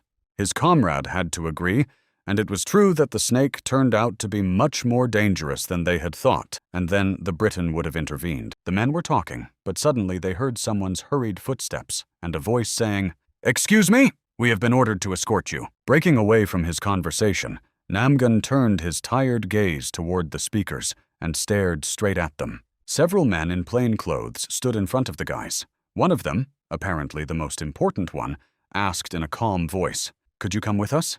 Pushing his sword aside, Namgun said calmly, "First, it would be helpful if you introduced yourselves. I have no idea who you are." The man smiled and held out a business card. "Please forgive me. My name is Lee Jin-wan. I am an employee of the National Security Bureau." Chui wondered where they had come from and immediately received an answer. "We are from the Blue House." The Blue House was the main building in the country, similar to the White House in the United States, where the government held its meetings. That was where our friends were headed. A cup of aromatic coffee was immediately placed in front of them, and a few hours later, the guys were already sitting in a cozy office. Namgun was already surrounded by government officials and sitting at a small table. The Prime Minister was sitting in front of him. The man sighed and apologized for the sudden visit, introducing himself. Looking up, he asked, "Are you the man who destroyed the giant snake on the Han River? Allow me to express my gratitude." Taking a cup of coffee, Namgun snorted, "Listen, I should be thanking you. Why did you call me to the Blue House and not to the interrogation room?" The Prime Minister laughed. "But you are a hero." After these words, the man fell silent for a moment. I wonder who they think I am here. Now I understand why the Prime Minister took his own life in his past life. He slammed down his cup of coffee. "Sir, please don't take my words as rudeness. But if you continue to trust every person you meet, you will pay for it." He immediately remained where he was and took out a huge blade. The Prime Minister, frightened beyond belief, fell out of his chair and crawled backward. The guards immediately drew their guns. "Drop your weapon immediately, or you will be destroyed right now." Ignoring the threat, our hero approached the Prime Minister. "You understand that you hold a position on which the fate of the entire country depends, don't you?" The soldiers continued to demand that he lower his weapon, but the man ignored them and simply continued to speak in a calm voice. Strangely enough, there was no cruelty in Nam's eyes. He said in a calm voice, "Mr. Prime Minister, you must protect not only monsters, but also people. You cannot go to the other world yet." Frightened and pale, the Prime Minister sat on the floor and said in a trembling voice, "Yes, I will remember that." At one point, our hero felt something approaching his head. He froze in place, the dagger stopping a centimeter from his temple. Behind him stood the same woman with red hair. "Captain, lower your weapon immediately. That's an order." The man looked at her over his shoulder. "That's something. Telekinesis for a mere mortal. You awakened your abilities too quickly, didn't you?" He swung his sword and destroyed the dagger with a single blow. There was a clang of metal as the man easily parried the attack. Then, with quick jumps, he began to approach the woman, who did not expect such an outcome and only flinched. She quickly regained her composure and created several more blades, preparing to throw them directly at her opponent. The knives moved forward, cutting through the air with a whistle. All this happened at such incredible speed that it was impossible to follow. Without the slightest effort, Namgung destroyed the blades flying at him and continued his attack like a steam locomotive. Realizing that the situation was heating up, the woman moved forward. She had to protect the Prime Minister, but the enemy was much stronger than expected. Despite the fact that the entire room was filled with well-trained soldiers, our hero moved forward, completely ignoring them. Suddenly, a voice rang out. It was the Prime Minister. "Stop this nonsense immediately, Agent Park Hyungju. What kind of antics are these in front of the ruler?" Everyone stopped immediately, even our hero. Agent Park looked at the Prime Minister with surprised eyes.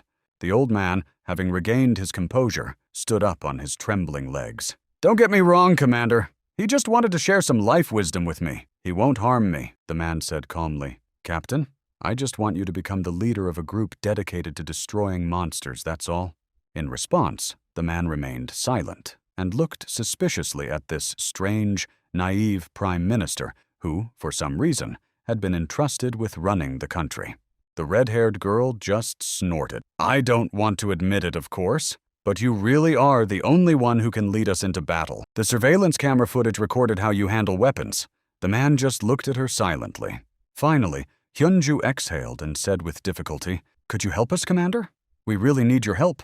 Without the slightest hesitation, our hero said, "No, I'm not going to do that." It sounded so ordinary, as if it were a matter of course. For a second, silence hung in the room. No one could believe such an outcome. The Prime Minister asked in a trembling voice, "What did you just say?" In the same calm voice, Nam continued, "I'm not going to take the team under my wing and teach you anything." Pak exclaimed, "But you have already sacrificed yourself for the state. Besides, you are a citizen. Why don't you want to do this?" Looking at the reflection of his sword, our hero said, "I will fight for the good of this country. That is why I borrowed such power. However, here's what I want to tell you. My duty is to protect Korea, not its government. Isn't that clear?" Looking at the agent standing nearby, the man asked, "May I ask you one question?" "What are you fighting for, Agent?" The girl flinched. "What are you fighting for? The country?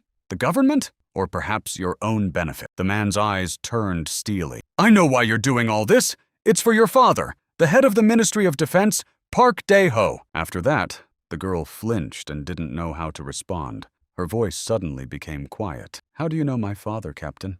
In a stern, calm voice, he replied, "At this moment, your father is preparing a coup d'etat. Now you know about it." For a second, the room was deathly silent. No one even knew how to respond to such a blunt and bold statement. Frowning, Pak hissed through her teeth, "How do you know that? That's slander. It's complete nonsense. My father couldn't have done such a thing." Our hero raised his chin. "This is not nonsense. Or have you forgotten who I am? Let me remind you." But the girl shook her head. "I remember perfectly well. You're from Unit 711, but it was disbanded. It was considered the best in all of South Korea." "I know who you are, Commander. You were the head of that unit, so don't think this is news to me." He looked at her with a fierce gaze. Finally, the Prime Minister came to his senses, but if you're telling the truth, it only proves that you should take command of the new unit. The man waved his sword. "I don't see any need for that. Even if South Korea becomes peaceful, this man will not change his plan." Namgun turned around. It doesn't matter to him whether he's here or not. He'll still act as he sees fit. "The man has become formidable. The Minister of Defense is going to stage a coup exclusively with his own forces, a pure invasion." Unable to believe such nonsense, the Prime Minister shuddered and turned even paler. But how is that even possible? The fact is that in his previous life, the Minister of Defense possessed a rare class of weapon, one of the few people who had such power. Turning around, Namgung continued, "In that case, you don't need to dump all the trouble on me and watch from the sidelines. You need to become stronger yourselves. Only this will help get rid of the mess in the country." The girl continued to look at him with uncomprehending eyes. Finally, with a trembling voice, she began to speak. "Even the National Security Agency does not have such information. How do we know that this is not your invention?" The Prime Minister sighed and adjusted his jacket. "Yes, there is no proof, but his words about us needing to become stronger are reasonable. Now it's more relevant than ever." The man sighed heavily and let his head fall back, closing his eyes. He himself understood that Namgung was right about everything. The man looked at the agent. "So, what have you decided? I'm waiting for your verdict." Park looked at him silently. "So, are you on our side? Will you fight, girl?" The agent, who had faced many difficulties throughout her life, now didn't know what to say. She lowered her head. Two feelings fought inside her. On the one hand, she didn't trust this strange guy, but on the other hand, there was sense in his words. Namgung himself knew that his words now sounded like pure nonsense, but he said them only because he knew the outcome of this battle from his past life. However, looking at this girl, it was clear that her answer would not change, although perhaps something in her had changed over the years. She opened her mouth to say something, but suddenly she was interrupted by a voice. "This is certainly an interesting conversation." One of the agents approached them. Lee folded his arms across his chest and said, "However, I certainly don't think it's appropriate to say something like that in front of the Prime Minister." The man became serious. "Your statement is completely unfounded at this point. We cannot rule out that it is a lie until we conduct an investigation." And then even the Prime Minister himself agreed. "I agree with you, so I suggest we postpone this issue until a better time. In the meantime, let's sort everything out." The conversation was over. Namgung was leaving the meeting room, followed by Agent Park, who volunteered to walk him home. Finally, after a few minutes, she stopped dead in her tracks and asked in a trembling voice, "Captain, what is the best way to deal with an enemy who is stronger than you?" Our hero also stopped and looked at her over his shoulder. It seemed that this girl also knew about your father's intentions. After a second, Namgung replied, "There are no such enemies. At least, I don't know of any." "If you can't defeat them now, then work on building your strength," Park exclaimed. "Only one person, don't you think?" The man stopped again. "You're right, but only if our world were normal. If you want to become stronger, come to the Mahjong market." They headed down the corridor away from the meeting building. Agent Park ran right behind him, stumbling. The girl stood up as if struck by lightning and asked in surprise, "But why do you need to go there?" Namgun replied, "It's best to use a sword, not even the Secret Service, just so you know." He shook his head and lifted his chin. "You have to learn from the best, don't you? That's the only way to become stronger." Soon they came to the market, where they saw an interesting sign with a bull and a pig and the inscription, "Welcome to the market." Voices could be heard. Someone was arguing with someone else, and the distinct smell of food hung in the air. "Hey, be careful, you're not carrying firewood." One of the workers shouted discontentedly, "Listen, bro, our fridge is already full to the brim. There's nowhere to put the food." Our hero and the agent made their way deeper into the market, surrounded by crowds of people. Pak had never even thought about the existence of this place before. "But aren't monsters eliminated after they are destroyed?" the man snorted. "They're still alive, you know what I mean." On one of the carts was the silhouette of one of the monsters, an incomprehensible creature with a long tail and a large mouth. They simply froze it alive. The girl looked at the monster's body with disgust. "Could anyone really bring themselves to eat this filth?" Namgung did not answer, but only approached one counter. "Well, I found what I was looking for." Behind the counter sat a man who was eagerly devouring a piece of raw meat. "What are you doing sitting here? We're closed. The farm is covered with a copper basin." The man took another bite of meat and looked at the strange visitors. "Are you completely crazy? Why did you come here?" Looking at the piece of meat, our hero asked, "Is this by any chance the meat of that very lizard?" Pak almost threw up on the floor. "Are you saying that he lives with these monsters?" The salesman grinned. "This meat isn't for sale. Besides, you wouldn't eat it anyway, so don't make a fuss." The agent approached the man. "Listen, is this really the brilliant swordsman you were talking about? He doesn't really look like Master Namgun." Namgun didn't answer. At that moment, the man snatched a piece of meat from the stunned merchant's hands and waved it like a sword. Then he pulled small white gloves over his hands, his eyes shining in the darkness like two torches.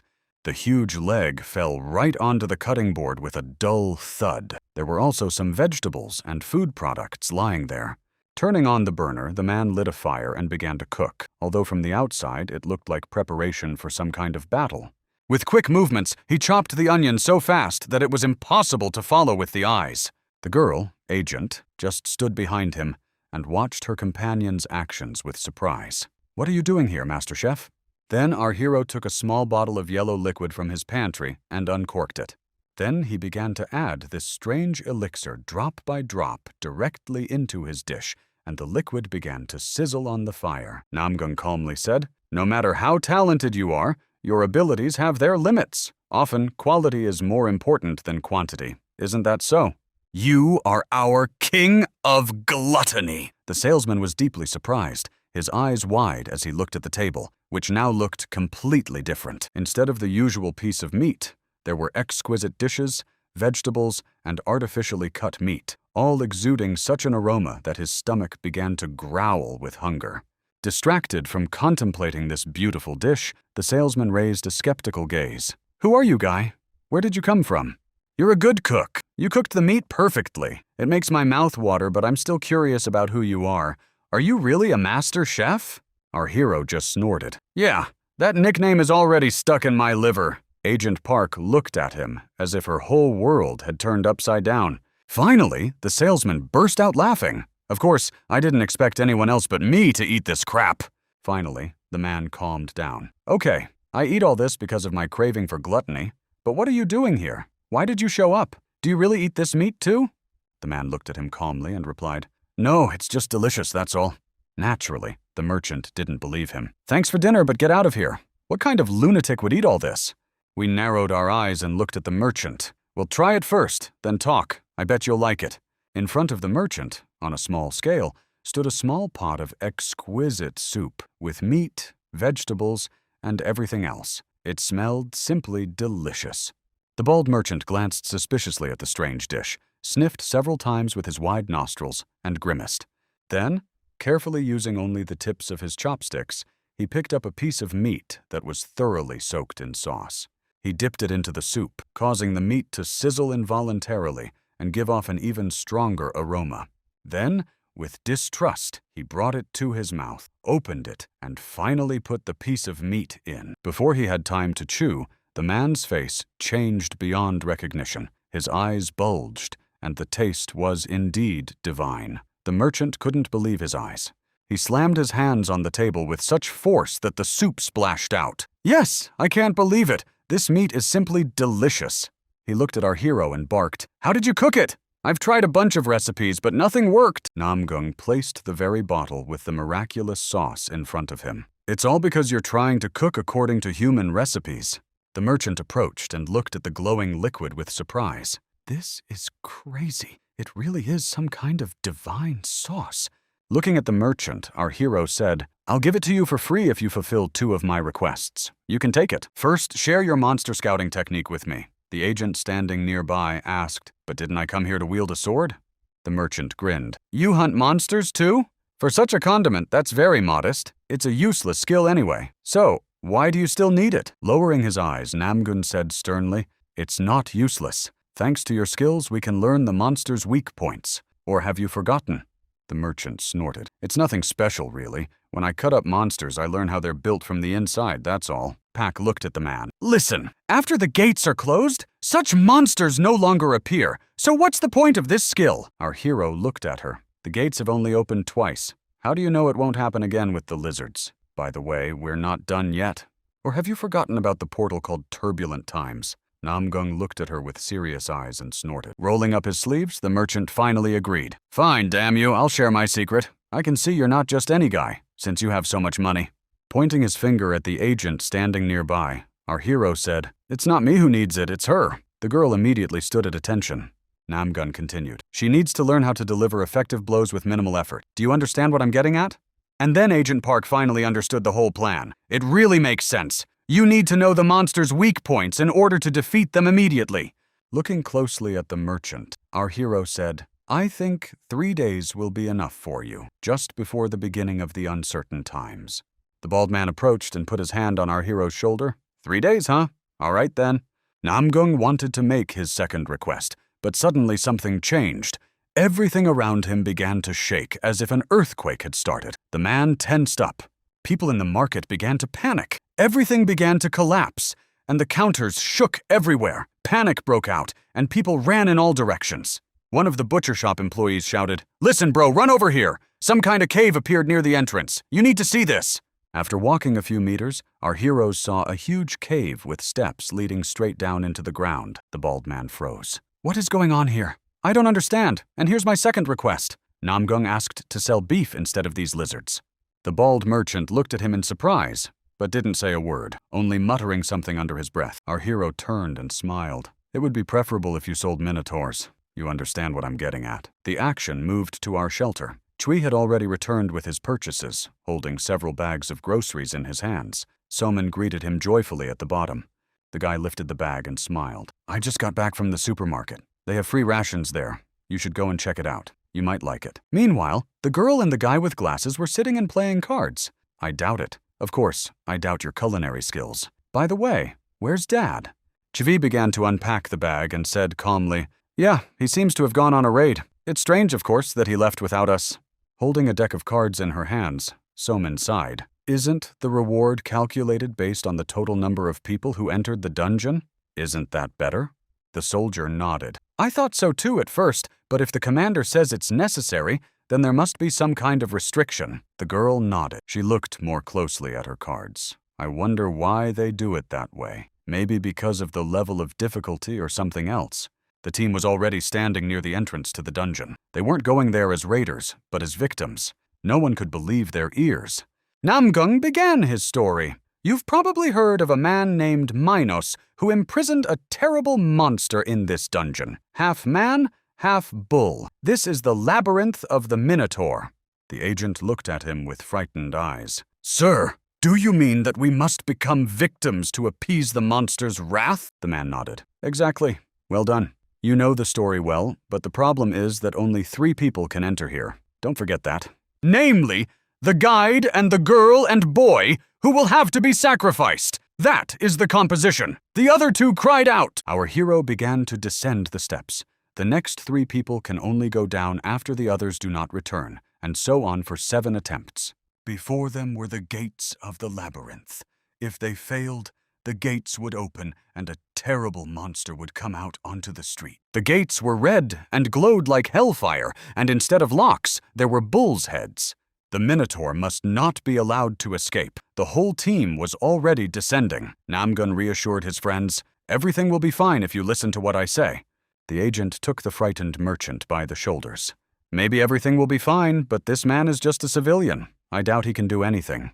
The commander just smiled. Yes, he may lack experience in fighting minotaurs, but in South Korea, he is the best when it comes to catching horned cattle. The merchant laughed loudly. You're probably not as simple as you seem. Look how quick-witted you are. The man became enraged. His eyes flashed like hellfire. If this minotaur or whatever it is has horns, I'll quickly deal with it. Our hero also understood perfectly well that no one was better suited for this role than this bald man. Look at him. He's already ready. And all because it was he who, in a previous life, made the first successful raid on the Minotaur's dungeons.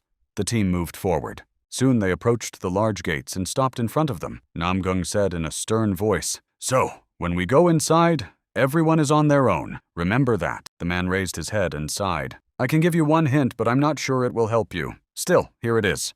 If you are unsure of your choice, go to the right. It will be better. Agent Park, who was standing nearby, looked at him with distrust and wondered what he meant. Without giving a clear answer, the man leaned over and pushed the door open, and a bright red light began to spill out. A second later, Namgun found himself in the underground labyrinth of Tara. It was a clear day, and huge walls surrounded everything. The labyrinth was so huge that it stretched beyond the horizon. Getting out of here would be quite a challenge.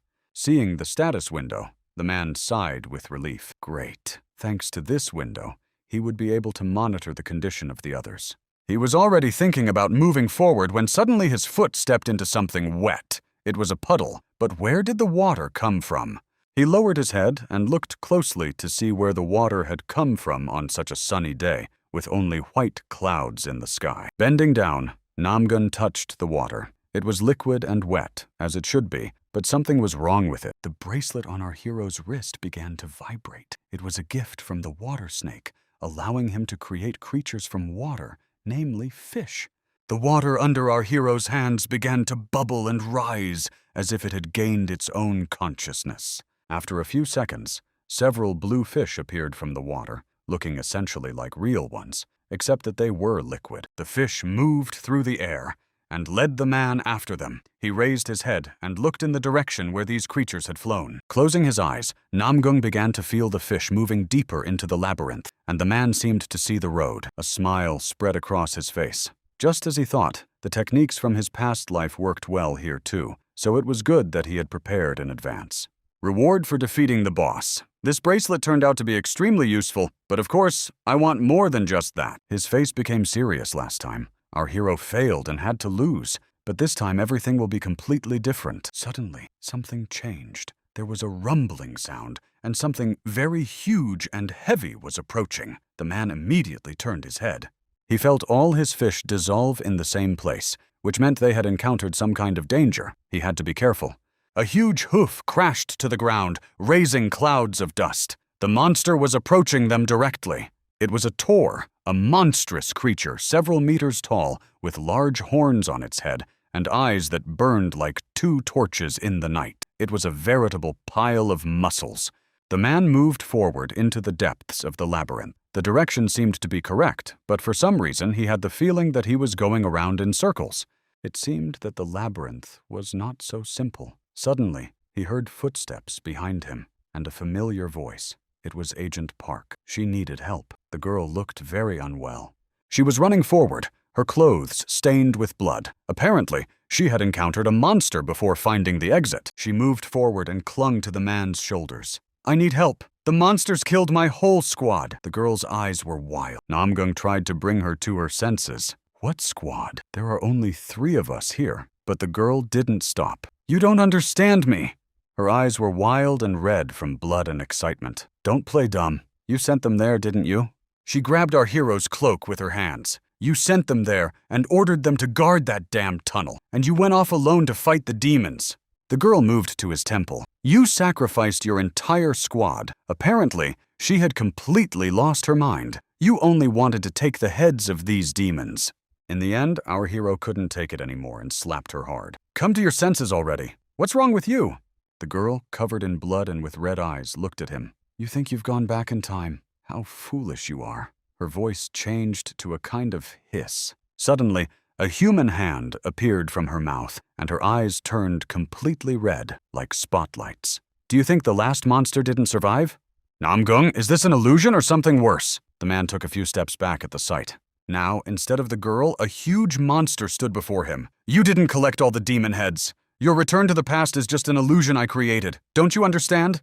In reality, you are in hell with your entire squad." Dozens of hands reached out to the man and began to grab him and pull him down. These were the people who had risen from their graves, the very squad that had been destroyed by monsters back then. "We trusted you, but you abandoned us." Cold hands began to touch our hero's face. The man tried to break free, but there were more and more of these strange creatures. Finally, unable to bear it any longer, the man clenched his teeth and hissed, "You say this is reality, don't you? Well then, let's check something." "Then let's send you to this color first." His gaze became insane. "I will gladly get rid of the rest of the demons that I didn't have time to destroy." The blade pierced the chin of the terrible 3-eyed monster and went right through it, but the demon only gnashed its teeth. The man continued, "You say that I betrayed all these people and now they hate me. Am I right? Yes, I understand you." He flew into a rage, but even so, I don't regret my decision at all. If I had been asked to make a choice, I would have done exactly the same thing. Under such pressure, the demon could not withstand it. A bright yellow light began to burst from its eyes and mouth, and the monster's skeleton began to crumble and soon scattered. The illusion was gone. Namgung was standing in the same place again. The sun was shining in the sky again, and the labyrinth had returned to its normal form. "It seems that this thing can mess with your head." The man snorted and looked away. "In any case, I've already found the right answer." Finally, he moved forward up the steps to the large door that towered there, which was apparently the entrance to the boss's room. Folding his arms across his chest, Namgung thought to himself, "I wonder how that merchant Chang passed through this maze in his past life. He's a terrible glutton after all." As if in answer to his question, there was a loud explosion. The wall of the labyrinth broke into pieces, and the bald merchant emerged from there. He was breathing heavily and staring dazedly behind him, as if he had just narrowly escaped death. Seeing his ally in front of him, the bald man exhaled. "Oh, you're here too. I thought I was the first. Damn, I'm having a bad day." Namgung sighed in surprise. "What? You went straight through the wall?" Chang smiled. "Well, I got tired of turning, so I decided to go straight. Either I'm at the very end or in the middle, which is kind of annoying." A sarcastic smile appeared on our hero's face. That option hadn't even occurred to me. Apparently, even I have something to learn. Footsteps sounded from around the far corner. Agent Park came out. The girl sighed heavily. "God, I almost lost my mind because of these hallucinations. What kind of place is this?" She came closer and sighed heavily. The captain's advice even helped me a little. The bald man smiled. It's always go right, yes. In short, in one of the hallucinations, my subordinate appeared. He had lost a leg and then an arm. I remember that he didn't have a left leg, but he didn't have a right arm either. The merchant smiled. And I was just breaking down the walls on the right side. The girl looked at him in surprise. Are you serious? Yes. Their joy was interrupted by Namgung. Guys, it's too early to rejoice. The most important test is still ahead. The Minotaur is waiting. Don't forget. Bald and Agent Park just looked after him and raised their heads. Indeed, the most important battle was yet to come.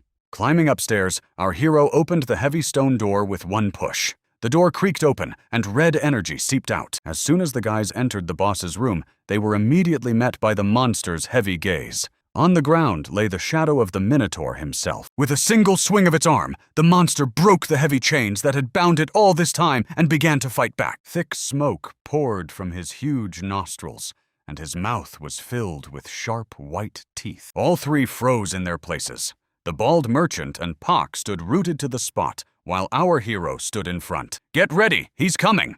Before them stood a huge, colossal-looking Minotaur monster. Opening its wide mouth, it roared with such force that it seemed as if the walls would collapse. Chan looked at the monster in surprise. My God, it walks on two legs. This is insane. Agent Park twitched her whole body. Captain, what should we do? The Minotaur had already begun to accelerate, his feet pounding the ground as he gradually picked up speed, approaching his victims. The monster's eyes burned like two torches in the night, glowing bright red. It was a true spawn of hell, but the captain remained silent. They still stood rooted to the spot, as if waiting for the Minotaur to approach them. The monster did not keep them waiting long. Unable to control her fear, the girl lunged forward and had already drawn several of her blades. How long can this go on? It's time to end this. But our hero immediately stopped her with a gesture, putting his arm out to block her way. Pak stopped and looked at him in surprise. The captain turned and said calmly, Wait a minute, there's no need to rush. For some reason, there was a smile on his face.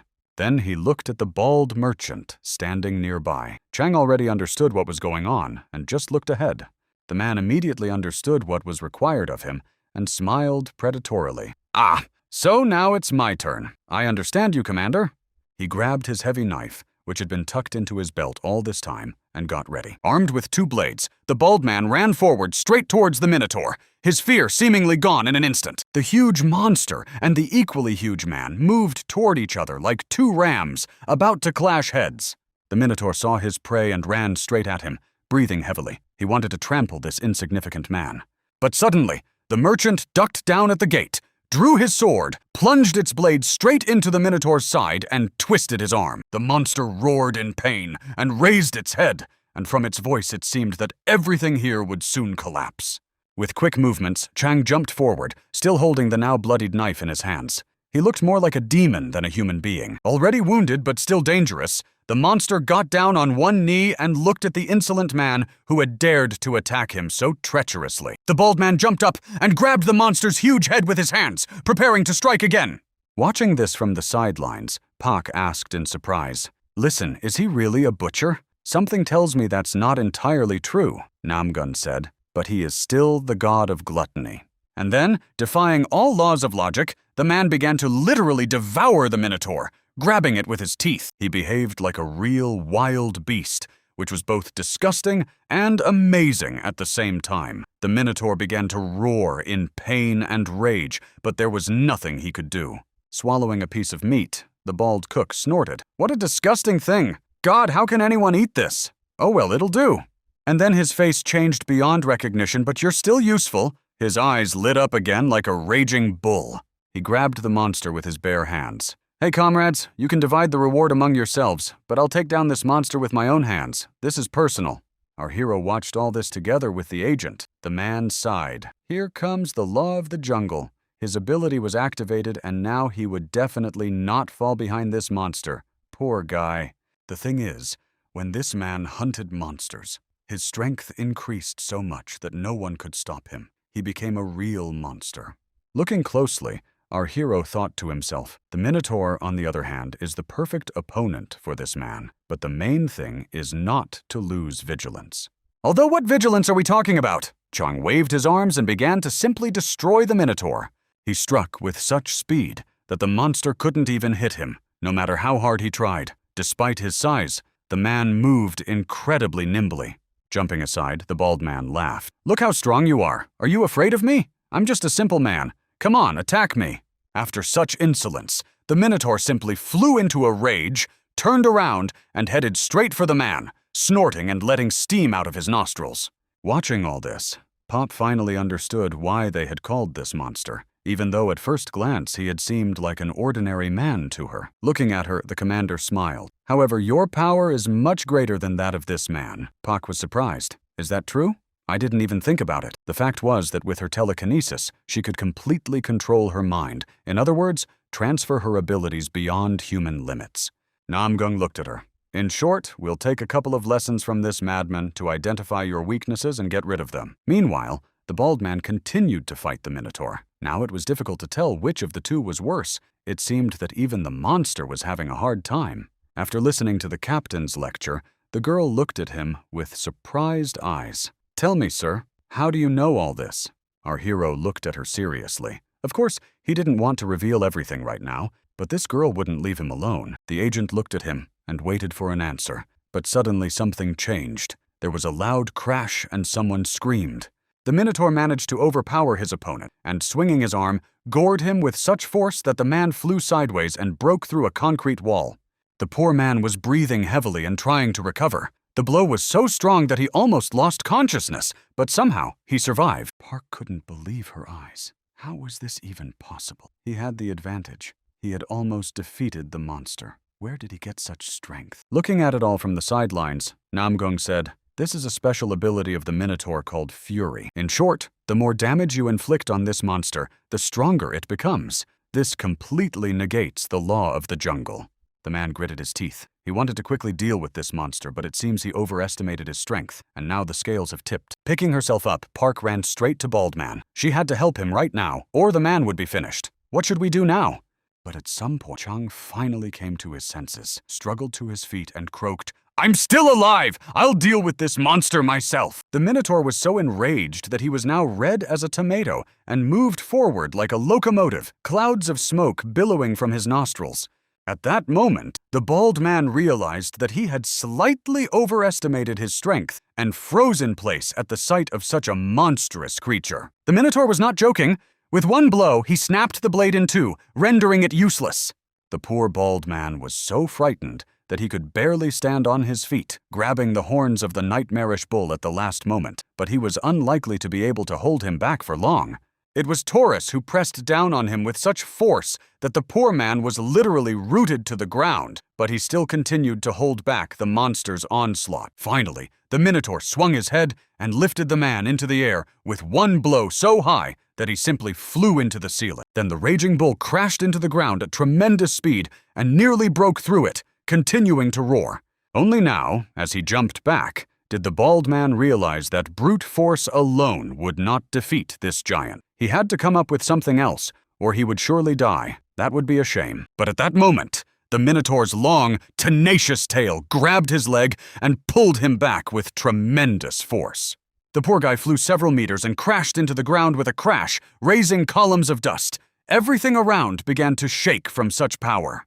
Watching all this in horror, Pak already used her telekinesis ability and prepared her blade. At this rate, he's done for. Something must be done. Our hero stood nearby and wondered where he had gone wrong. Maybe the bald man had won last time with someone's help. Oh well, it didn't matter. Poor Chang was lying on the ground, barely alive, clutching his stomach. In any case, they couldn't lose this man. He was too valuable. Popping up from her spot, Pak ran forward. "Commander, I have to help him. You stay behind." The man didn't even have time to say anything. He stretched out his arm and shouted, "Stop! It's too early. It's already too late for us, girl." She didn't listen to him at all and rushed forward, but at some point, she heard him and stopped. "What's the matter, Captain? Why can't we help him?" Namgun shouted, his fighting spirit rising. This man is not broken yet. And indeed, Chang jumped to his feet, grabbed the only sword that remained, and turned into a real monster. His body radiated energy several times stronger than last time. The man was right. The blade was still there. But before he could finish his sentence, the huge minotaur charged at him at full speed and rammed his horn right into his stomach. The man only had time to groan. Pac turned pale with fear at the sight of such a monstrous event, froze in place, and opened her eyes wide in horror. At that moment, even our hero tensed up a little. A chill ran down his spine, and the most terrible outcome of events appeared in his mind. Could this really be the end?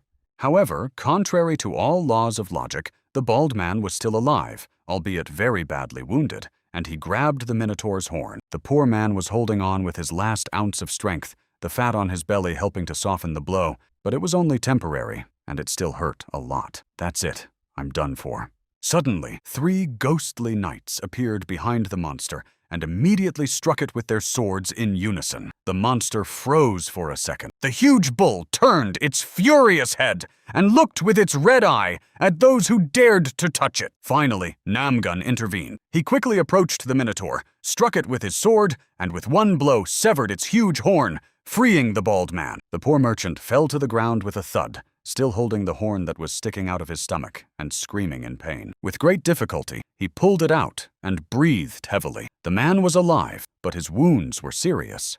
Looking at him, our hero snorted. "I apologize for interfering, but I simply couldn't help myself. I'm alive here after all." Getting to his feet, the merchant sighed. "Thank you, of course, for your help. Now at least it will be easier to stand still in such a situation." With a smile on his face, our hero looked at him. "I'm glad I was able to help, but this is no time to sit around." How simple-minded he is.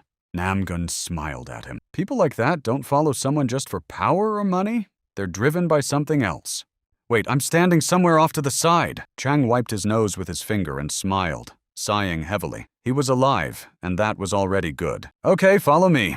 The man laughed. Strangely enough, people like Chang are motivated by only one thing: good deeds. The commander just sighed. "Okay, forget it. We'll settle up later. We still have to take down this monster and get out of the maze." Namgun himself understood that the main thing now was to get the reward from this monster and complete the labyrinth. He gripped his sword tightly and prepared himself. His ghostly warriors moved forward with incredible speed, ready to deal with the monstrous beast. On the other side stood the enraged Tar, who was ready to crush anyone who stood in his way, and was already reaching his huge hand toward his opponent. All 3 knights immediately pounced on the huge monster, swinging their blades and aiming straight at its body. The minotaur was large and slow, and because of this, he could not hit the nimble knights and simply missed with his huge fists. Pac stood to the side, holding the bald man by the arm and helping him up. The merchant had no idea what these ghouls were. Indeed, from the sidelines, the spectacle looked terrifying. The minotaur was surrounded by 3 knights who kept hitting him in the back. Suddenly, the monster roared. Suddenly, stretching out his huge arm, the minotaur began to create some kind of weapon. A handle and a huge blade appeared there. Namgung opened his eyes in surprise. Just think, it turns out that the monster from the dungeon can now summon weapons. Where did he get such an ability? With one powerful blow of his paw, the minotaur destroyed one of the ghostly knights, splitting him in half. At that moment, our hero felt unbearable pain throughout his body and clutched his chest. It was a side effect of the summoning. But suddenly, he noticed the very scales he had received from the great sea serpent. This thing helped him blend in with his surroundings, but it could only be used once a day. The idea came to him naturally, and the man immediately became translucent and literally blended in with his surroundings. All that remained was to approach the monster. Meanwhile, one of the ghostly warriors continued to fight the huge monster, while our hero ran straight towards the minotaur. They stood facing each other, the knight trying to somehow hold back the monster's onslaught, but with each passing second it was getting worse. The minotaur already swung his axe. At that moment, Namgung appeared behind the monster with his sword and prepared to strike the monster directly in the head. But with some kind of 6th sense, the minotaur sensed danger approaching and instantly turned his head back toward the man. Then there was a loud, heavy blow as the axe struck the blade of Namgung's sword. Fortunately, Namgung managed to block it. The man flew to the side, barely able to stay on his feet. The only question was how the minotaur saw him. After all, he was invisible. Park, who was standing nearby, couldn't believe her eyes. How did the monster manage to see him? The man had been invisible all this time. This was some kind of nonsense. Meanwhile, the minotaur had already swung his axe and launched it with all his might straight at the man. One of the ghostly knights managed to protect his master in time and, swinging his sword, deflected the blow with great force, but the axe proved to be stronger.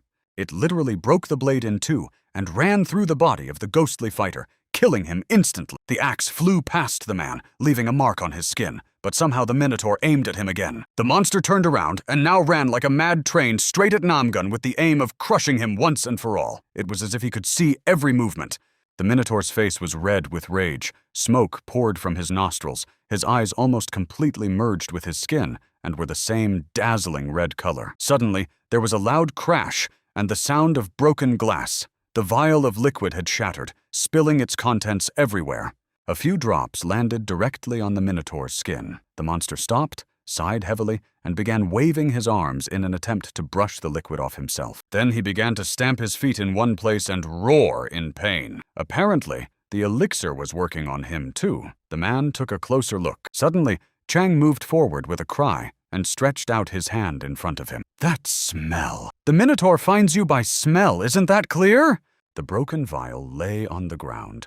The liquid completely spilled out, and now there was nothing left. Well, at least it was clear what the problem was.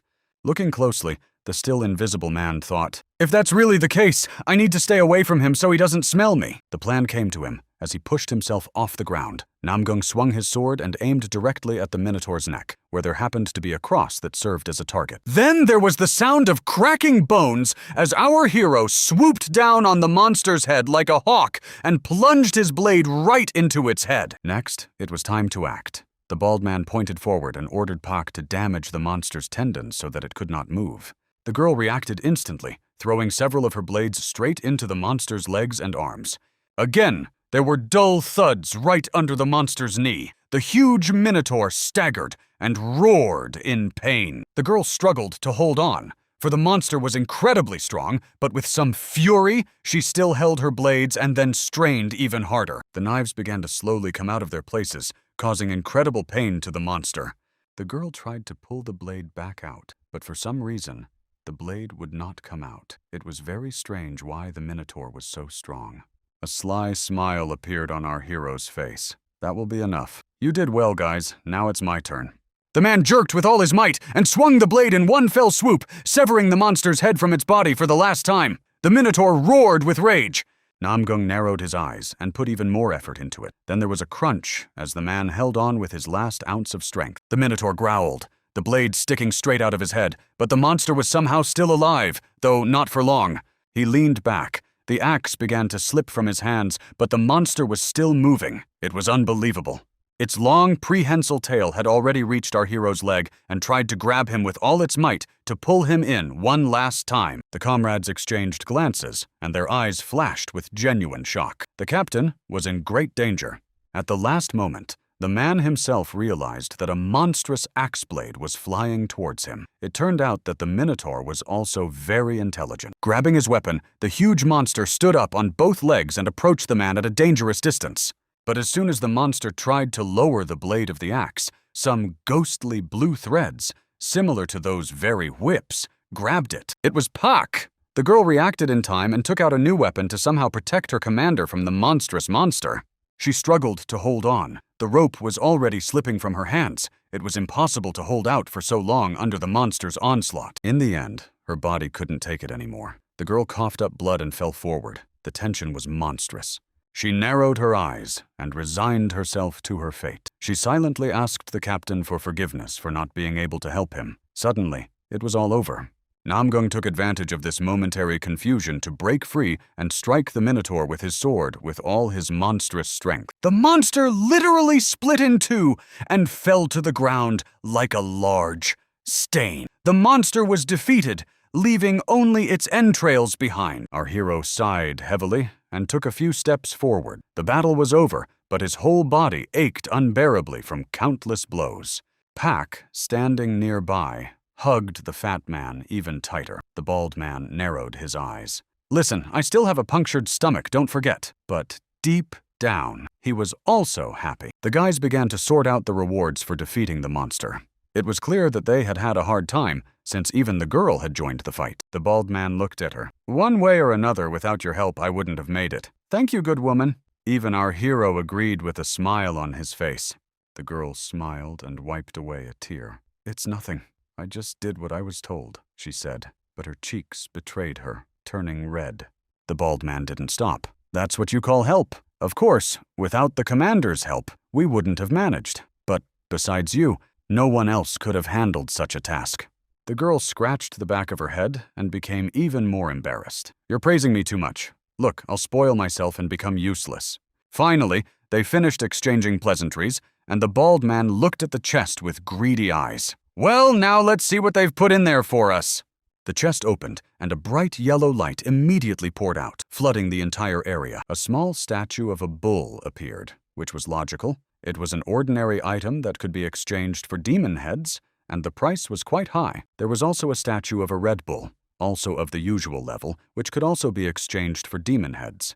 This was quite good, and the guys were happy, holding the reward in their hands, wondering how much money they could get for it. But there was only one chest left. The last chest opened, and a bright blue light poured out of it, and it was as if the air itself began to vibrate after everything. But instead of a statuette, a liver fell out. Yes, the Minotaur's liver, a disgusting object that stank unbearably. But instead of disgust, our hero simply took the prize in his hands and looked at it with a studious gaze. The others stepped back. Namgung looked at the bald man. Yes, everything is as it should be. I give you this liver as a reward for defeating the Minotaur. Poor Chang shuddered with fear. Oh God, don't tell me I have to eat this disgusting thing. Look at what it looks like. But before the man could properly protest, the disgusting liver, which tasted like dirt, was already shoved into his mouth. Where did you get such strength? You seem like such a weakling, but you were forced to swallow this disgusting thing after all. The man began to chew. It really did taste like dirt mixed with feces, but he swallowed it all anyway. Finally, the poor guy sighed heavily. What are you doing? Are you out of your mind? I can even smell rotten meat here now. I'll have to wash my mouth out with soap. But suddenly something changed. His body began to transform, as if he were gaining new strength. Although the taste was disgusting, the effect was instantaneous. The hole in his stomach began to close rapidly, as if by magic, and the pain instantly disappeared. The bald man smiled. Look, I'm like new. It's not for nothing that they say that everything nasty is actually tasty and useful. The girl also pointed her finger in surprise. Now there was only one small chest left. Our hero picked it up. It was surprisingly light, as if it were empty. Inside the chest was a strange little piece of paper. It was an excerpt from a grimoire of unknown class, and most of the information was classified. Pak came closer and poked her finger at the strange piece of paper. What was this? But this time, even the commander had no idea what this thing was. He looked closely at the strange scrap. In his past life, he had never seen anything like it. I wonder what to do with this thing.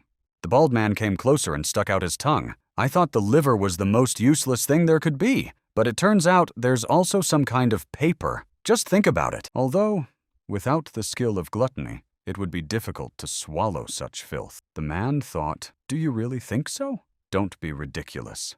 Coming closer, Pak thought about it and decided that it was just a piece of paper. Don't you think it's strange? Some useless thing? But the man hid it in his collar. In the end, victory over the monster was achieved. It was time to get out of this dungeon. The guys turned around and headed for the exit of the labyrinth. On the way, Namgung lamented, seriously, this is even less than what was found near the grave of the king of ghouls, just a piece of paper. You must be joking.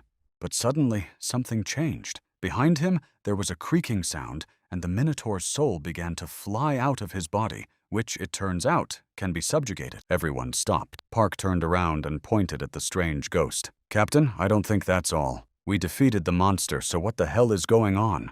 But from the body of the huge, defeated monster flew a clump of energy that was similar in shape to a real Minotaur, but much smaller. Our hero looked at the souls with disbelief. As far as I remember, in my past life, I could only subjugate human souls. Interesting. The monster's ghost approached him, literally floating through the air, and looked at him with the same red eyes.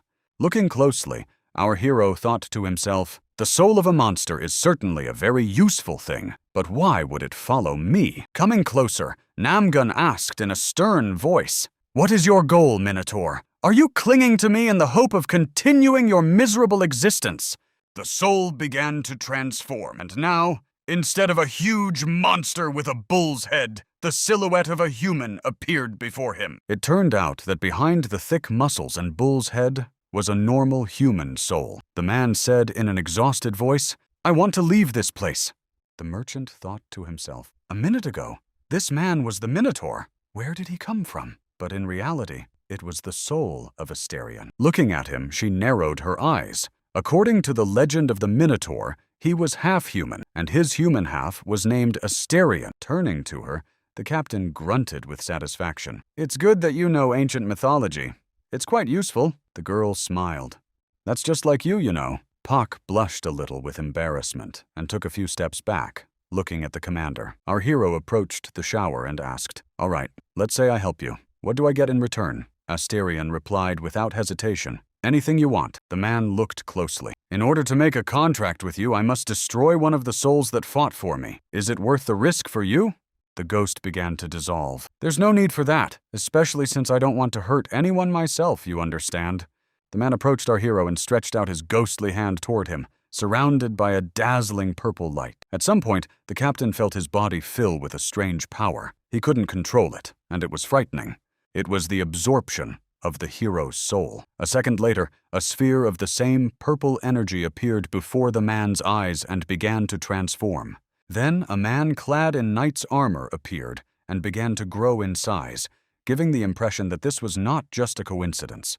The new knight now held a huge, heavy axe in his hands, just like the Minotaur had. Looking at him, Namgung narrowed his eyes, now realizing that the two had simply merged together. And now, finally, the knight had found his true form. He was clad in sturdy armor and held a huge, heavy axe in his hands.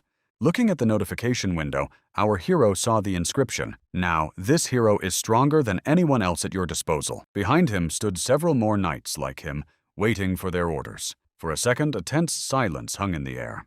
The process of strengthening began, and the air filled with a strange energy. Namgung looked in the direction where the ghost of the man was standing and froze in place. The other ghosts also turned their heads. Now they had changed slightly and looked much more threatening than before.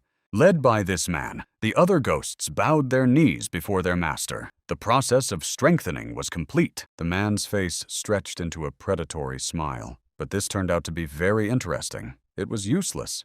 In the end, they returned to the market. The sign with the same bull and pig was still hanging there, but now it was no longer illuminated by neon lights. The three friends stood near the market entrance. The bald man decided to ask, "Listen, buddy, are all these strange things happening just because you were in the military?" Namgun was not yet ready to reveal his identity to the public. The merchant proudly pointed his finger at his chest. "I understand there will be a lot of trouble later, but I swear I won't say anything." He patted his comrade on the shoulder. "Besides, it's a very bad idea to anger people like you. I don't need enemies like that." The captain laughed. "You're right. I'd like to work with you too. You're very useful. Now that's more like it." Hasty footsteps could be heard from the side. It was those two assistants, already running towards their superior, waving their arms. Everyone laughed. "Excellent work, sir. We are very glad that you are not injured. You did well." The tension began to ease. Finally, everyone could breathe a sigh of relief with a clear conscience. The monster had been defeated, and it was possible to relax a little. Looking at all this, even Pak relaxed a little. It seemed that this was the source of his strength. Now it was clear why he was the way he was. Our hero waved goodbye. "Sorry, buddy, about the broken spice jar, but now you should try to buy some weapons with these heads." The bald man looked at them with some pity. "Are you leaving already? How awkward." Coming closer, the commander said, "Yes, it's time for us to go. We have a lot of work to do." The merchant wished them a safe journey as they parted, but our hero wanted to ask for something else before leaving. The bald man stopped. "What is it? Go ahead and speak." Squinting, Namgun asked, "Could you look for a man named Doksu here? He runs a hardware store as far as I know." In his past life, he was a great craftsman, capable of creating anything from materials at hand. I would very much like to have such a person at my disposal. With that, they said goodbye. The bald merchant promised to try and treat them to some good drinks next time. The guys headed away. Pak looked at her boss. "What should I do now?" Looking away, Namgung repeated, "I told you to take a couple of lessons from that merchant, but the girl wasn't talking about that. By the way, about my father." Her face changed and became more serious. "He's a traitor to our country, isn't he?" Our hero repeated, "Well, basically, as I said earlier, you can't do anything to our prime minister without force.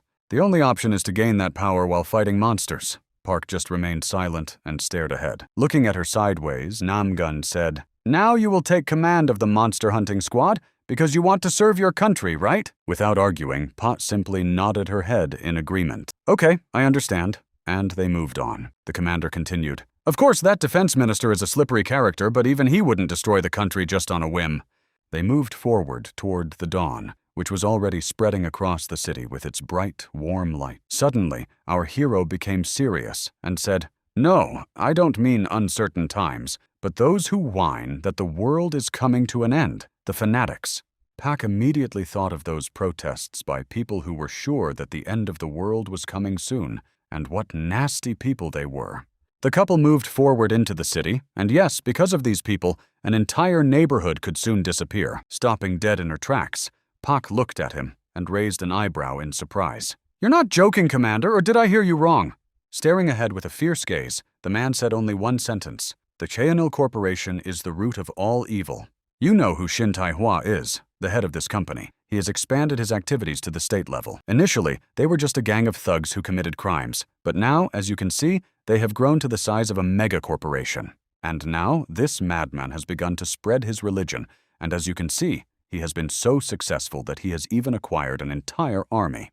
The man tensed up, and soon another person, one of the seers, would side with this corporation, and that was a problem. Pak didn't know yet who the seers were.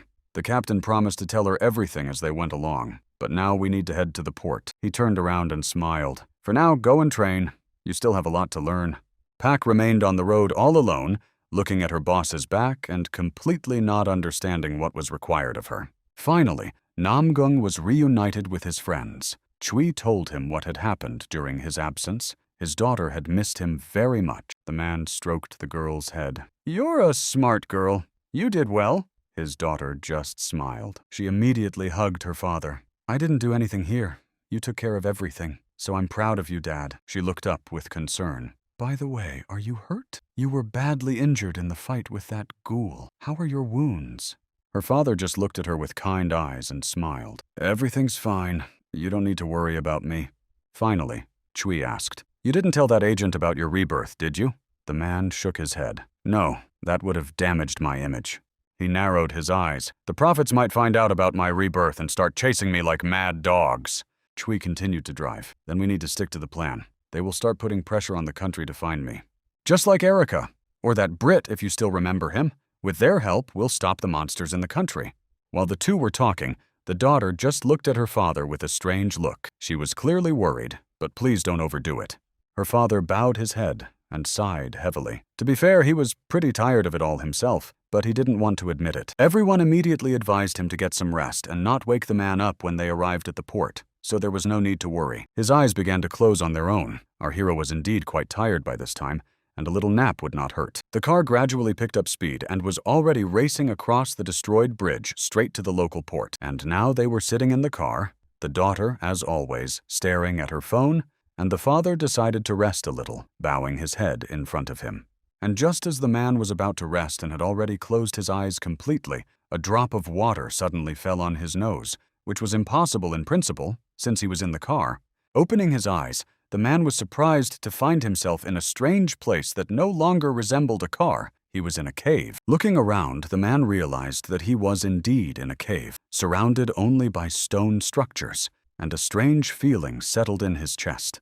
In his hands was that same small piece of paper. The man looked at it in surprise. The piece of paper began to glow with a strange red light. It spoke of a test. Namgun tensed up. What the hell kind of test was this again? But he gripped his sword more tightly. Deep down, our hero understood that it was not worth getting involved. Otherwise, it could be even worse. He had to be extremely careful. Deep inside the cave, a strange red silhouette suddenly began to form. It was either a portal or something else. Our hero approached it. Another sign with a message said that he would either pass this test or remain here forever. He wondered what the reward would be. Deciding not to risk it, his finger reached for the button. He didn't want to risk everything he had worked so hard to obtain. But suddenly, to his great surprise, someone's heavy hand pushed his finger away from the sign, and there was a loud bang. It was the same knight who, until that moment, had not even dared to break out without his master's permission, but now, for some reason, was standing right there. Frozen in place, Namgung looked at his servant in surprise. However, the knight, gripping his axe tightly, pointed at the sign. The man narrowed his eyes. "Do you really want me to agree? Are you mocking me or something?" But the knight nodded in agreement, apparently really wanting his master to participate in this quest, even despite all the danger. At some point, the man realized that Asterion had been the master of the labyrinth in the past, and this ticket also belonged to him, which meant that something was known after all. All right, in that case, if this minotaur is so confident, maybe it's worth accepting the offer. Namgung moved forward with quick steps. As soon as the man passed through the portal, his entire body was covered with electrical impulses, and he even had to cover his eyes with his hand to avoid being blinded. The portal behind him closed, and turning his head, our hero finally realized that he had to act decisively here. Either act or die. At that very moment, a voice so loud that it made his teeth clench boomed, asking who he was and where he came from. Looking deep into the black tunnel, Namgung became a little bolder. "You tell me who you are first, and then maybe I'll tell you," the man continued to shout. "I know this is some kind of lair, but I don't know why I'm here. Who are you, the master, a monster, or what?" From the depths of the tunnel came a loud, booming laugh, and then 2 red eyes appeared out of the darkness, glowing like lanterns. Then a strange silhouette appeared. It was indeed a monster. He pointed his finger forward. "You know that Lan is not the name of the monster, but of its master." At that moment, Namgung tensed his whole body. "Okay then, where is this monster? Where did he go? What am I supposed to do?" Now, standing before our hero, was an unknown creature with a human body, but with many heads, including those of a jackal, a falcon, and even a human. The man thought for a moment, looking at this monster. "Yes, I guess you ate him." A sly smile appeared on his face. Meanwhile, suddenly, someone's white hand slammed down on the stone table with a crash, and a monstrous clap was heard that even shook the walls. A strange silhouette of a completely gray, hairless man was in a rage. "Now tell me who was smart enough to shove him in there." Next to him sat an almost exact copy of himself, who said in a calm voice, "You'd better calm down. You know yourself that changes have taken place." Another man, exactly the same, continued to speak. "The axis of space has been distorted, and that is why these changes have occurred. You should have known." That angry man folded his arms in front of him. "This reborn man distorts the very essence of the test. He breaks absolutely all the rules I have established." Another gray man shouted, "Enough of your nonsense! The carnival has already begun, and such interference with the phases only disrupts everything even more." That evil man was the elf demon who had once agreed to help our hero. Now he was furious. Looking at him, the leader of these gray people narrowed his eyes and said, "Enough showing off. We all know who's in charge here, and there's nothing you can do about it." From above, it looked like a large, round table at which these gray creatures were sitting. A voice was heard, "Just think that we decided to test him a little." One of them laughed. "Who would have thought that he would get his hands on the reborn? Have you fallen in love with him or something?" Suddenly, a portal opened, and now the serpent god appeared in his usual form. "Shut your mouth, and don't even dare to say such things. You created the opportunity for rebirth, and now you're accusing me of something. Stop talking about justice." The elf continued to shout. "In reality, you just want your cursed prophet to be reborn so that you can take everything into your own hands, just like before. But I won't let that happen." They stared at each other. The elf continued to shout. "Admit it, you're just furious that the reborn one is not under your control. How fair." Now Tur had also been reborn, and looked exactly like Elf. "Stop talking nonsense! I didn't break any rules. What baseless accusations!" I just determined what would happen over the next few decades. The men looked at each other, and the atmosphere gradually heated up. The other silhouettes just looked at them. One of them cried out, "We would have come to this sooner or later anyway, and besides, he's sealed now, isn't he?" One of the creatures said in a trembling voice, "It's trying to use time, don't you understand, or do I need to explain?" Putting his feet up on the table, the elf smiled. "Come on, don't be modest. You yourself sent our messenger to this creature. If he survives, yours will be next."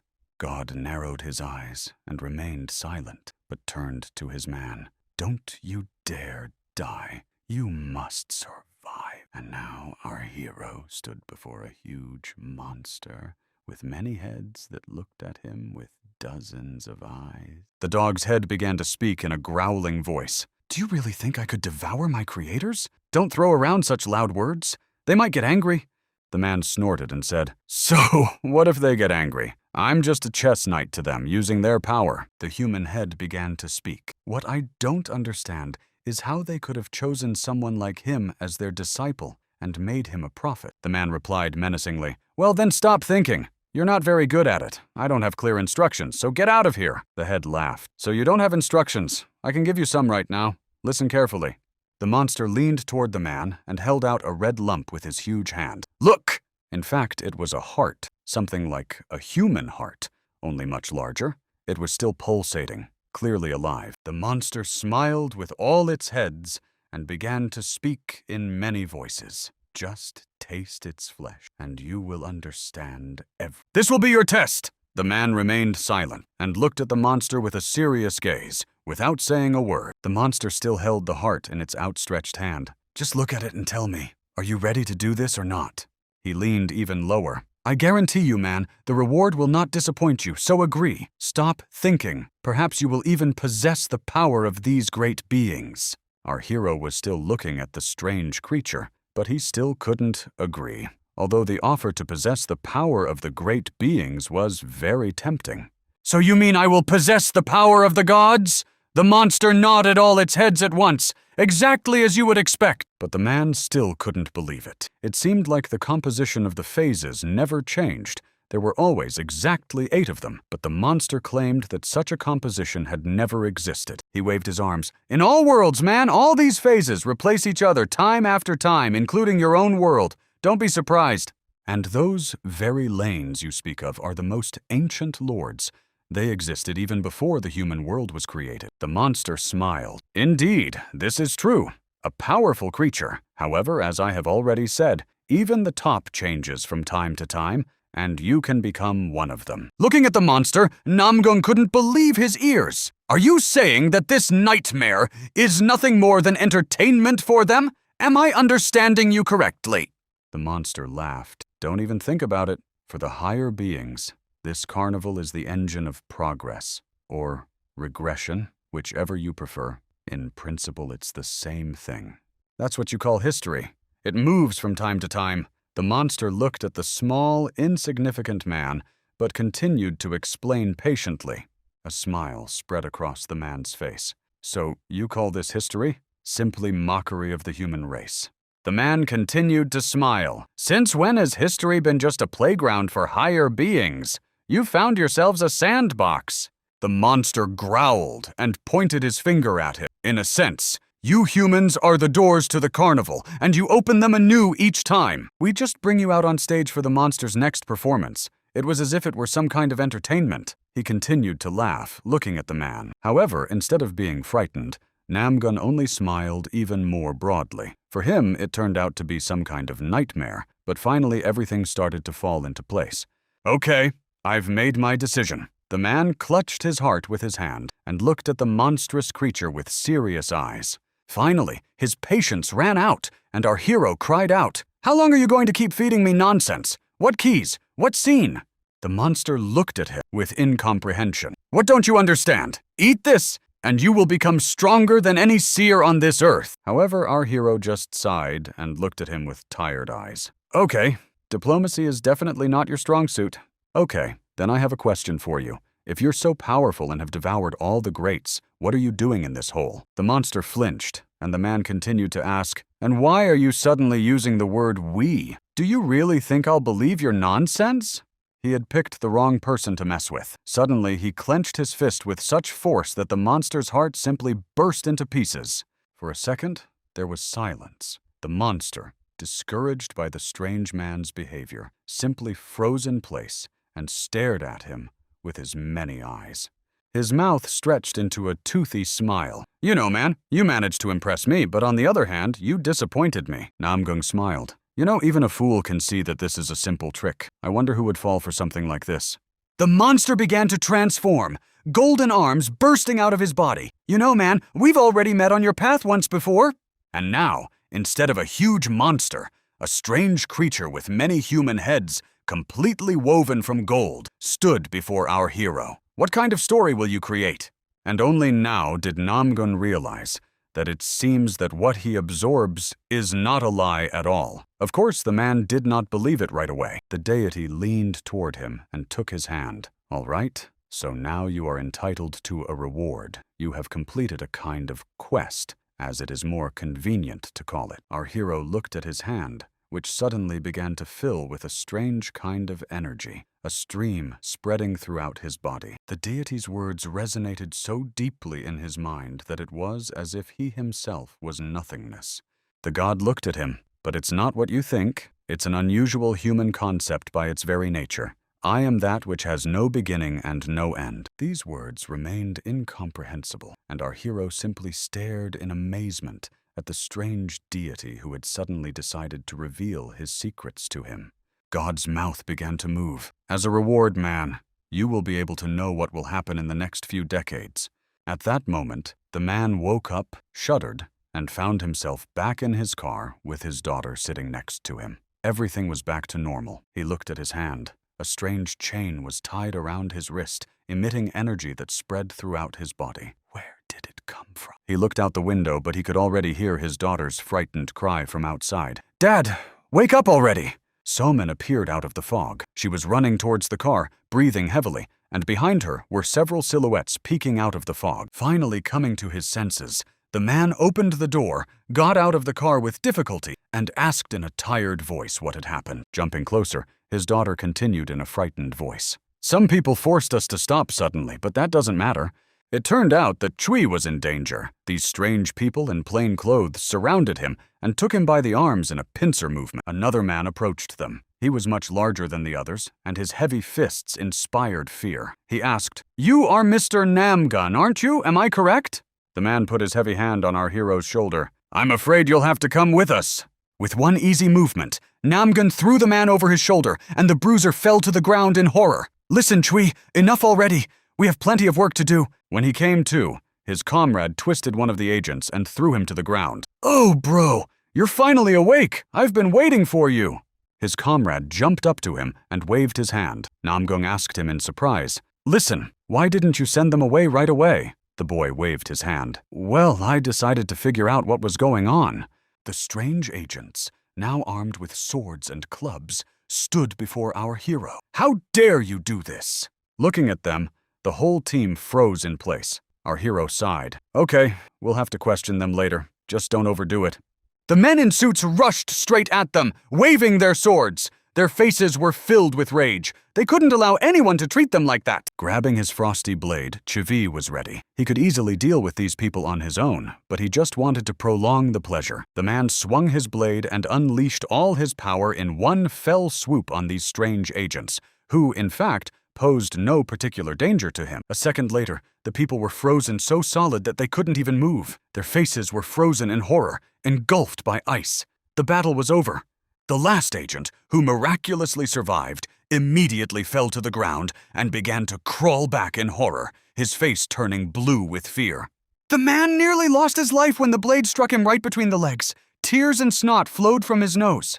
At the sight of the terrifying enemy that was Chvi, the strange agent began to fly. 'Listen, I don't know anything. We were just following orders, that's all.'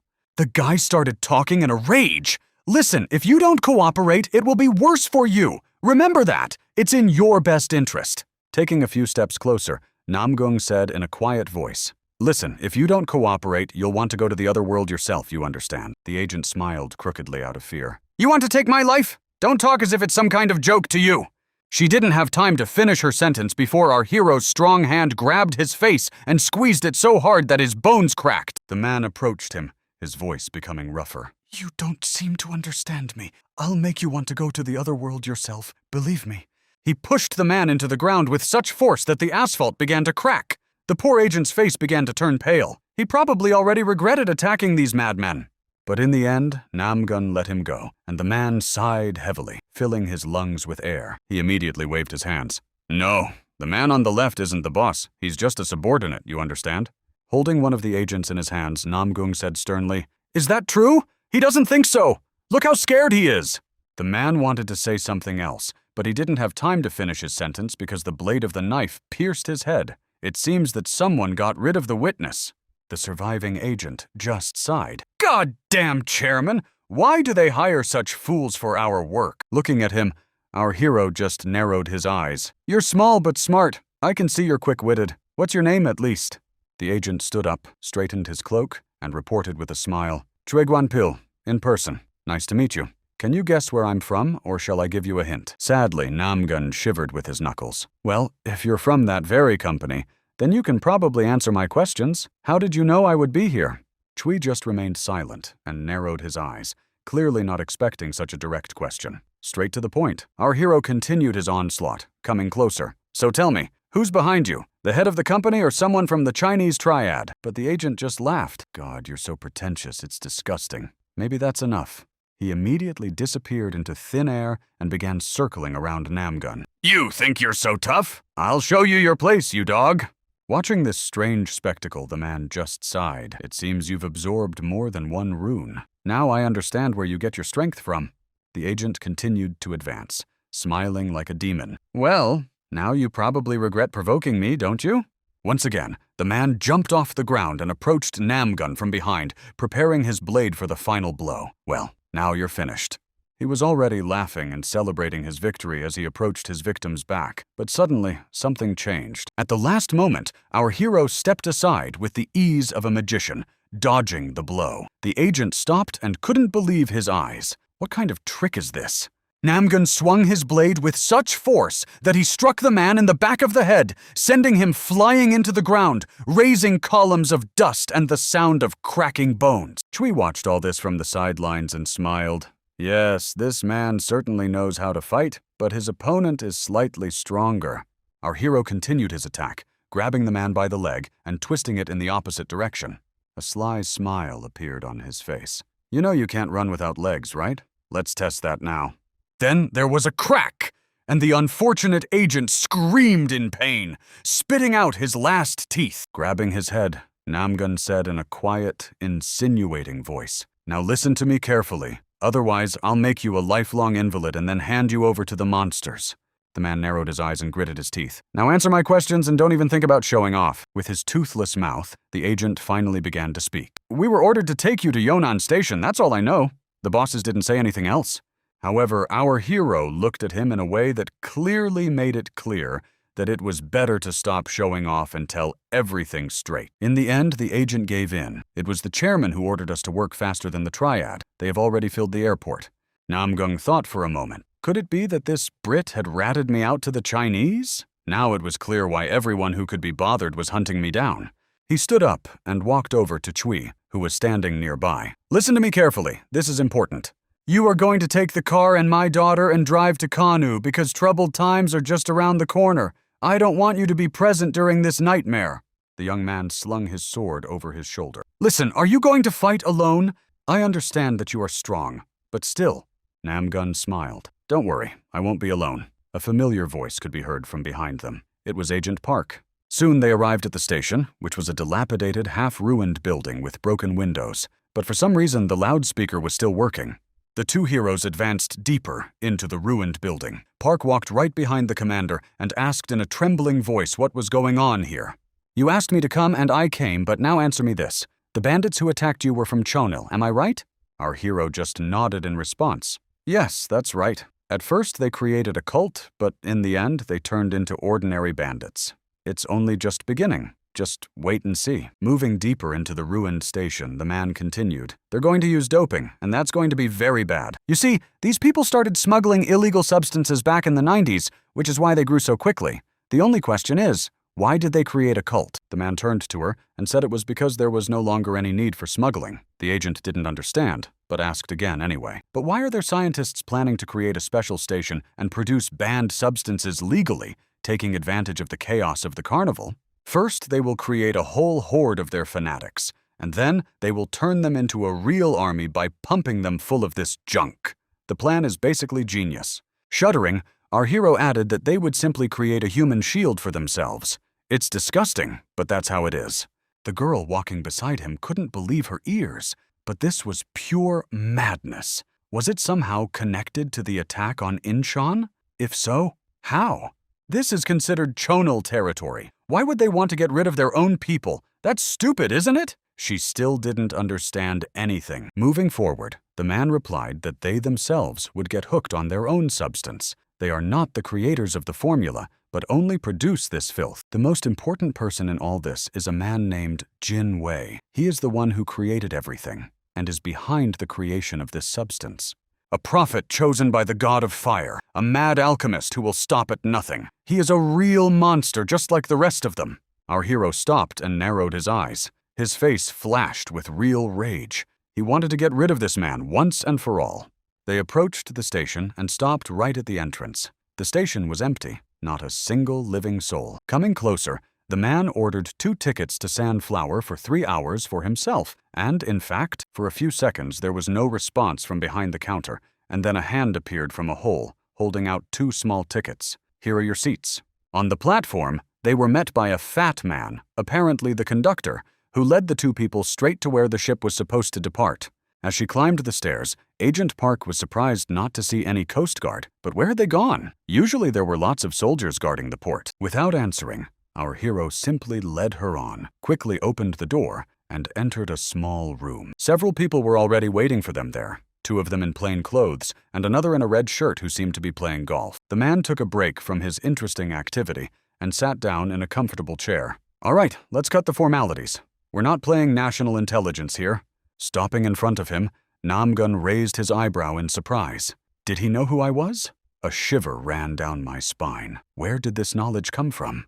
The man looked closely at our hero. Listen, kid, the Triad is looking for you. Some people from the Chinese came yesterday. You've got problems, you know. But then he leaned back in his soft chair. Although, you know, you shouldn't blame them or us. We're just doing our job. Nothing more. In the end, the agent couldn't take it anymore. Are you really here just to illegally transport people from the Triad? Did you bribe the Coast Guard? What barbarism! The girl immediately rushed towards the man, reaching out her hand. No, you have no forgiveness. You don't deserve to live. Go to the other world. But she hadn't taken more than a couple of steps when a heavy hand came down on her neck. The man stopped her with a single movement, and the poor girl passed out from the first blow. There was a loud thud as the poor girl fell to the floor, instantly losing consciousness. For a second, the room was deathly silent. The mafioso smiled crookedly. What a situation! Beat your own people so that strangers will fear you, or what? In response, our hero just snorted irritably. She was just unwanted ballast that had to be gotten rid of in order to talk. The gangster just laughed. Listen, kid, you're even cooler than I thought. I like that. Now I understand why you came. Not listening to this flattery, the man just sighed. So, why is the Triad looking for me? And why did you hide my presence from them? What do you want? The gangster raised his head and grinned. You see, the Chinese are looking for people to join their ranks. They need specimens like you. And they also want to set up mass production of that very junk. You know it yourself, and they say, there's no one better than you for the role of manager. Hearing such a bold statement, Namgun couldn't believe his ears at first. So, the Chinese are looking for me to manage the production of their filth. Laughing even harder, the criminal took out a small bottle of the so-called Berserk. It's small, but it blows your mind. You see, the Triad has Berserk, and we just provide them with a place to produce it, so they need a strong man in Korea. And then everything fell into place. Our hero understood why this man had been looking for him earlier. Well, who would have doubted it? The criminal continued to laugh. Don't say you're surprised. Although, okay, you figured it out correctly. It's clear that you know how to do more than just swing your fists. He became serious himself because he understood that the fewer mouths to feed, the more knives there would be for each of them individually. Coming closer to him, our hero asked a reasonable question. Are you sure you can stand up to the Triad? The criminal grinned. That's why I need you. He held out his hand and narrowed his eyes. Look, I'll explain, and you'll understand everything yourself. It's quite simple.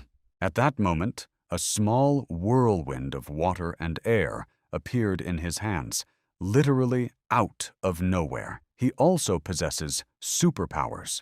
Looking closer, Namgun couldn't believe his eyes. In my past life, this guy was just a dazed walking vegetable, but now he's become so strong. Meanwhile, the criminal laughed. So you're going to destroy those who came to Korea, and I'll block the waterway so that no matter how hard they try, They won't get out alive. The man snapped his fingers, and a huge pile of money appeared in front of our hero. Look, I'm actually very generous. This is your advance payment. There's a lot here. As you can see, when you finish the job, I'll pay you as much as you want. He narrowed his eyes and put his finger to his lips. I'm not like them. You won't have to get your hands dirty. Think about how you are protecting the country for the good of the people. After thinking for a few seconds, Namgung said quietly, They say even walls have ears, but I don't think anyone can eavesdrop on us. The criminal was about to say something, but suddenly someone's strong hands appeared behind him. The man didn't even have time to open his mouth before there was a crunch. The other members of the group immediately became alarmed. Mr. President, who is there? Show us immediately! A huge man emerged from the darkness and growled in a loud voice. You made the triad wait! We are not the kind of people who do charity work! His eyes lit up like 2 red lanterns. You're just a bunch of worthless cockroaches. You don't deserve to live. He threw the lifeless body of his boss into the arms of his subordinates. Take your trash and get out while you still have your lives! Then the man looked at Nama, standing nearby. How did you even know I was here? Our hero just smiled as soon as he entered the room. He smiled. Now I understand why the boss was interested in you. My name is Chen. He was completely naked, which was strange. He came up close and growled at the man. It's better to swim in big waters. The fact that you didn't fall for some corporation makes you brave. Our hero's face stretched into a smile. Big waters, you say? Big waters. That's beautiful, you say? Big waters. Chen grinned. Did I say something funny? Why are you laughing? You've completely lost your fear. Placing his hands on the giant's huge shoulders, Namgun smiled. All right then. We'll have to see how deep your waters are. Contact Jin, and then we'll discuss our further plan. I'm already interested. And tell him to show up before I count to 3, or you'll find out what happens when I get angry. The giant clenched his fist so tightly that his bones cracked and the veins under his skin bulged. How dare you! His body began to literally dissolve into thin air. How dare you, you insignificant man, utter his name? Do you think the master of the mountain favors you? Don't get carried away. In the end, the man completely dissolved into thin air, leaving behind only a light mist. We realized that something was wrong with this big guy. It turns out he can disappear and reappear at will on a physical level. Now, that's an interesting ability. He looked in the direction where the remnants of the mafia were still swarming, and smiled. Okay, I need to talk to this Chinese guy, at least out of decency. A cry was heard from somewhere. The man froze in place. Someone was shouting that they would teach him a lesson for what he had done, that he had completely lost his mind. But our hero just smiled. He was like a baby who just wanted to show off his abilities. It was kind of funny. The portrait of the very same mafioso who had just been literally broken in half remained standing on the table. The world had changed dramatically. The mini-golf course remained standing with a ball and a flag. There are ordinary people, and there are people like me who are endowed with the power to decide the fate of others. He waved his cloak and stood rooted to the spot, not even paying attention to the fact that someone was already approaching him with screams. Before the bruiser could bring his huge fists down on his head, our hero swung his fist and punched him in the face with such force that he bent over. Even his mountain of muscles couldn't help him. The man's eyes bulged so much that they almost popped out, and he gasped for breath. Namgung didn't even bat an eye in response. He still stood like a pillar and waited for further developments. Then he stepped on the huge man's head with his heel and began to press down, increasing the pressure more and more. The big man couldn't believe it. How did you even manage to hit me? I was in a state of fusion. Who the hell are you? Our hero looked down at him. You still don't realize your abilities. You were just lucky to survive. Be thankful for that. The giant got to his feet and roared, How am I supposed to understand who you are and where you got such strength? Preparing his fist for another blow, Namgun smiled. I didn't hit you in the groin. I hit you right in the soul, and I'll keep hitting you until you're reborn, so don't even try. The giant couldn't believe his ears, and a chill ran down his spine. What do you mean, straight to the soul? Is that even possible? That's nonsense. No human can have such abilities. Namgung swung his arm and struck him in the chest again, sending the man flying. Sit down for a moment. We need to discuss something.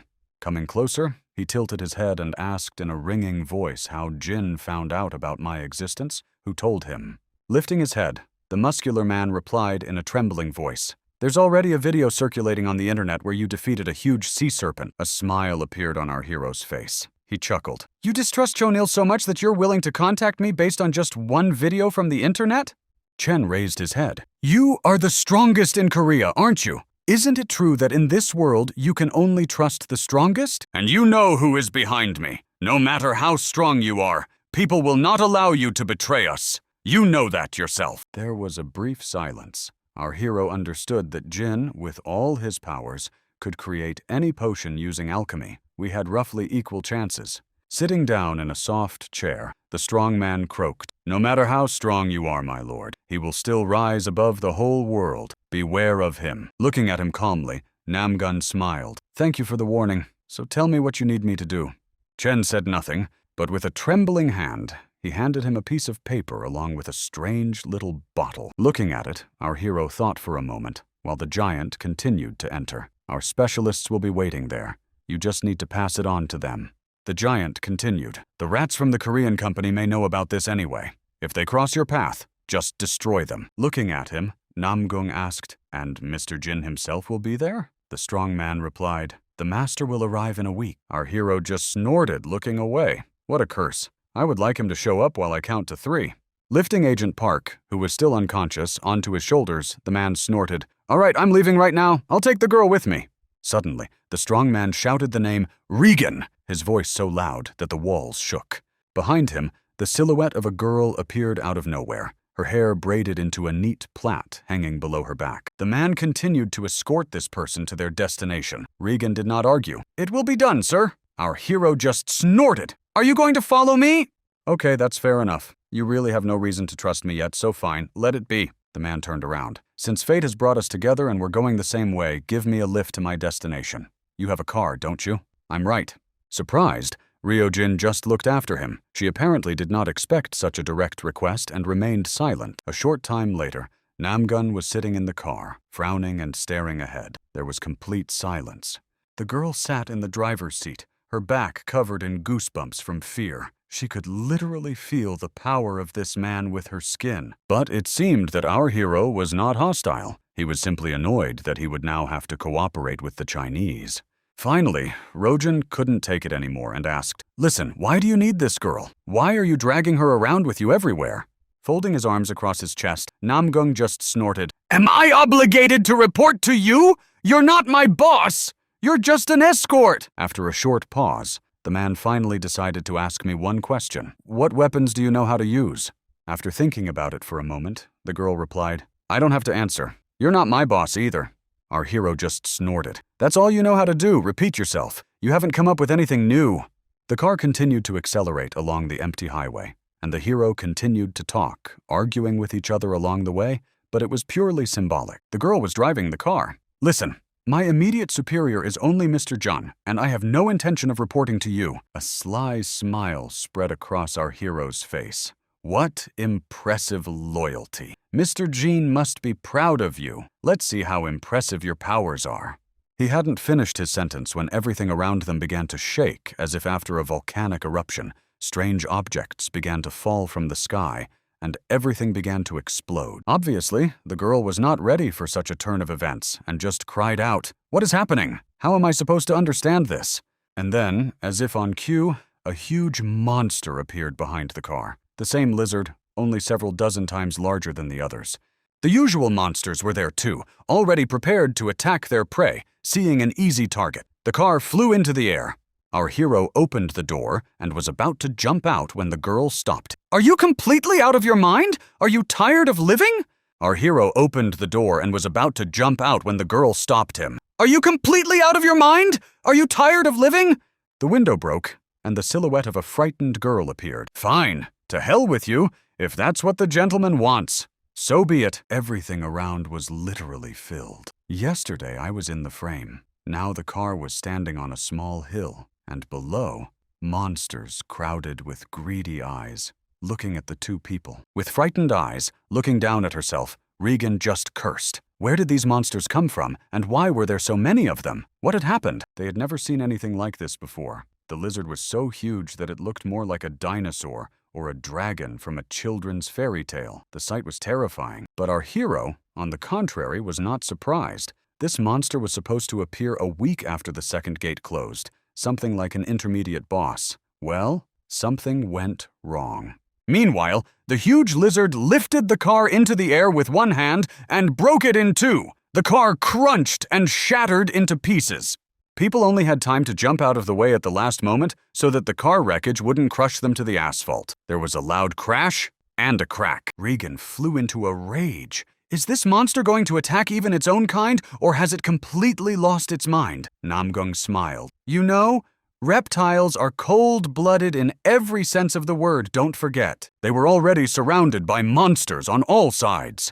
The reptiles were approaching them, weapons in their hands, some with axes, others with long spears. They would have to break through. Looking at her companion, Rojin cried out, Have you completely lost your mind? We'll crash in the middle of the bridge, and what's more? The man just sighed. What alternatives do we have? If that big guy introduced you to me, you must be able to do something. Or are you just expendable? At these words, Regan cringed. It was very unpleasant, but there was some truth to it. It was unlikely that anyone would mourn the girl if something happened to her. Fine, to hell with you, she said, preparing for battle. Don't fall behind. I won't save you if anything happens. You're just another pawn. What can you do? There's no other way out! She rushed forward, swinging her fists right into the horde of those monstrous lizards. The monsters didn't fall behind when they saw that she was alive. Armed with spears, they rushed straight at her, but the girl was unusually quick. She jumped away from one of the monsters, pushing off with her foot, and ran straight ahead. The lizards looked at each other in surprise at such speed and froze in place as if rooted to the spot. After flying several dozen meters, Regan waved her hand and flew over the entire horde of endless lizards in one fell swoop. The girl raised her head and looked at her enemies. She understood perfectly well that she would not be able to leave so easily and would have to fight in any case. Stopping, she saw that countless lizards were already approaching her, ready to destroy her. At that moment, the girl lunged forward and struck one of the monsters directly in the legs with her weapon, knocking it to the ground. Turning back, Rogan smiled smugly. Well, how do you like my master's strength? Admit it, you're really impressed. But when she saw Namgun simply approaching the huge lizard, she stopped. What are you doing? Are you tired of living? Are you going to take on this monster alone?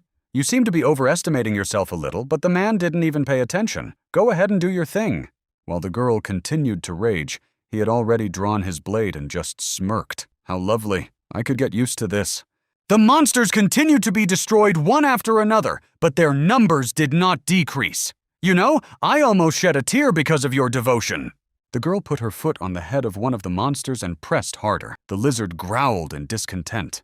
At one point, our hero felt another monster approaching him from behind. He quickly turned around and prepared to attack. He turned and struck with his sword with such force that he destroyed the monster with a single blow, cutting it in half. The bridge was a scene of utter chaos. The car had been completely reduced to a pile of scrap metal, but the lizards continued to attack the two people. With a slight movement of his hand, the man tore off the car door, approached, and looked inside. Another crash was heard. Pak appeared from the car, holding her head. She had obviously hit it hard when she fell, but fortunately she was alive. Our hero looked at her with surprise. You know, I can't believe you were able to come to before we could get out together. But the girl just sighed.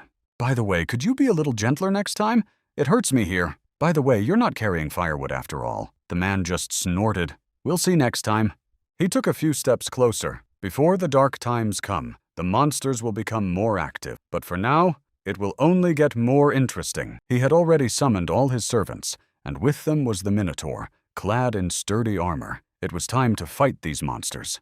The action moved somewhere to the outskirts, where a strange silhouette ran towards a small abandoned house, in which Regan's features could rarely be discerned. It was, indeed, her. The girl stopped near the wall of the house, breathing heavily, lowered her head, and tried to catch her breath. She couldn't stay there. She heard footsteps behind her and familiar voices. Namgung and Park were approaching her from behind. Enough chatter. Let's open the door quickly. We don't have much time. Finally, the heavy metal door flew off its frame under the girl's powerful blows. They froze in place with surprised expressions on their faces, as if they couldn't believe what they were seeing. But who could possibly? Before them lay the bodies of people, mutilated and destroyed. The air smelled of blood. Something terrible had obviously happened here. Regan went inside the room. Okay, damn it, take it off. What about the device? I hope it's at least intact. As it turned out, it was. The others followed the girl inside. Pak shivered a little. It seemed that these people had defended the device to the last. Reaching out her hand, Regan demanded the capsule. "We need to activate the device immediately." Our hero began rummaging through his stash. Approaching and receiving the coveted capsule, the girl put it into a small glass container of the very device that needed to be preserved. It was a kind of machine for stamping and mass production of this protected drug. Now it could even be duplicated. Our hero was surprised. The man folded his arms across his chest and asked irritably, "Okay, how long will this thing work?" Regan replied, "About an hour." Nodding his head, our hero turned around. "Okay, you two stay here and I'll be gone for a little while." The girls were frightened. "Are you going out into such chaos?" Putting her hand on his shoulder, Regan asked sternly, "What are you up to? Tell me now, I can see that this is not just for fun. Besides, didn't you say you were going to get rid of that woman? You said so yourself, more than once." Pausing for a couple of seconds, Namgung looked at her and said calmly, "Actually, we're in this together, in case you didn't know. I was talking about the corrupt official. Congratulations. Meet her." Park cried out, "Wait a minute, Commander, wait!"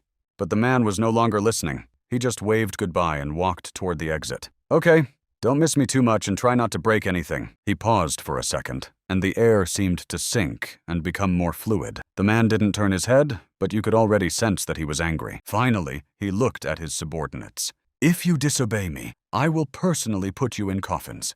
Remember, it's for your own good." The events moved to the port, where several merchant ships had docked, and voices could be heard everywhere. Someone's hand inserted the ignition key into the slot and turned it until it clicked. The engine started. Namgung sat in the captain's cabin. "This bucket works perfectly, at least something good is happening."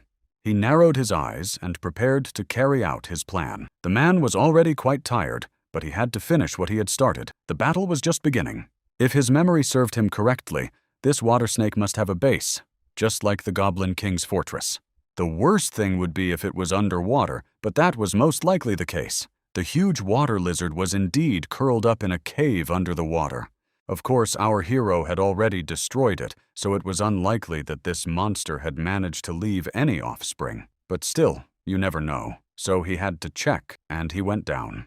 Damned higher beings with their absolute rules. How tired I am of you. Probably sitting there in heaven right now, laughing at us. The ship's engine roared and, spraying water from beneath it, moved forward at tremendous speed into the sea. Looking ahead with serious eyes, Namgung frowned and was ready for anything. He still had to deal with all of this.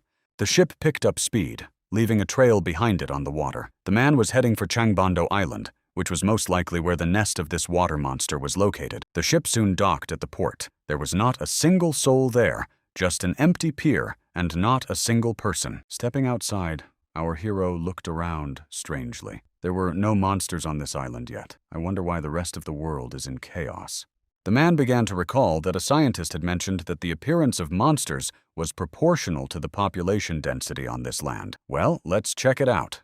In any case, he had to hurry. He jerked and ran deeper into the island. He had to find out what was going on here in order to at least understand how to act. A few seconds later, Namgung stopped on the shore. So, this snake's nest must be underwater, and its egg, which must be destroyed, is stored there. He looked toward where the waves were already beginning, but now, as luck would have it, the tide was coming in, and it would be impossible to dive properly. He would have to wait. Damn it. It was a pity to waste heads, of course, but there was no choice. He took a small bag out of his pocket. He would have to stock up a little.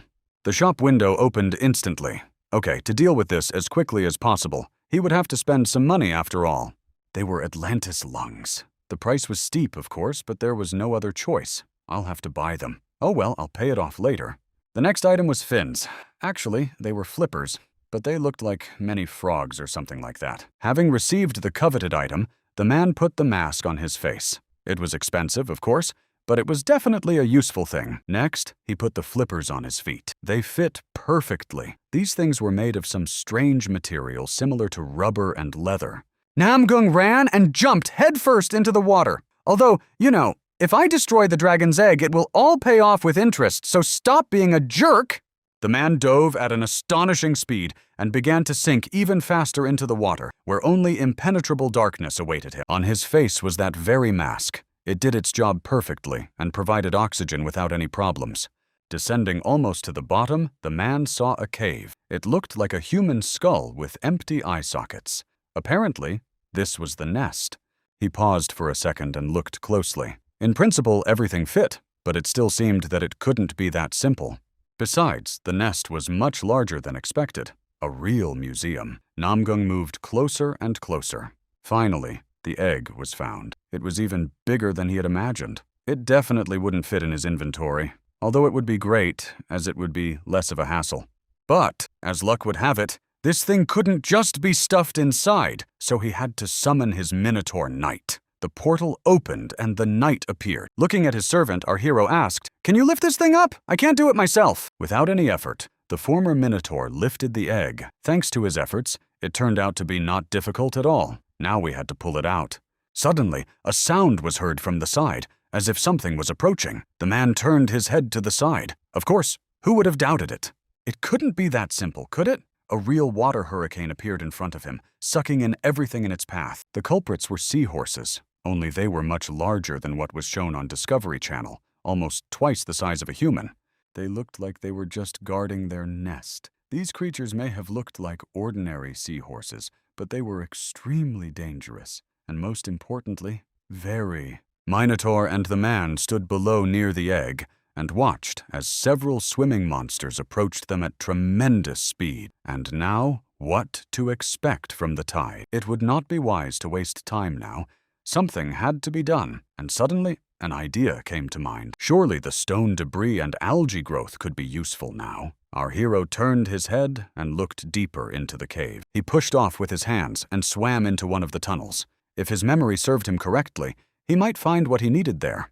Meanwhile, sitting on his throne, Yor watched the actions of his subordinate, who was increasingly proving to be a real psychopath. Impressive, of course.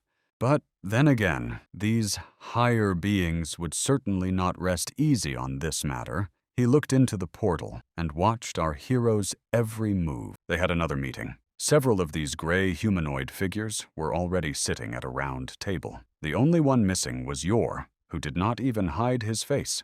A dark silhouette with burning eyes appeared behind one of them. "Listen, Tur! How did he even find out where the snake's egg was? It's practically impossible." One of the silhouettes just sighed. "Is it illegal?" The egg appeared, so it must be retrieved. But then a cry was heard. "This is completely unacceptable." The point is not when it appeared or where, but that a person reacted to it almost instantly. However, no one wanted to answer. "The most important one became enraged and gnashed his teeth. Is that all you can say? Oh God, don't make me laugh." One of the people stood up. "He's definitely a regressor. I can feel it. We need to put restrictions on him," another asked. "But on what basis?" One of the gods folded his arms across his chest. He was able to get out of the maze. If he really was a regressor, as that monster thinks, would he have let him go just like that? Everyone fell silent. We had to agree, yes, but it was even more incredible than finding a snake's egg on the first try. In the end, everyone agreed that we couldn't just interfere like that, because it would disrupt our centuries-old order. We had already struggled to reach an agreement, so we shouldn't complicate things. One of the gods folded his arms. It would be bad if he stole the egg. Another just sighed. Even a regressor couldn't do that. Was he going to hatch it? In the end, the gods agreed. Yes, that's a reasonable point, but one of them still shouted, "Enough already! I'm tired of this!" His body began to transform, and a cloak appeared beneath him. "You guys must have forgotten. Now is not the time to doubt my prophet. None other than Yor appeared before everyone." He smiled and looked at the rest of his friends with frenzied eyes. Everyone fell silent, and Elf continued, "I already said clearly once that if he returns from this labyrinth, then one of your precious prophets will be next to go, so you can start choosing who to send to the slaughter." His paws tapped on the concrete table. "Well, we all know who's next on the list, or should I remind you?" The elf broke into a satisfied smile. Right. Let's remember who was the first to vote to send my man into the labyrinth. Well, the Guide of the Mist. Or am I wrong? One of the gods visibly tensed and asked, "Listen, what are you trying to achieve?" The elf laughed. "Listen, maybe I should just give him all the information about what will happen in 50 years. I think it will be useful to him." One of the gods cried out, "That's complete nonsense! Do you realize what you're saying? That would violate all the rules established by our creators." Another god waved his hands. "Listen, we understand that you're angry, but you yourself know perfectly well that there was no other choice. Stop being sarcastic. The elf smiled a predatory grin. You are all so selfish, and I thought you were talking to normal people. He laughed even harder. When it comes to sending others away, you're the first on the list. But when it comes to sacrificing your own, you immediately hide. A tense silence hung in the hall. Everyone fell silent at the same moment. In principle, their colleague was right, but no one knew what to say. Folding his clawed hands in front of him, the elf suggested, "All right, guys, let's do this." His hand suddenly glowed with energy. Instead of testing your prophet's strength, let's just give them my power. One of the gods folded his hands in front of him, but only with restrictions that would correspond to the level of the gates being opened. In the end, the gods began to raise their hands. In principle, there were no objections. Of course, no one wanted to sacrifice their prophets. Spreading his arms, the elf just sighed. I feel like I'll lose more than I'll gain, but so be it. There's no other choice anyway. One of the gods sighed. All right, you got what you wanted. The main thing is that it's not the ability to hatch a snake from an egg. But what will it all be? Laughing, Elf made a crazy face and held a bottle in his hands. This will be a growth elixir. How do you like that? The next gate soon opened, and a huge hole appeared in the sky, from which monsters immediately poured out, and tentacles appeared. This time, the monsters were more diverse. There were skeletons, huge lizards, and just some dinosaurs. Naturally, all of this was led by one of the demons. Just as humans had adapted to the appearance of the gates and everything else, something else happened. Other creatures also began to adapt. For example, ordinary-looking cows began to transform into completely different creatures. For example, they turned into minotaurs and began to devour each other. Cool, right? Although it was terrible.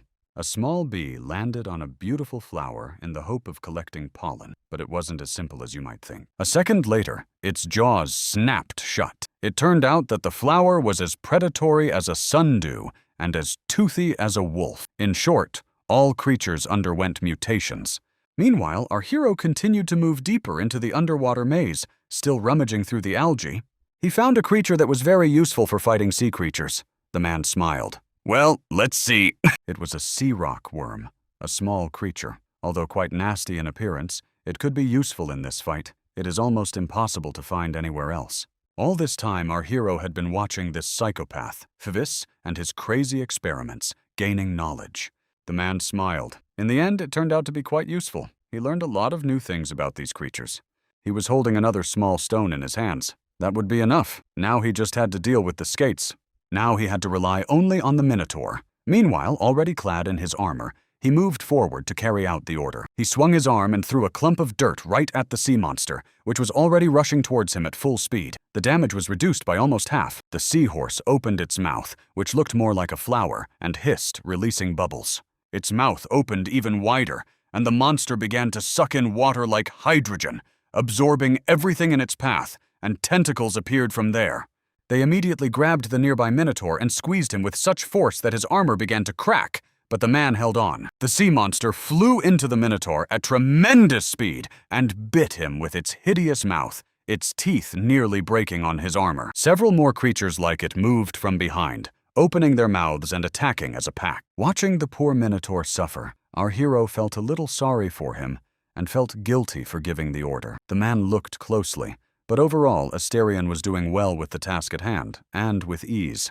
The Minotaur continued to hold back Namgung's onslaught, while at the same time moving towards him, waving his arms to help him dodge everything in his path. The man easily dodged those tentacles and began to accelerate at great speed, moving forward. Still entangled in these appendages, the Minotaur tried to hold back these sea creatures so that his master could move forward. Finally, when the man was safe, the knight grabbed these appendages and pulled them toward him with such force that the monsters flew straight at him. Seizing the moment, our hero swung and threw a huge dagger straight at the Minotaur. There was a click as the blade stuck right next to the Minotaur, and a bright light splashed everywhere.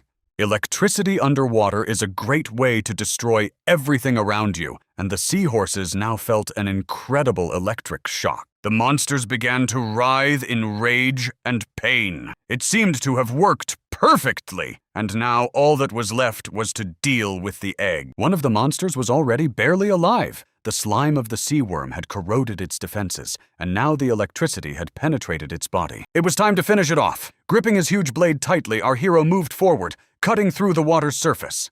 Meanwhile, A battle was taking place above. Several motorcyclists were riding at full speed straight towards the huge lizard that was frozen on the bridge. One of the riders flew up, his motorcycle roared, and was about to land right on the monster's head. The huge lizard remained, and the other two rode straight towards it, even though the monster was several times larger than them. The two men exchanged glances, thinking that these monsters were just weaklings, but one of them said, "Open your eyes and look closely. It's just that our friend has awesome abilities," and indeed, standing in front of them was the leader, who easily knocked down the huge giant. The man named Sun took off his motorcycle helmet, revealing thick white hair underneath. "Less talk, guys. More action." The boy smiled. "Let's clean up here so that there are no monsters left, or I'll start to get bored." The other bikers just shouted, "Go ahead, bro! We need to get there!" Meanwhile, Agent Park and Regan were hiding in a small building, watching these bikers from afar, wondering what had gotten into them. Looking at them, Regan snorted with contempt. "Oh, they're just a bunch of brats! Deal with them and it'll be over!" When she was called a government official, Park flew into a rage. "Shut your mouth! You've completely lost your fear. Regan, it seems that this is what you wanted, to fight. Let's settle this peacefully." But they were interrupted by a piercing scream. The girls immediately stopped arguing and looked out the window. Something was definitely wrong here. The bikers continued to destroy the huge lizard. Even though there were many of them, they were still just boys. They were dealing with the monsters too easily. "Are you blind or something?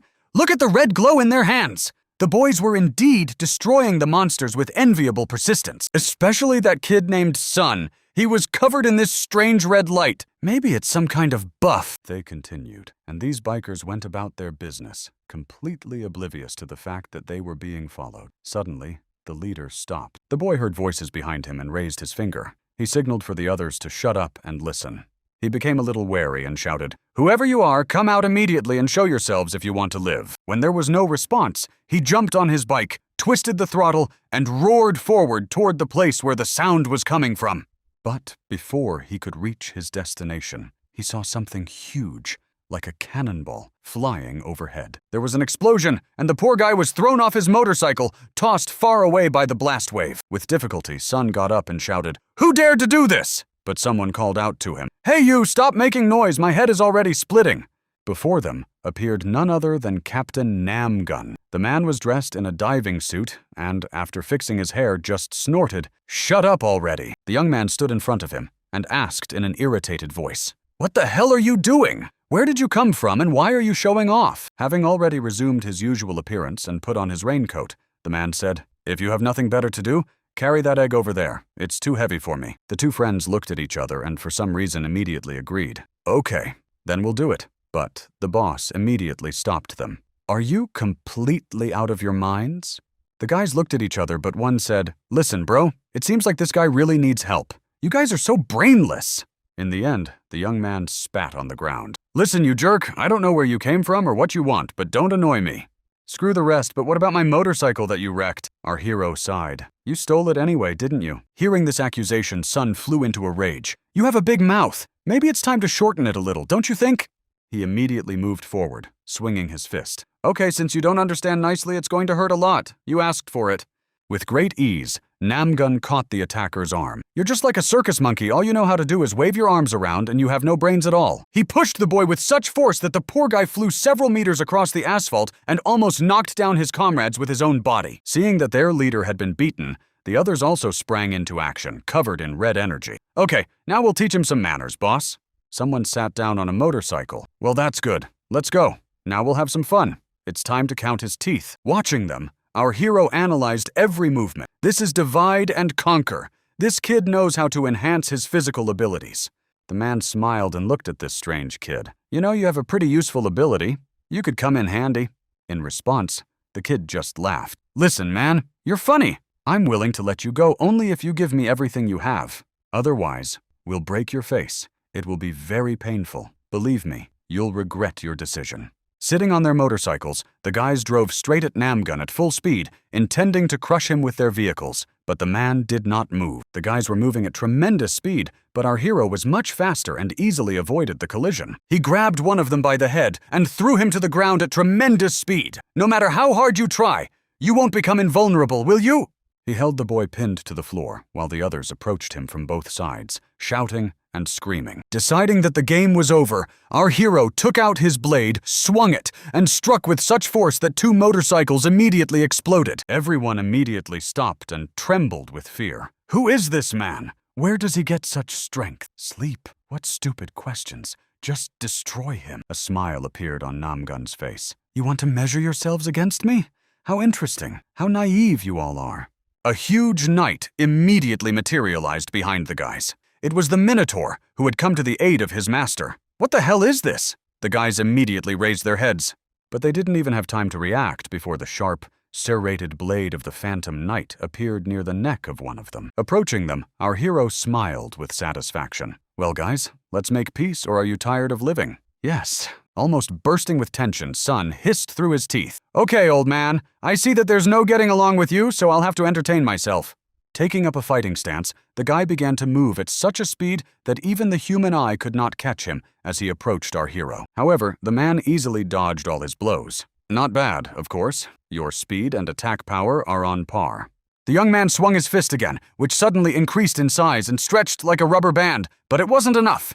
That's enough playing around. Namgun smiled, looked at his opponent, and a lump of energy appeared in his hands. At the last moment, the poor guy realized that his fate was already sealed, but he continued running straight towards his opponent out of inertia. There was a loud crack as Namgung brought his fist down with such force that the poor guy's bones cracked and he immediately lost a bunch of teeth. And then came the blow, right under the breath. The poor guy bent in half and couldn't even scream because a lump was stuck in his throat. He flew off somewhere to the side at tremendous speed, slid across the asphalt, and continued to tumble. But although this guy's potential was amazing, he even had a combat transformation. Around the boy's body was some kind of ghostly armor that somehow protected him from blows. Approaching him, Namgun decided to get straight to the point. Become my combat porter. The boy raised his head and ran away. What are you thinking? Hearing what he was called, our hero looked at the poor boy with such a gaze that he cowered like a kitten. Okay. Sorry, I went too far. The man calmed down. By the way, that was your first combat transformation. Sun didn't understand what he was talking about. What are you talking about, man? The man pointed somewhere to the side. Look at your friends, kid, and tell me what you see. Sun looked over and turned pale with fear. He saw his friends and froze. Were they even alive? Indeed, the other guys were lying on the ground, some coughing up foam from their mouths, some just shaking. In short, they were done for. Your first ability is Divide and Conquer, isn't it? It enhances the abilities of those around you. But your main ability is to strengthen only yourself. The boy raised his head and looked ahead in surprise. Namgung nodded. That's right. Your combat transformation ability allows you to take away the abilities of those you gave them to. The poor guy got up on shaky legs. So, according to you, I took their lives? I just unconsciously used this ability, that's all? The poor boy began to justify himself. I didn't do it on purpose. I didn't want it to happen at all. Namgun just sighed. I don't blame you. It's just that battles happen, just so you know. In this world, you have to go all the way no matter what happens. The boy looked at him with tired eyes. Namgun came closer and held out his hand. Otherwise, you simply won't survive. You'll have to sacrifice something. So, are you coming with me, or are you going to keep showing off? He had to agree. And now, poor Sun was forced to carry this heavy egg. What kind of thing was it? The man just sighed. You'll find out soon enough. You just have to take it to a safe place where I tell you. The young man continued to drag the egg and groan with fatigue. Not far away, 2 girls were waiting for them. They had been hiding there while the commander was sorting everything out. Coming closer, the man asked, Well, are you ready or not? Regan nodded her head. The extraction is almost complete. We just need to wait a little longer. Looking at her, our hero asked, Don't you think it would be best to dilute this liquid with water? The girl nodded. Maybe you're right. Seeing the strange mechanism, Sun, who had already come to his senses, asked, Listen, Commander, what kind of machine is this? Our hero immediately replied, For the production of prohibited drugs. The young man jumped up. Come on, you're a genius. In such chaos, you're also doing business. Namgun pointed somewhere in the direction of their achievement. Rojan was standing nearby, her hands on her hips. Listen, kid, sit quietly and keep your mouth shut if you want to live. Agent Park was also standing nearby. She's from the National Security Agency. Imagine that. What a group we have here. Sun was indeed a little discouraged. The agent came closer. By the way, Commander, why did you bring this egg? The man just asked to be careful with it. Hearing that there was a baby water snake inside this thing, all three of them immediately shut up and looked at him with surprised eyes. Are you kidding? Folding his arms in front of him, Namgun continued. You understood correctly. We stole the egg, and now the lizards will come here to take it back. The Chinese woman flew into a rage. Are you out of your mind? Do you even understand what you've done? There will be hundreds of thousands of them here. Realizing that something was wrong, the young man hurried to leave. Okay, glad to help. I'm a small man, so I'm out of here. But a second later, the poor guy stopped dead in his tracks and shouted, They're already here! Help! These monsters are coming for us!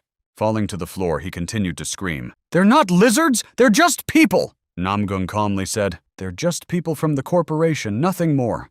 They also want a piece of the pie. And indeed, several dozen people armed to the teeth had already gathered near the abandoned garage building. The young man standing nearby was trembling with fear. Is this the same corporation they talk about on the internet? Our hero nodded. Yes, you guessed right. Sun continued to speculate. So they're the ones who started all this mess. Yes, the Chinese woman asked him to shut up, saying he didn't know anything. They figured us out. But the girl couldn't understand one thing. Why did these guys come here to avenge their dead comrade? Namgung sighed. They just want the drug, that's all.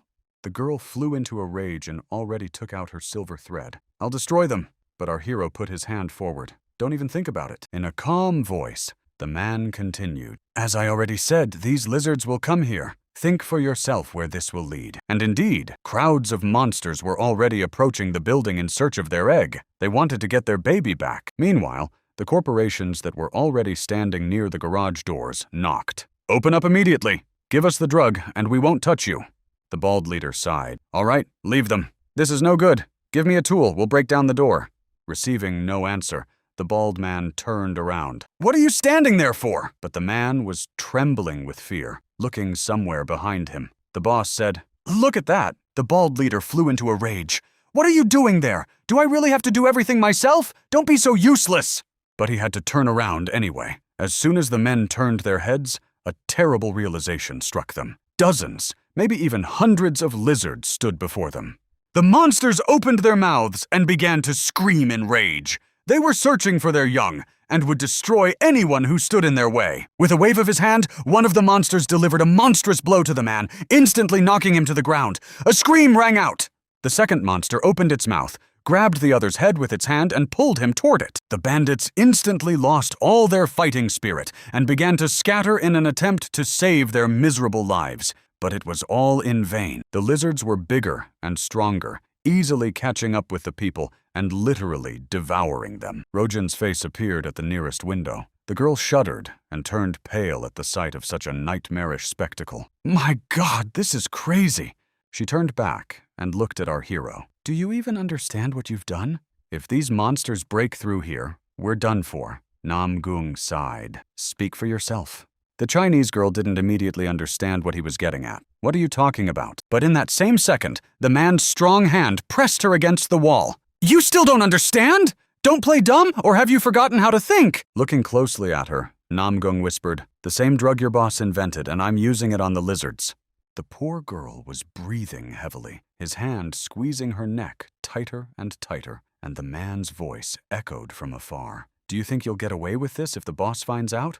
With one swift movement, he threw the poor girl aside. Regan fell to the ground with a crash and flew several more meters, breathing heavily. Lifting her head, the poor girl didn't know what to do now. And the man continued, Do you think I approve of the trade of contraband in my country? He approached with heavy steps, his eyes burning like two red torches. There must be some sense of proportion. He stopped a few meters away. They'll devour the remains of this corporate trash and break in here. By that time, the drug should be ready. Pak, you need to take care of the car now. The girl nodded immediately. Arguing with this man was not part of her plan. Son, you are now going to look for a container to transport the substance. The guy nodded immediately and disappeared into the depths of the warehouse. Lowering his head, Namgung said, Now you have two options. Choose the first one. Report to your boss.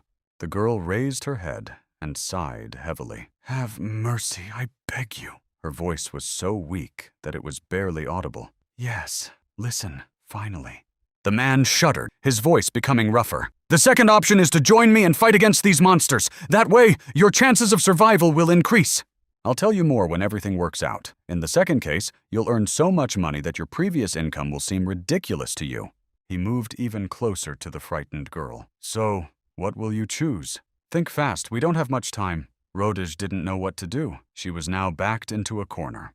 A strange password escaped from her throat. 3391. That's the password. Remember it, finally. Park, who was standing near the safe, immediately realized what was going on and entered the correct combination on the device. There was a hissing sound, and the door creaked open, releasing steam, and there was already a bottle of the drug standing there. In the end, the whole team changed into chemical protection suits so that, God forbid, the nasty stuff wouldn't get on them, and continued working. Everything was ready, and the commander decided to finally close the door and get started. Outside, they heard the heavy footsteps of lizards approaching. Suddenly, the door flew open, and a man in a chemical protection suit appeared on the threshold. "Pak, now it's your turn!" The girl immediately understood and used her telekinesis weapon, throwing a barrel of the drug at the lizards. The monsters stopped for a couple of seconds, raised their heads, and looked at the large object falling right in the middle. Now the girl clenched her hands with all her might to destroy the container and finally spray the poisonous substance. There was a clang of metal, and the barrel containing the drug instantly shattered, spilling its contents directly onto the lizards. For a few seconds, nothing happened. The monsters just looked at their bodies with interest, as if nothing had changed. But then, for some reason, one of the lizards attacked its fellow without any apparent reason and began to eat it. A real slaughter began between the lizards. They destroyed each other with astonishing speed. Apparently, the effect of the drug drove them into a frenzy. And now it was my turn. Namgung was covered in energy and summoned his ghost servant. It was time to destroy these monsters. Behind our hero, a huge knight appeared and prepared to attack. He moved forward, swinging his axe, and rushed straight into the thick of battle, destroying monsters in batches. There was a crash, and the monsters screamed. The air was filled with the smell of blood. Of course, the knights were much stronger. While the lizards were under the influence of the drug, it was easy to deal with them, and the team did just that. Soon, the quest was complete. When it was all over, tired and frightened, Sun sat down on the floor and couldn't even believe that it had really happened. The guy pulled off his respirator and began to breathe. He looked at the notification window. He had been awarded a reward for completing this quest, and it was quite substantial. The boy laughed. "It seems we really screwed them over. Just look at all the money they gave us." Namgung was already standing behind him, holding a sword in his hands. Fortunately, the sword worked as it should, and it was even possible to increase the rank. The man's body was covered with golden energy, and his strength increased. Agent Park ran up from the side. The commander just reported that Seoul was almost unscathed. "Well, that's only because of Hojun. I was wondering why there were so few lizards." I smiled. "By the way, Commander, I got the number you asked for." The man smiled. "You're smart. Thanks to you, everything is going smoothly." While the two were talking, the boy's son couldn't contain his joy. He had collected a huge amount of money for him in such a short time. "Yes, I'm rich." A wild smile appeared on his face. "Finally, I can buy what I planned." And that's when they stopped him. Turning to the commander, the Chinese woman just snorted. "What's wrong now? We did everything!" The man showed her the phone number where the call with Chen had ended. The girl flew into a rage. "What have you just done? We've become allies, haven't we?" Namgung smiled. "Why should I trust you? Did I ever say we were allies?" A predatory smile reappeared on his face. "So you'd better not waste those heads. Do you understand or not?" On the other side sat an enraged Chen. The man was so angry that the veins in his head bulged. He heard how that girl had just betrayed them and was furious. Well, now there was no turning back. The poor Chinese girl was tied to a pole with a rope. She tried to break free and cursed, but it was all useless. Sun tied her up while the girl cursed him in every way possible, screaming like a madwoman and trying to break free, but it was useless. In the end, she calmed down a little. "Damn it, I put so much into earning money, and in the end, I didn't even have time to spend it. I'm definitely doomed anyway." Watching this scene, our hero crossed his legs. "Don't worry so much. I know that to your boss, you're just a bargaining chip, nothing more." He stood up. "You know, back in the car, your name seemed vaguely familiar to me. I asked around and my guess was confirmed." He came closer. "Such loyalty is worthless if you sold yourself to me." Suddenly, the doors flew open and a huge silhouette appeared. Namgun looked in his direction. "Well, you're making yourself known, aren't you? Try not to be noticed." An enraged Chen appeared before us. He was so angry that he resembled a raging bull. "I'll crush you to dust! You wanted to break my boss's rules!" He walked loudly past our hero. Namgun snorted. "We understand your anger, but we don't want any trouble here," the bruiser barked. "He won't hurt you anyway." Approaching the traitor, the big guy leaned over her and whispered, "The boss will be here any minute, so you don't have long to wait, or to live." He leaned closer to the frightened girl and said, "First of all, I'm just going to smear you across the walls." The poor girl froze in fear, but suddenly someone's soft hand rested on his shoulder, and our hero's velvety voice rang out, "I believed you would calm down." The man's eyes lit up like two lanterns. "You think I don't understand that you want to blame her for the failure of the mission?" "Yes." He stood and stared at the bald man while the thug froze in place, a shiver of fear running down his spine. Namgun continued, "Listen, I only trust my trusted people, so you'll have to wait." He had to agree after all. Just then, the doors swung open and Captain Park appeared in the doorway. "I've just been informed that the Chinese plane has arrived. It's time to begin." Looking at the big guy standing next to him, Namgung asked him to contact the boss and arrange a meeting at the Chen Hotel. Chen just laughed. "You're so confident, but you've pissed yourself." "I'll try, of course, but I doubt anything will come of it. The guards won't let me, you understand. They follow the boss everywhere." "By the way, Rojin, who was pale with fear, will stay here." "Okay, you can deal with her when it's all over." "So be it, they allow it." The big guy reassured our hero, promising not to lay a finger on her until he got orders from his superiors, but suddenly the girl flew into a rage.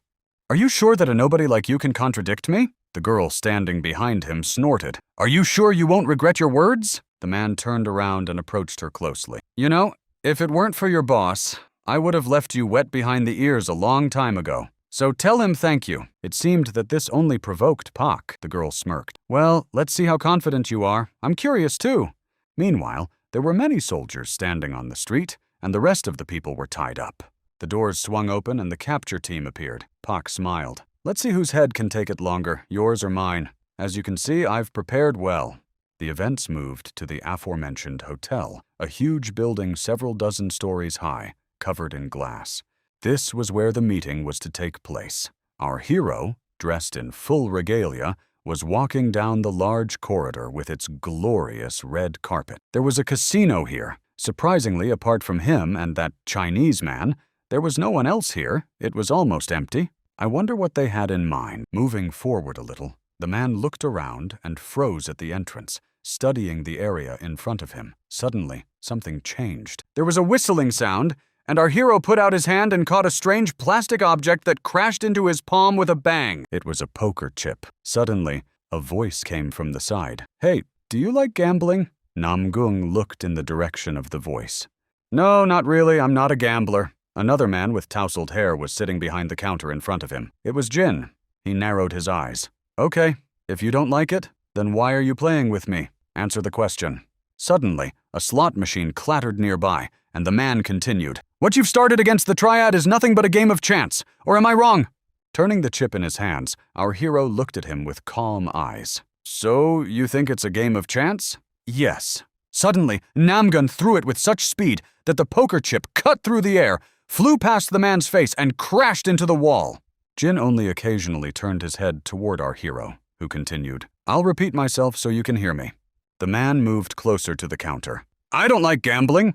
He felt a chill run down his spine as he began to understand what kind of person he was dealing with. What powers had Namgung used to get so close in just a fraction of a second? How had he managed to overcome the protective potion? The Chinese man looked at him with confidence. "Of course," our hero continued. "The world has really changed. You're right." He pulled out a chair and sat down next to him. "I certainly never thought I would meet the head of a triad who was so wealthy that it was impossible to calculate his wealth." Folding his arms in front of him, Jin snorted. "So what do you want to talk to me about?" Judging by the fact that this man was already ready for dialogue, half the battle was won. Namgung looked closely. Or maybe he was just high, and his senses were dulled. It was hard to say. Jin continued to look at him. This Chinese man didn't even realize that his superiority could be in anything but strength. Tired of the prolonged silence, Jin said, "Come on, let's get this over with. Start or we'll just keep silent. What are you waiting for?" Namgung just smirked. "Okay, do you remember that press conference that Alec, that Brit, held?" "Yes, you understood correctly. The man frowned like you in that Brit. I am also chosen by the gods. Frowning, Jin looked more closely at his interlocutor. Your words are loud, of course, but how can I even verify this? Well, for example, Erika, the girl from Japan, the princess. You guessed it. What do you think I'm getting at? After thinking for a moment, Jin looked at his companion. So, according to you, she's also a chosen prophet? Well, what a surprise. After a short pause, Jin laughed. Wow, first you, then me, then Alex, and now Erika. 4 of the 8 gods have already been revealed, although the gates have only opened twice. How interesting. But the man immediately calmed down and assumed his usual haughty expression. So what? That still doesn't answer my question? Namgung nodded. Right, I'll explain. Since you were chosen as a phase, there is something you should know when you spoke with God. Of course, the Chinese man remembered perfectly well that when he made a contract with the gods, their goal was to find reincarnators, and only now did Jin realize that he was sitting in front of a true prophet. But he just couldn't understand. What does Erika have to do with it? Do you think she's the one we need? After all, it was from her that you learned about me. It's logical. Looking at him, our hero just took a breath. Believe it or not, it's your choice, but Erika really can see the future. After thinking for a moment, Jin narrowed his eyes. Listen, what if you're lying to me? But Namgung repeated, believe it or not, it's your choice. I'm just passing on the information. For a second, an oppressive silence hung between the men, making the air thick. The Chinese man pondered these words. This was exactly what our hero needed, for Jin to continue to doubt more, and only then would everything work out. Out of nowhere, a red snake appeared near the Chinese man, crawling out of thin air and slithering toward its master. It climbed onto the man's body and began to move its forked tongue. The worm of doubt had already been planted in his head. This doubt was like the snake itself, which now entangled the man from head to toe, forcing him to think harder and harder. Finally, after several minutes of agonizing reflection, Jin exhaled and said, Okay, let's say it's true. He covered his face and smiled. Even if it turns out that you lied to me, I have nothing to lose and everything to gain by seeing you. Folding his arms across his chest, the man bowed his head. Well, let's get straight to the point. Tell me what you want from me. Without hesitation, our hero replied, I won't ask you for much. Just remove your triad from my country. Nothing more. The Chinese man was surprised. What are you talking about? Who told you about my plan? How do you know all this? Folding his arms in front of him, Namgung continued. If it were just about money, you could get it exclusively from monsters, but that's not the case here. Starting to get a little annoyed, Jin sighed. Listen, why all these ultimatums and threats? Think for yourself. After all, if we join forces! But before the man could finish, the table in front of him simply cracked. Our hero lowered his fist and broke the furniture. Jin raised his head in surprise. Namgung began to get angry. You've completely ruined your brain with your poison. What makes you think I want to cooperate with you? Namgung pointed his finger at him and hissed. I called you here to solve the problem without casualties. That's why I laid all my cards on the table. Jin just smiled. Well, it's no surprise that this bald guy got caught. You have a way with words. He moved closer to his interlocutor. Okay, since we're being so frank, let me ask you. Why do you think I'm interested in what you want? Rising from his seat, the Chinese man laughed. I won't hide it. You interested me. But after this conversation, my opinion has changed. Now I want to get you at any cost, no matter what it takes. Standing up, Jin smiled even wider. Namgung, you're not my type. I prefer girls. Spreading his arms, Jin laughed. Think about it yourself. In this world, power and information decide everything, don't they? You know that better than I do. Leaning closer, the Chinese man whispered, You yourself led one of the squads. Do you think I don't know? Namgung shrugged. So what? We all have our faults. Jin continued, Why don't I test how strong your friends are? We all have our own means of pressure. Namgung lowered his head and hissed, Go ahead. The Chinese man continued to mock him. You're no match for me. Accept it. You can't even touch me with your finger.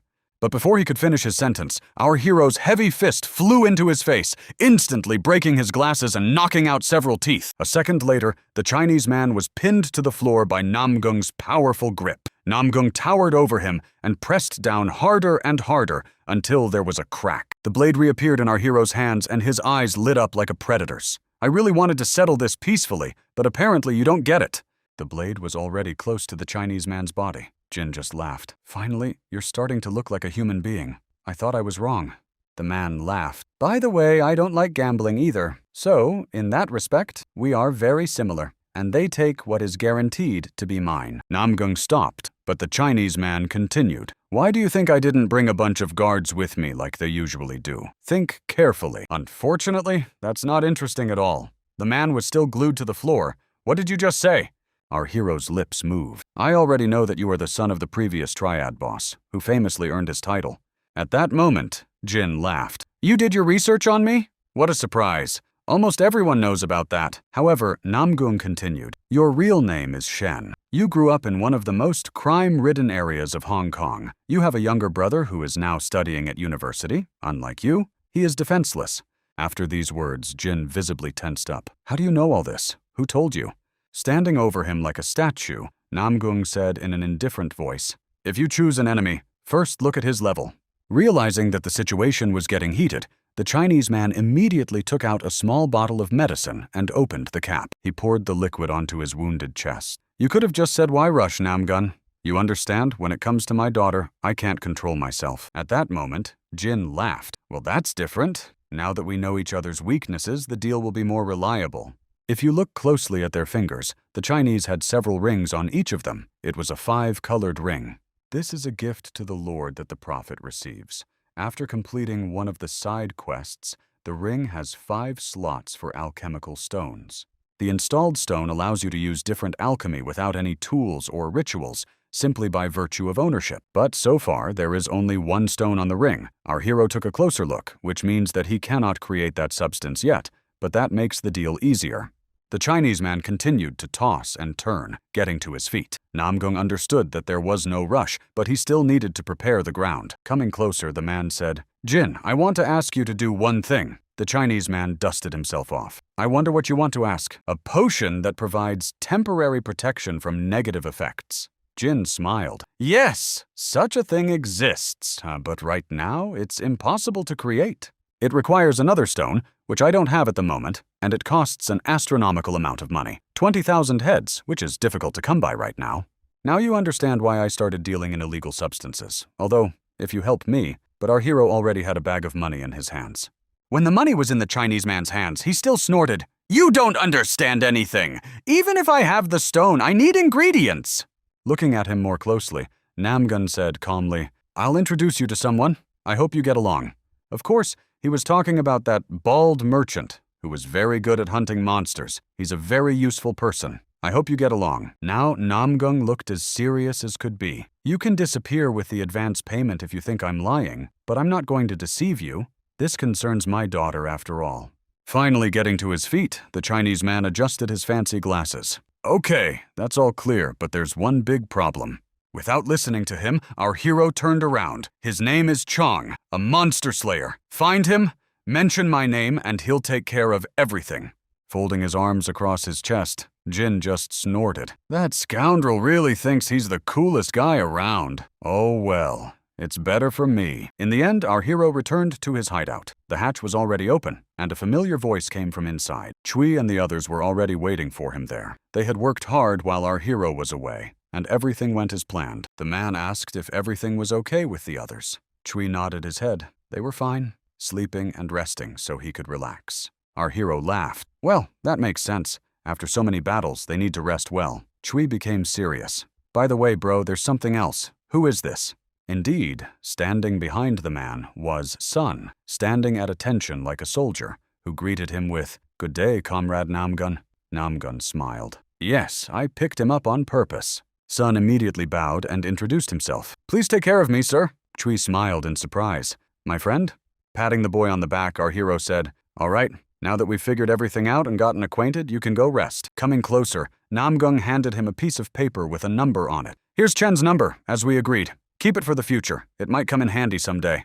By the way, bro, what should we do next? Do we have a plan or not? Folding his arms across his chest, our hero said, The most important thing is to take the place that will appear right after the dungeon appears.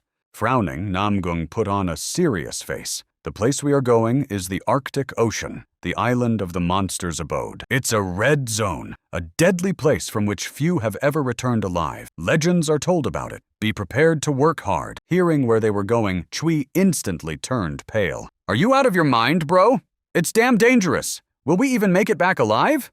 The man nodded. Of course it's dangerous. especially considering that the monsters will start to multiply, but we have to be ready for anything. The problem is that the perimeter of this island is twice the size of Seoul. Chui scratched the back of his head. It was hopeless. Looking up, the man sighed. Once the gates were opened, time would not stop. They would continue to open as usual. Coming closer, Chui said, "Listen, bro, maybe we should tell the authorities to destroy this island, but unfortunately, the man said that was impossible. There are 2 reasons for this, so listen carefully and don't ask any more stupid questions." He showed 1 finger. First, until a monster appears around the island and portals, it simply does not exist on the map. It is not displayed literally. And the second reason is that I need a country that won't be interested in destroying it. Chivy immediately asked, "Why is that?" Namely, because the red zone looks like a piece transferred from another world, large and red. Besides, it instills in people not only fear but also arrogance, you understand. The boy listened attentively to the captain's orders. In the end, he clenched his fists until they cracked. "Yes, I understand, but that doesn't change the fact that it's dangerous. Besides, it's completely pointless." Chui lowered his head and somehow imperceptibly darkened. Namgung added, "You're just thinking rationally. Think about it yourself. The powerful of this world will certainly want to get their hands on such a tasty morsel. It's a huge treasure trove of resources. You can take out a lot of treasures, valuable artifacts, weapons, and magical items from there. It's clear that there will be a lot of excitement. In other words, most countries will view this island not as a danger, but as fertile ground for future opportunities." Our hero took a small stick and began to draw something in the sand. At first, only goblins would appear there, so no one took it as a serious threat. But let's get back to the theory. The man bent down and began to draw a circle in the sand with a stick. "Look, there are only 3 safe places in the red zone." He laid out the stones. "They are protected by magic stones, so this is the only place to live. That's why we need to be among the first to occupy this zone." Namgung poked one of the stones with his stick. "You know what I'm getting at." Sitting down next to him, Chui sighed. "Judging by what you're saying, we won't be able to do it anyway, or it will be very difficult," the man said. "After that, there will be another event." The young man looked after him. "What other event? Isn't that everything?" Namgung paused for a moment and added, "There will be an auction among the monster clans." After that, Chui exclaimed, "Bro, but we don't have enough heads to buy anything there." The man interrupted him. "We won't be buying, quite the opposite." Standing up straight, Namgung said in a firm voice, "We will be the ones bargaining. That's what I mean." The man decided to take a little walk, went down into some kind of dungeon, and pondered. He thought that the world had changed, but that was not the case.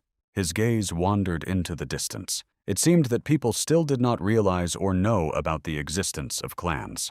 This meant that the black market would not open anytime soon. It was unfortunate, of course, but he would have to be patient. However, it was all logical.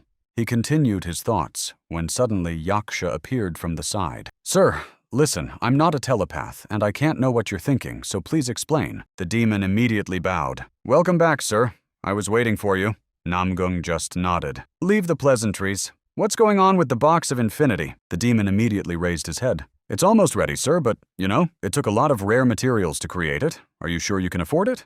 Realizing the stupidity of his question, the demon began to wave his hands. "Of course I'm joking. I just wanted to lighten the mood. That's all."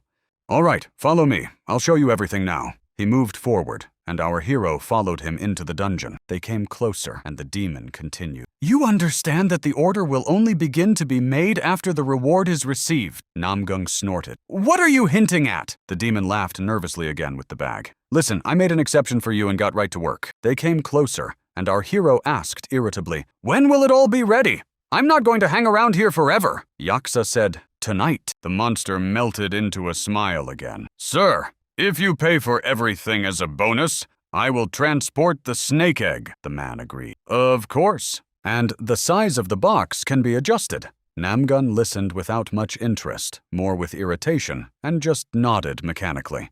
In the end, the demon began to pace back and forth. "Tell me, sir, how did you get the snake egg? Do you even know how to hatch it? I'll figure it out later." On the other hand, if I had known there was such a simple way, I would have turned to you right away. The demon smiled. "Even despite our contract, I was able to make everything right away." Looking at him, the man asked, "So, the deal is final. I can pay you now, right?"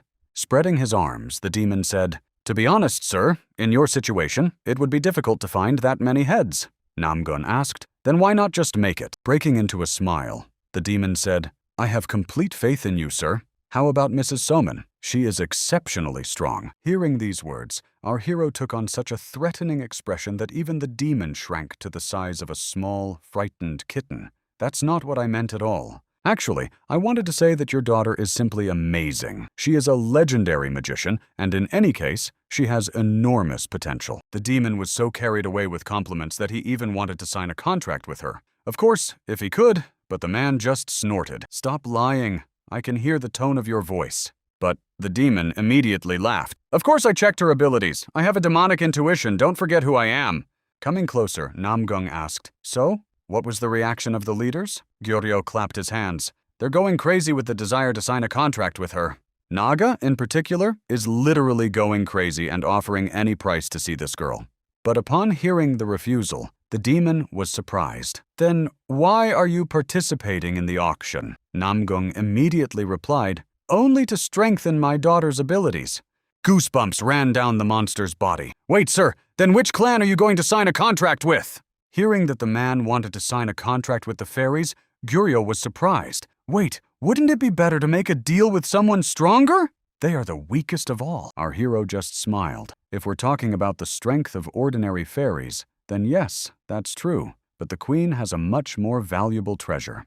The monster's jaw literally dropped. You're talking about what I'm thinking, right? The man folded his arms across his chest. Yes, you're overplaying it. Exactly. The Staff of the World Tree, the artifact that many want to get their hands on, but not everyone gets to see it. Meanwhile, the news reported on the horrific events unfolding. The invasion of monsters has become so widespread that even the army is unable to hold them back. Major cities in Europe and around the world are imposing local quarantines and going into self-isolation. The United Nations convened an Emergency Security Council meeting to take the necessary measures, with headlines literally provoking people. Looking at all this through his phone, Namgun just sighed. God, even in a situation like this, they're holding their useless emergency meetings. They sat together in a small room and pondered, although perhaps this is what makes the situation not entirely hopeless. The rest of the team was just training. Kang tried his hand at archery, but it didn't go beyond attempts. The situation was peaceful. The world order had not yet collapsed, and in this room, in this house, there was peace, at least for the time being. Salmon laughed and rejoiced, and for our hero, this was the most important indicator that everything was still fine. The man even smiled slightly at the sight, which meant that he no longer had to worry about global problems. Now he could focus solely on eliminating monsters and monitoring the actions of prophets so that they did not cause any unnecessary trouble. One of the news headlines was plastered with the words, "A woman named Michelle, the director of a large company, turned out to be a saint. The Mother of Wind chose her as her prophet and gave her special powers. This woman has incredible healing abilities and can even restore lost limbs. In short, she is a very useful specimen. At one time, this woman caused more of a stir than those damned crazy fanatics. She had a whole local army." The man thought for a moment, scratching his chin. He needed to come up with a little plan. Judging by all appearances, this trinity of prophets would be busy fighting among themselves for a while, which could buy him some time. Now is the most opportune moment. The man turned and walked away. They are definitely gathering their army to reinforce their forces. But first, he had to figure out what was on his hand. Immediately, a strange chain appeared, the same one that had appeared in his dream. He checked its number several times in the store, but the information remained inaccessible, which was very depressing. Our hero touched the cold chain, but the presence of the number indicates that this item is not prohibited. The chain began to glow and seemed to tighten a little more. So, magic is needed to activate it if it is a magical item. For me, it is simply useless. Suddenly, there was a pop and a hiss behind him, and then a familiar voice said, "Isn't it written there? Have you forgotten how to read?" At that moment, a man appeared in a strange space. Everything around him was shrouded in darkness. That voice was painfully familiar. Yor had appeared again, only now he looked completely different. The elf was covered in darkness, his eyes burning like two torches. "Have you forgotten? This is the chain of non-existence." They found themselves in a strange, empty space. The elf spread his arms. "First of all, let me say that there are many eyes watching us, So this is the best place to talk. A small bottle with a strange green liquid appeared in his hands. Oh, by the way, here's the growth elixir we talked about. The man caught it with one hand, and the demon continued. At first, there was an agreement on any subject, but then the gods began to grumble about some conditions, and we had to agree. The snake came closer. By the way, is it even possible to grow this egg?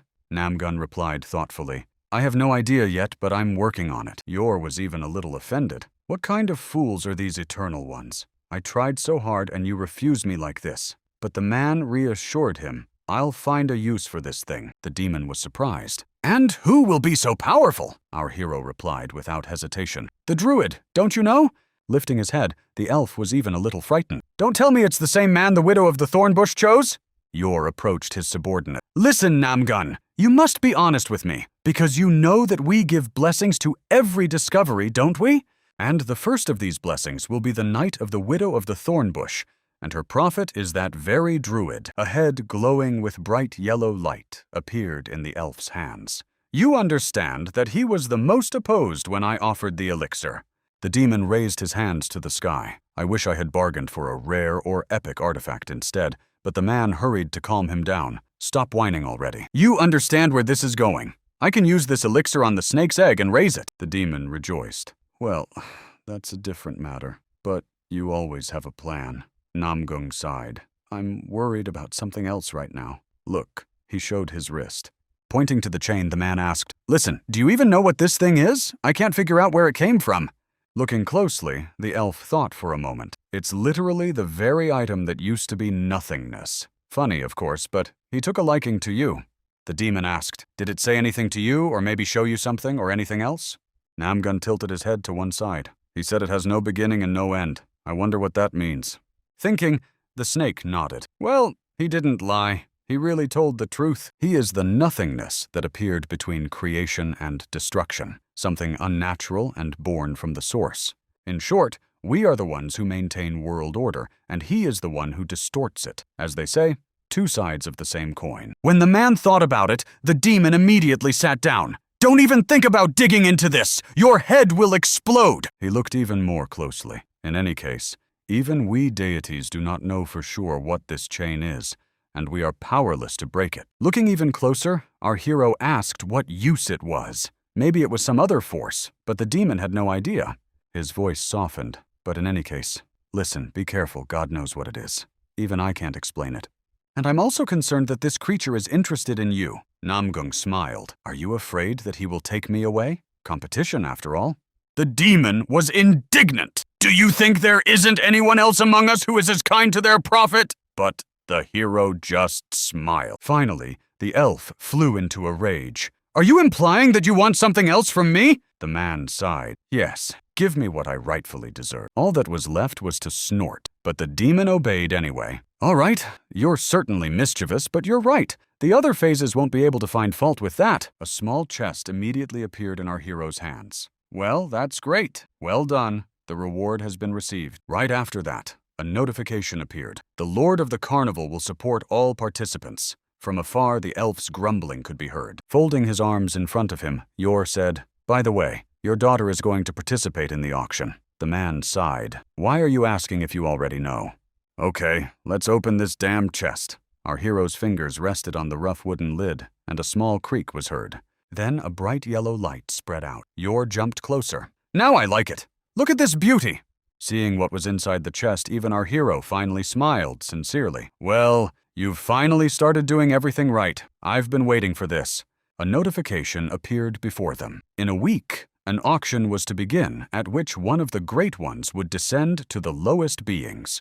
Our hero just sighed. God, how pompous they are. They love to extol their own merits. The elf just smiled. Yes, it's not surprising.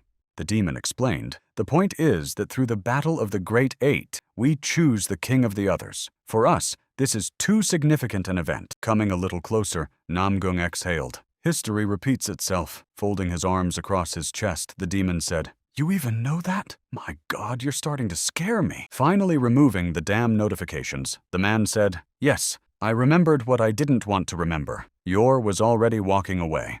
Unlike us, who cannot directly influence what is happening, the clan leaders, on the contrary, can put pressure on the carnival participants. The demon smiled with one tooth, signaling that the fun was about to begin.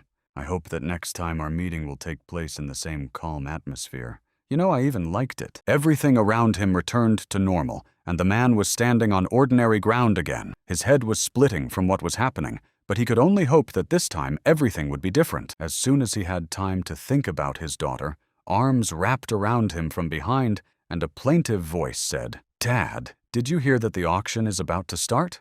Hearing that it would be just the two of them, the girl was surprised. "What about the others?" But the man stopped her. "It's too dangerous, you understand?" Lifting her head, Soman asked anxiously, "We'll have to fight, won't we?" The man said in a tired voice, "Yes, but to be honest, I've changed my mind about you participating. I don't want to put you in danger." There was hardly a father in the world who would agree to send his daughter into such hell, but the girl was sure she would do it. Faced with her insistence, the man sat down. "Listen, this isn't a decision you can make on the spur of the moment, you understand?"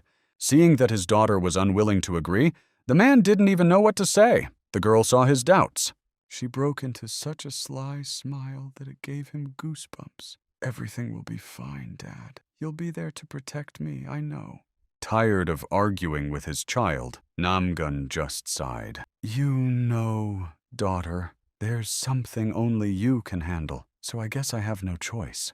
Clenching her fists, Soman narrowed her eyes and smiled. "That means I'll definitely participate to become stronger and protect you and everyone else." When the rest of the team found out that they were suddenly flying to Iceland, everyone was extremely discouraged, but our hero was adamant. Finally, the male archer spoke up. "Excuse me, sir, is there a specific reason why you are taking us with you?" Namgung shook his head. "No, at the auction, it will only be the two of us participating, so there's no point." Soman continued to smile broadly. The man frowned. "Okay, I'll explain the reason later when we arrive in Iceland. They will surely try to dissuade you with messages." He looked at Sun standing nearby. "Especially you, kid. Try not to give in to temptation." The boy just threw his head back. "Okay, fine."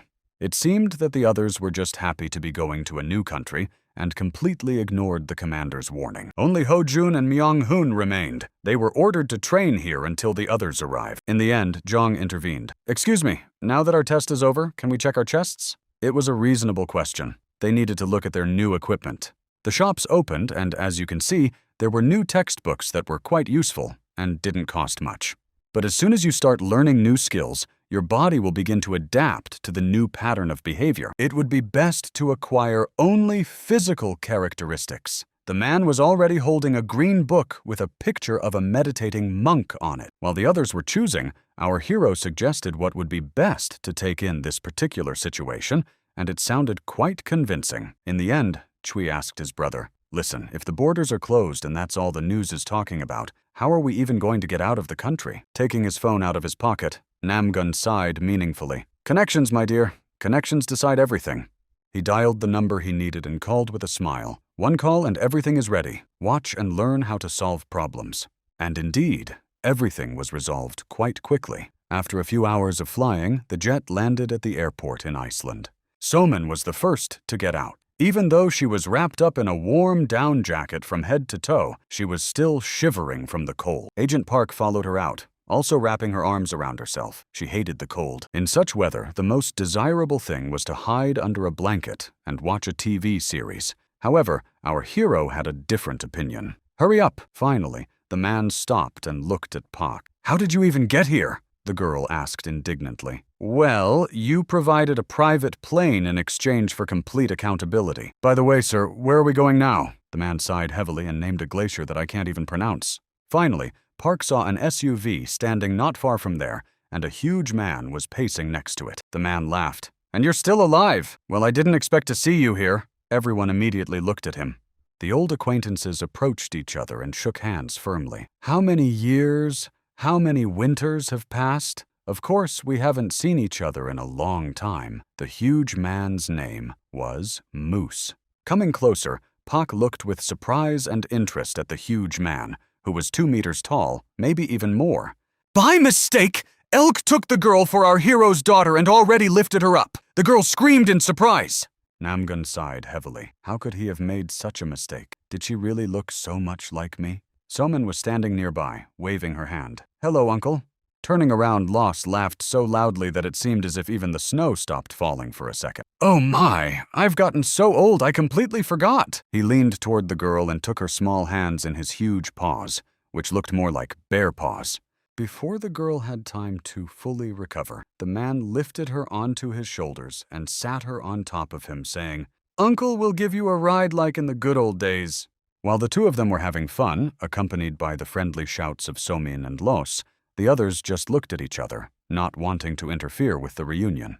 Upon learning who was standing before her, Pak still wondered who this man was and what kind of strange name he had. Vickerman. Our hero decided to explain that it was an ancient name for a structure that druids used for sacrifices. Hearing this, the girl shivered, either from the cold or from fear, and our hero confirmed that now it was just a relic of the past and more of a title than a reality. Their conversation was interrupted by the loud voice of a moose. "Listen, enough chatter! Get in the car or we'll freeze here." The man leaned out of the car window and waved his heavy arm. Looking at his old friend, Namgun said that as far as druids were concerned, only this strange man and another one named Kuharan remained. When they arrived, they were greeted by a friendly old man with a thick beard and equally thick eyebrows. "Long time no see, my friend," he said in a creaky voice. Our hero came closer and smiled. "You haven't changed at all in these few years." The shaman just laughed. "That's nothing to me." While the two girls warmed themselves by the fire and finally blossomed, Namgun talked to the shaman. "Indeed, my face will remain the same even after 10 years. But you know, I've lived in this world longer than you, and I'll add this. In 10 years, the druid's structure will collapse, and you will fall victim to Vickerman. He will eat you." Hearing such frightening words, Pak intervened. "Captain, I think you're going too far. How can you say such things to a person you've just met?" The shaman waved his hand. "Good heavens! Where are my manners? I haven't even offered you tea!" His hand was immediately covered with energy and spread throughout the tent. Our hero just stood and watched as the shaman prepared his strange drink. It was a folk tea made from the leaves of a local plant. The old man tapped his bony fingers. "Drink it, and you'll warm up right away." His voice became much rougher and hissing. "Well now, my friend, let's talk properly." Somin was already getting ready for bed. She was too tired from the flight. Her father covered her with a blanket and continued the conversation.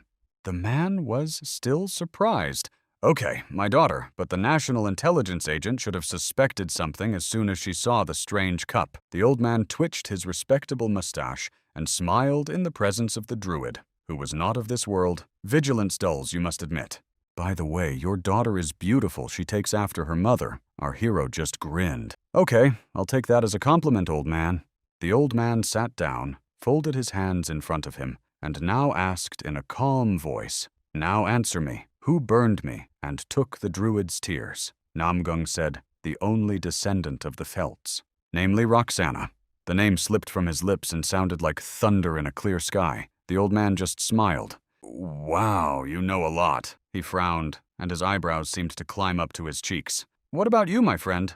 Why are you now our prophet?" Our hero sighed. Some strange forces began to appear around him. "In my past life, I wasn't like this, but somehow everything broke through." He narrowed his blind eyes. "So tell me what brought you on such a long journey." The man decided not to beat around the bush and get straight to the point. "I'll make you a deal. I'll protect you from Oksana," but the druid didn't let him finish. "We don't make deals." The old man began to rummage around somewhere off to the side. "Listen, don't get me wrong. I am well aware that you are a regressor and am willing to help without any deal. But my help is needed more by your daughter, who is now sleeping peacefully." He had to agree with that. That was indeed the case. Exactly. The old man approached her and bent down. It seemed as if you could hear his bones creaking. His rough hand reached out to the sleeping girl. The old man began to cast a spell, and energy began to accumulate around his hand. "How interesting," he thought. "Two souls in one body. I haven't seen that in a long time." The old man stroked his beard. Fortunately, the second soul inhabiting this child's body was very friendly, and a smile spread across his face. If this soul had been hostile, the girl would have long since lost control of her body and mind. But there was nothing to worry about. The second soul belonged to her own mother, and now she stood over her sleeping daughter and guarded her like an angel. The old man smiled even wider. You understand, my friend, that as your daughter grows up, everything will return to normal. But since you brought her here... You're going to take her to the auction, aren't you? Namgung smiled. That's why I like talking to you. You don't have to spell things out several times. After our hero heard about the way to unite souls, he froze. Even as a joke, it sounds terrible. Are you sure? The old man sighed. Well then, let's move on to the second option. I knew you would say that. Maelstrom. The words came out of the old man's mouth like thunder. The shaman continued to explain, and his mother's soul rose above him. This technique allows you to twist souls into a spiral and unite them at this rate. This will help you resolve the situation you find yourself in. Hearing this option, our hero smiled. But is this even possible for her?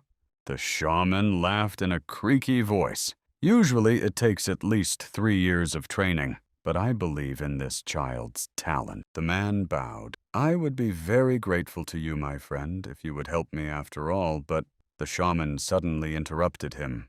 He looked at the chair where Pak was now lying. By the way, you brought this girl here for training too, but no, this can be considered government surveillance. The girl was leaning against the back of the chair and sleeping peacefully. The shaman saw great potential in her. Perhaps she was even telekinetic. By the way, with such a rich background, she only uses cheap tricks. The man didn't understand and asked again what he meant.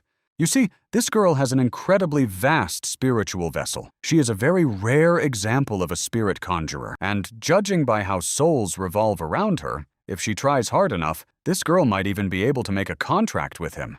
By the way, since we're on the subject, take a look at this. Namgung took out the very chest he had recently received as a gift from his patron. Inside was the very egg he had received from the snake. Now it was much smaller and easily fit into the small chest. Could it even be raised? The old man waved his hands. I'm just a humble druid. You're asking too much of me. I don't know how to raise monsters. The man just sighed. Well then, I'd better ask Roxana for help. It's a shame. The thing was, Roxana was a great beast summoner. Although she couldn't control spirits, she was a powerful tamer. The old man laughed. I didn't know my granddaughter could do that. The man sighed. She will take your life, so don't get your hopes up.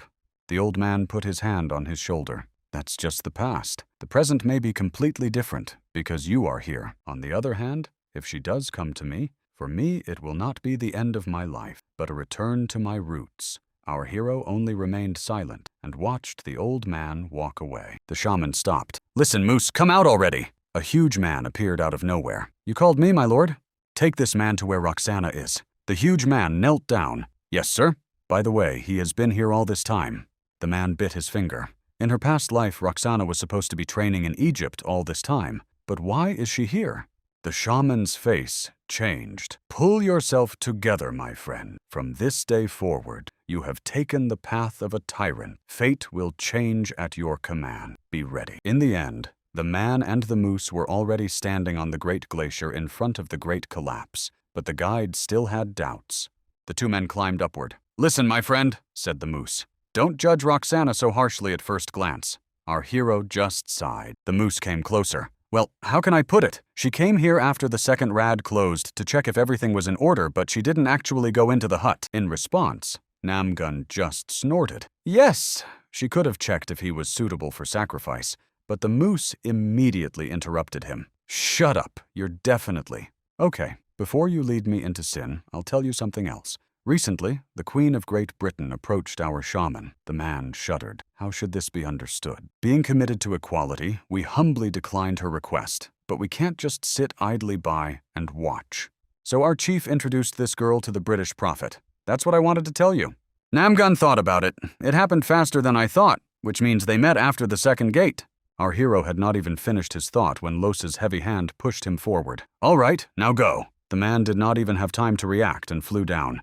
Go where your soul calls you. Moose continued to laugh, and our hero flew down. What a bastard! His speed gradually increased. The wind whistled in his ears, and for some reason he felt as if he were falling into hell itself. Very bad thoughts began to creep into his head. The man had already taken out his sword, but that didn't mean the gates would open right here.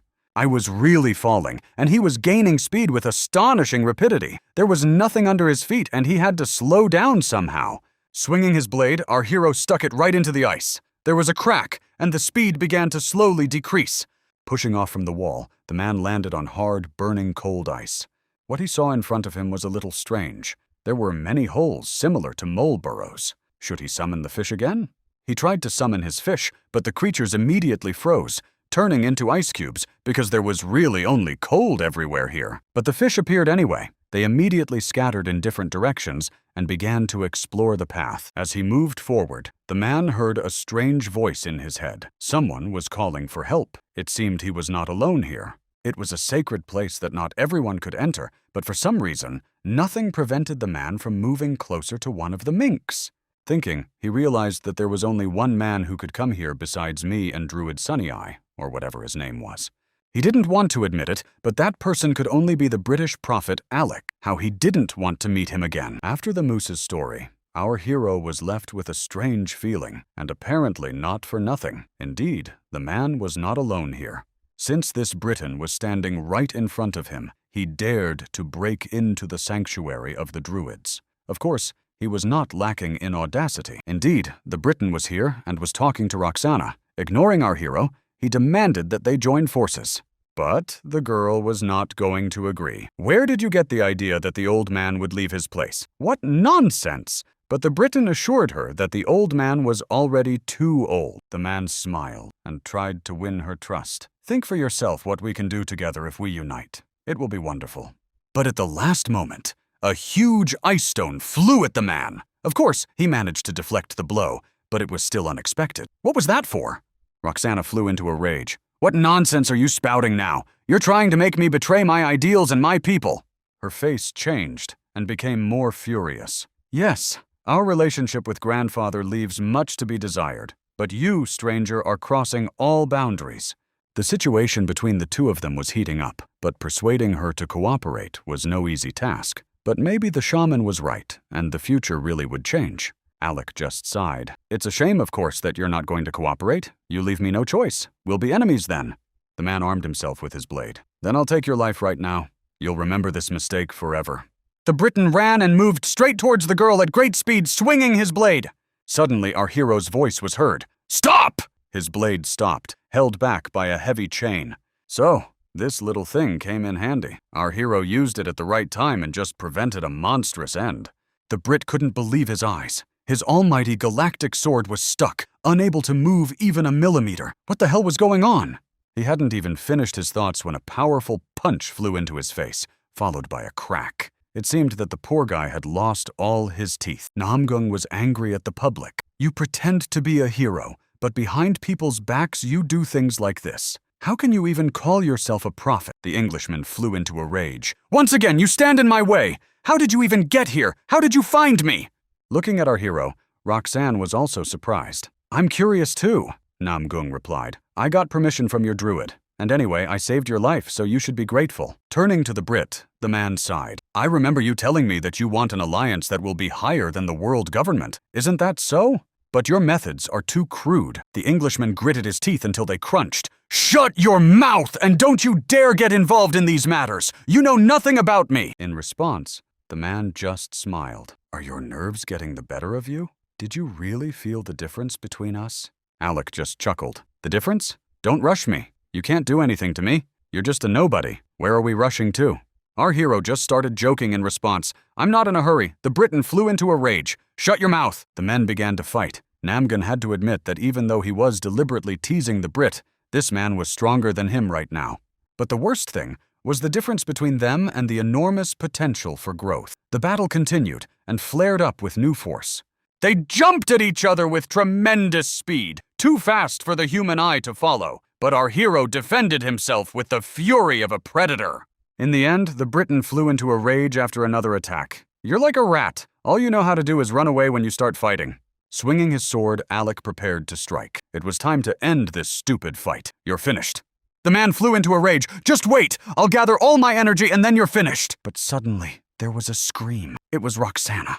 Stop it, quick! Are you out of your minds, fighting in a holy place? If you start making noise here, the whole cave will collapse. The girl said, What makes you think I'll suffer so easily at the hands of this nobody? What can he possibly do to me? The woman changed instantly, becoming like a wild beast. Well, fine. If you want to settle this with force, have it your way. In the end, the Brit realized that he was now at a disadvantage and decided to retreat. After all, It would be difficult for him to fight two opponents at once. He took a small handkerchief out of his jacket, but mark my words, guys. In the end, victory will be mine. He tore the piece of paper, and a strange, acrid smoke began to seep out, filling everything around him. In the end, the man dissolved into thin air, leaving only a haze behind him. What a coward, poor thing. Roxana agreed. Her body began to return to its normal form. By the way, don't get your hopes up.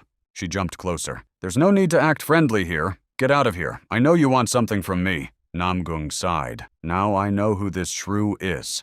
Noticing no reaction from her interlocutor, the girl flew into a rage. Say something! Stop standing there like a pillar! But our hero did not react at all. After all, she hadn't changed at all. In the end, the woman got tired of questioning him. Fine, to hell with you. It's cold here anyway. Get lost.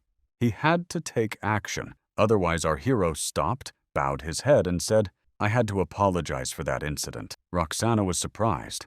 Namgung continued. Many years ago in Morocco, a boy named Vi lost his life. You don't know him, but his younger brothers and sisters are now in an orphanage. After a short silence, Roxana finally began to speak. Not only do you know this, but you also managed to help them. Still, let it go, the man continued. It would be a shame if I forgot about it just like that. I remember everything down to the smallest detail. She continued to remain silent. Namgung said, Listen, I'm not going to pretend to be the savior of humanity or anything like that. He took a small chest out of his pocket. But I'm only looking for power to protect my family and loved ones. And only for that. Just by slightly opening the chest, Roxana immediately realized that it was a water snake egg. Amazing skills. The man continued. The shaman said you could help me raise it. Roxana was surprised. Where did you even get it? Not wanting to reveal everything at once, the man shrank back. Well, that's how it turned out. Roxana snorted. But I didn't expect you to answer. That's fine. In any case, I need to study the matter more thoroughly to see if I can do it. You can trust me or not, but according to the British, all prophets are at odds with each other. Coming closer, Namgung smiled. It's hard to call us friends because he originally wanted to recruit you, too. Roxana sighed. You're so slippery. Okay, I'll ask directly. If I bring out the egg, what will I get in return? Namgun replied. I will introduce you to a person who will fill the void you feel. Interrupting her, the man continued, There is one person who is excellent at summoning spirits. Roxana fell silent for a second. Repeat what you just said. Namgung repeated, He is a good friend of mine, and he is currently training with your shaman. Unable to believe her ears, Roxana bit her finger. That old man training someone? I'll never believe that. But our hero smiled. Believe it or not, it's true. And there's something else. I'm gathering people with abilities that will make your eyes pop out of your head. Coming closer, Namgun became more friendly. Okay, spend at least a couple of days with us. Let them be allies, but as temporary observers and partners. Apparently, the persuasion worked, and Roxana, after grumbling a little, returned to the camp and now watched shaman's training. Folding her arms across her chest, the woman couldn't believe her eyes. Honestly, it's incredible. This is the first time I've seen this old man train someone. Soman remained completely focused and continued to cast spells. Even despite the training, she had an incredible supply of mana. In response, our hero just smiled slyly. No wonder. She's my daughter. Roxana asked him to shut up. So that's your redhead too. What's her name? Pak? She's talented too. I wonder where you find these people. Indeed, the agent sat here and meditated, and her spellcasting abilities were so strong that even Roxana got goosebumps. Seeing her interest, Namgung repeated the question. Do you agree to stay with us? At least for an indefinite period of time? What do you say now? The girl just sighed. I don't know, of course, how to say this. These are difficult times. Well, okay, you've convinced me. They shook hands, and thus another union was formed that would change everything. From that moment on, the future began to change rapidly. She was no longer what she had been before. Now everything would be different. It even seemed that time itself had begun to flow differently.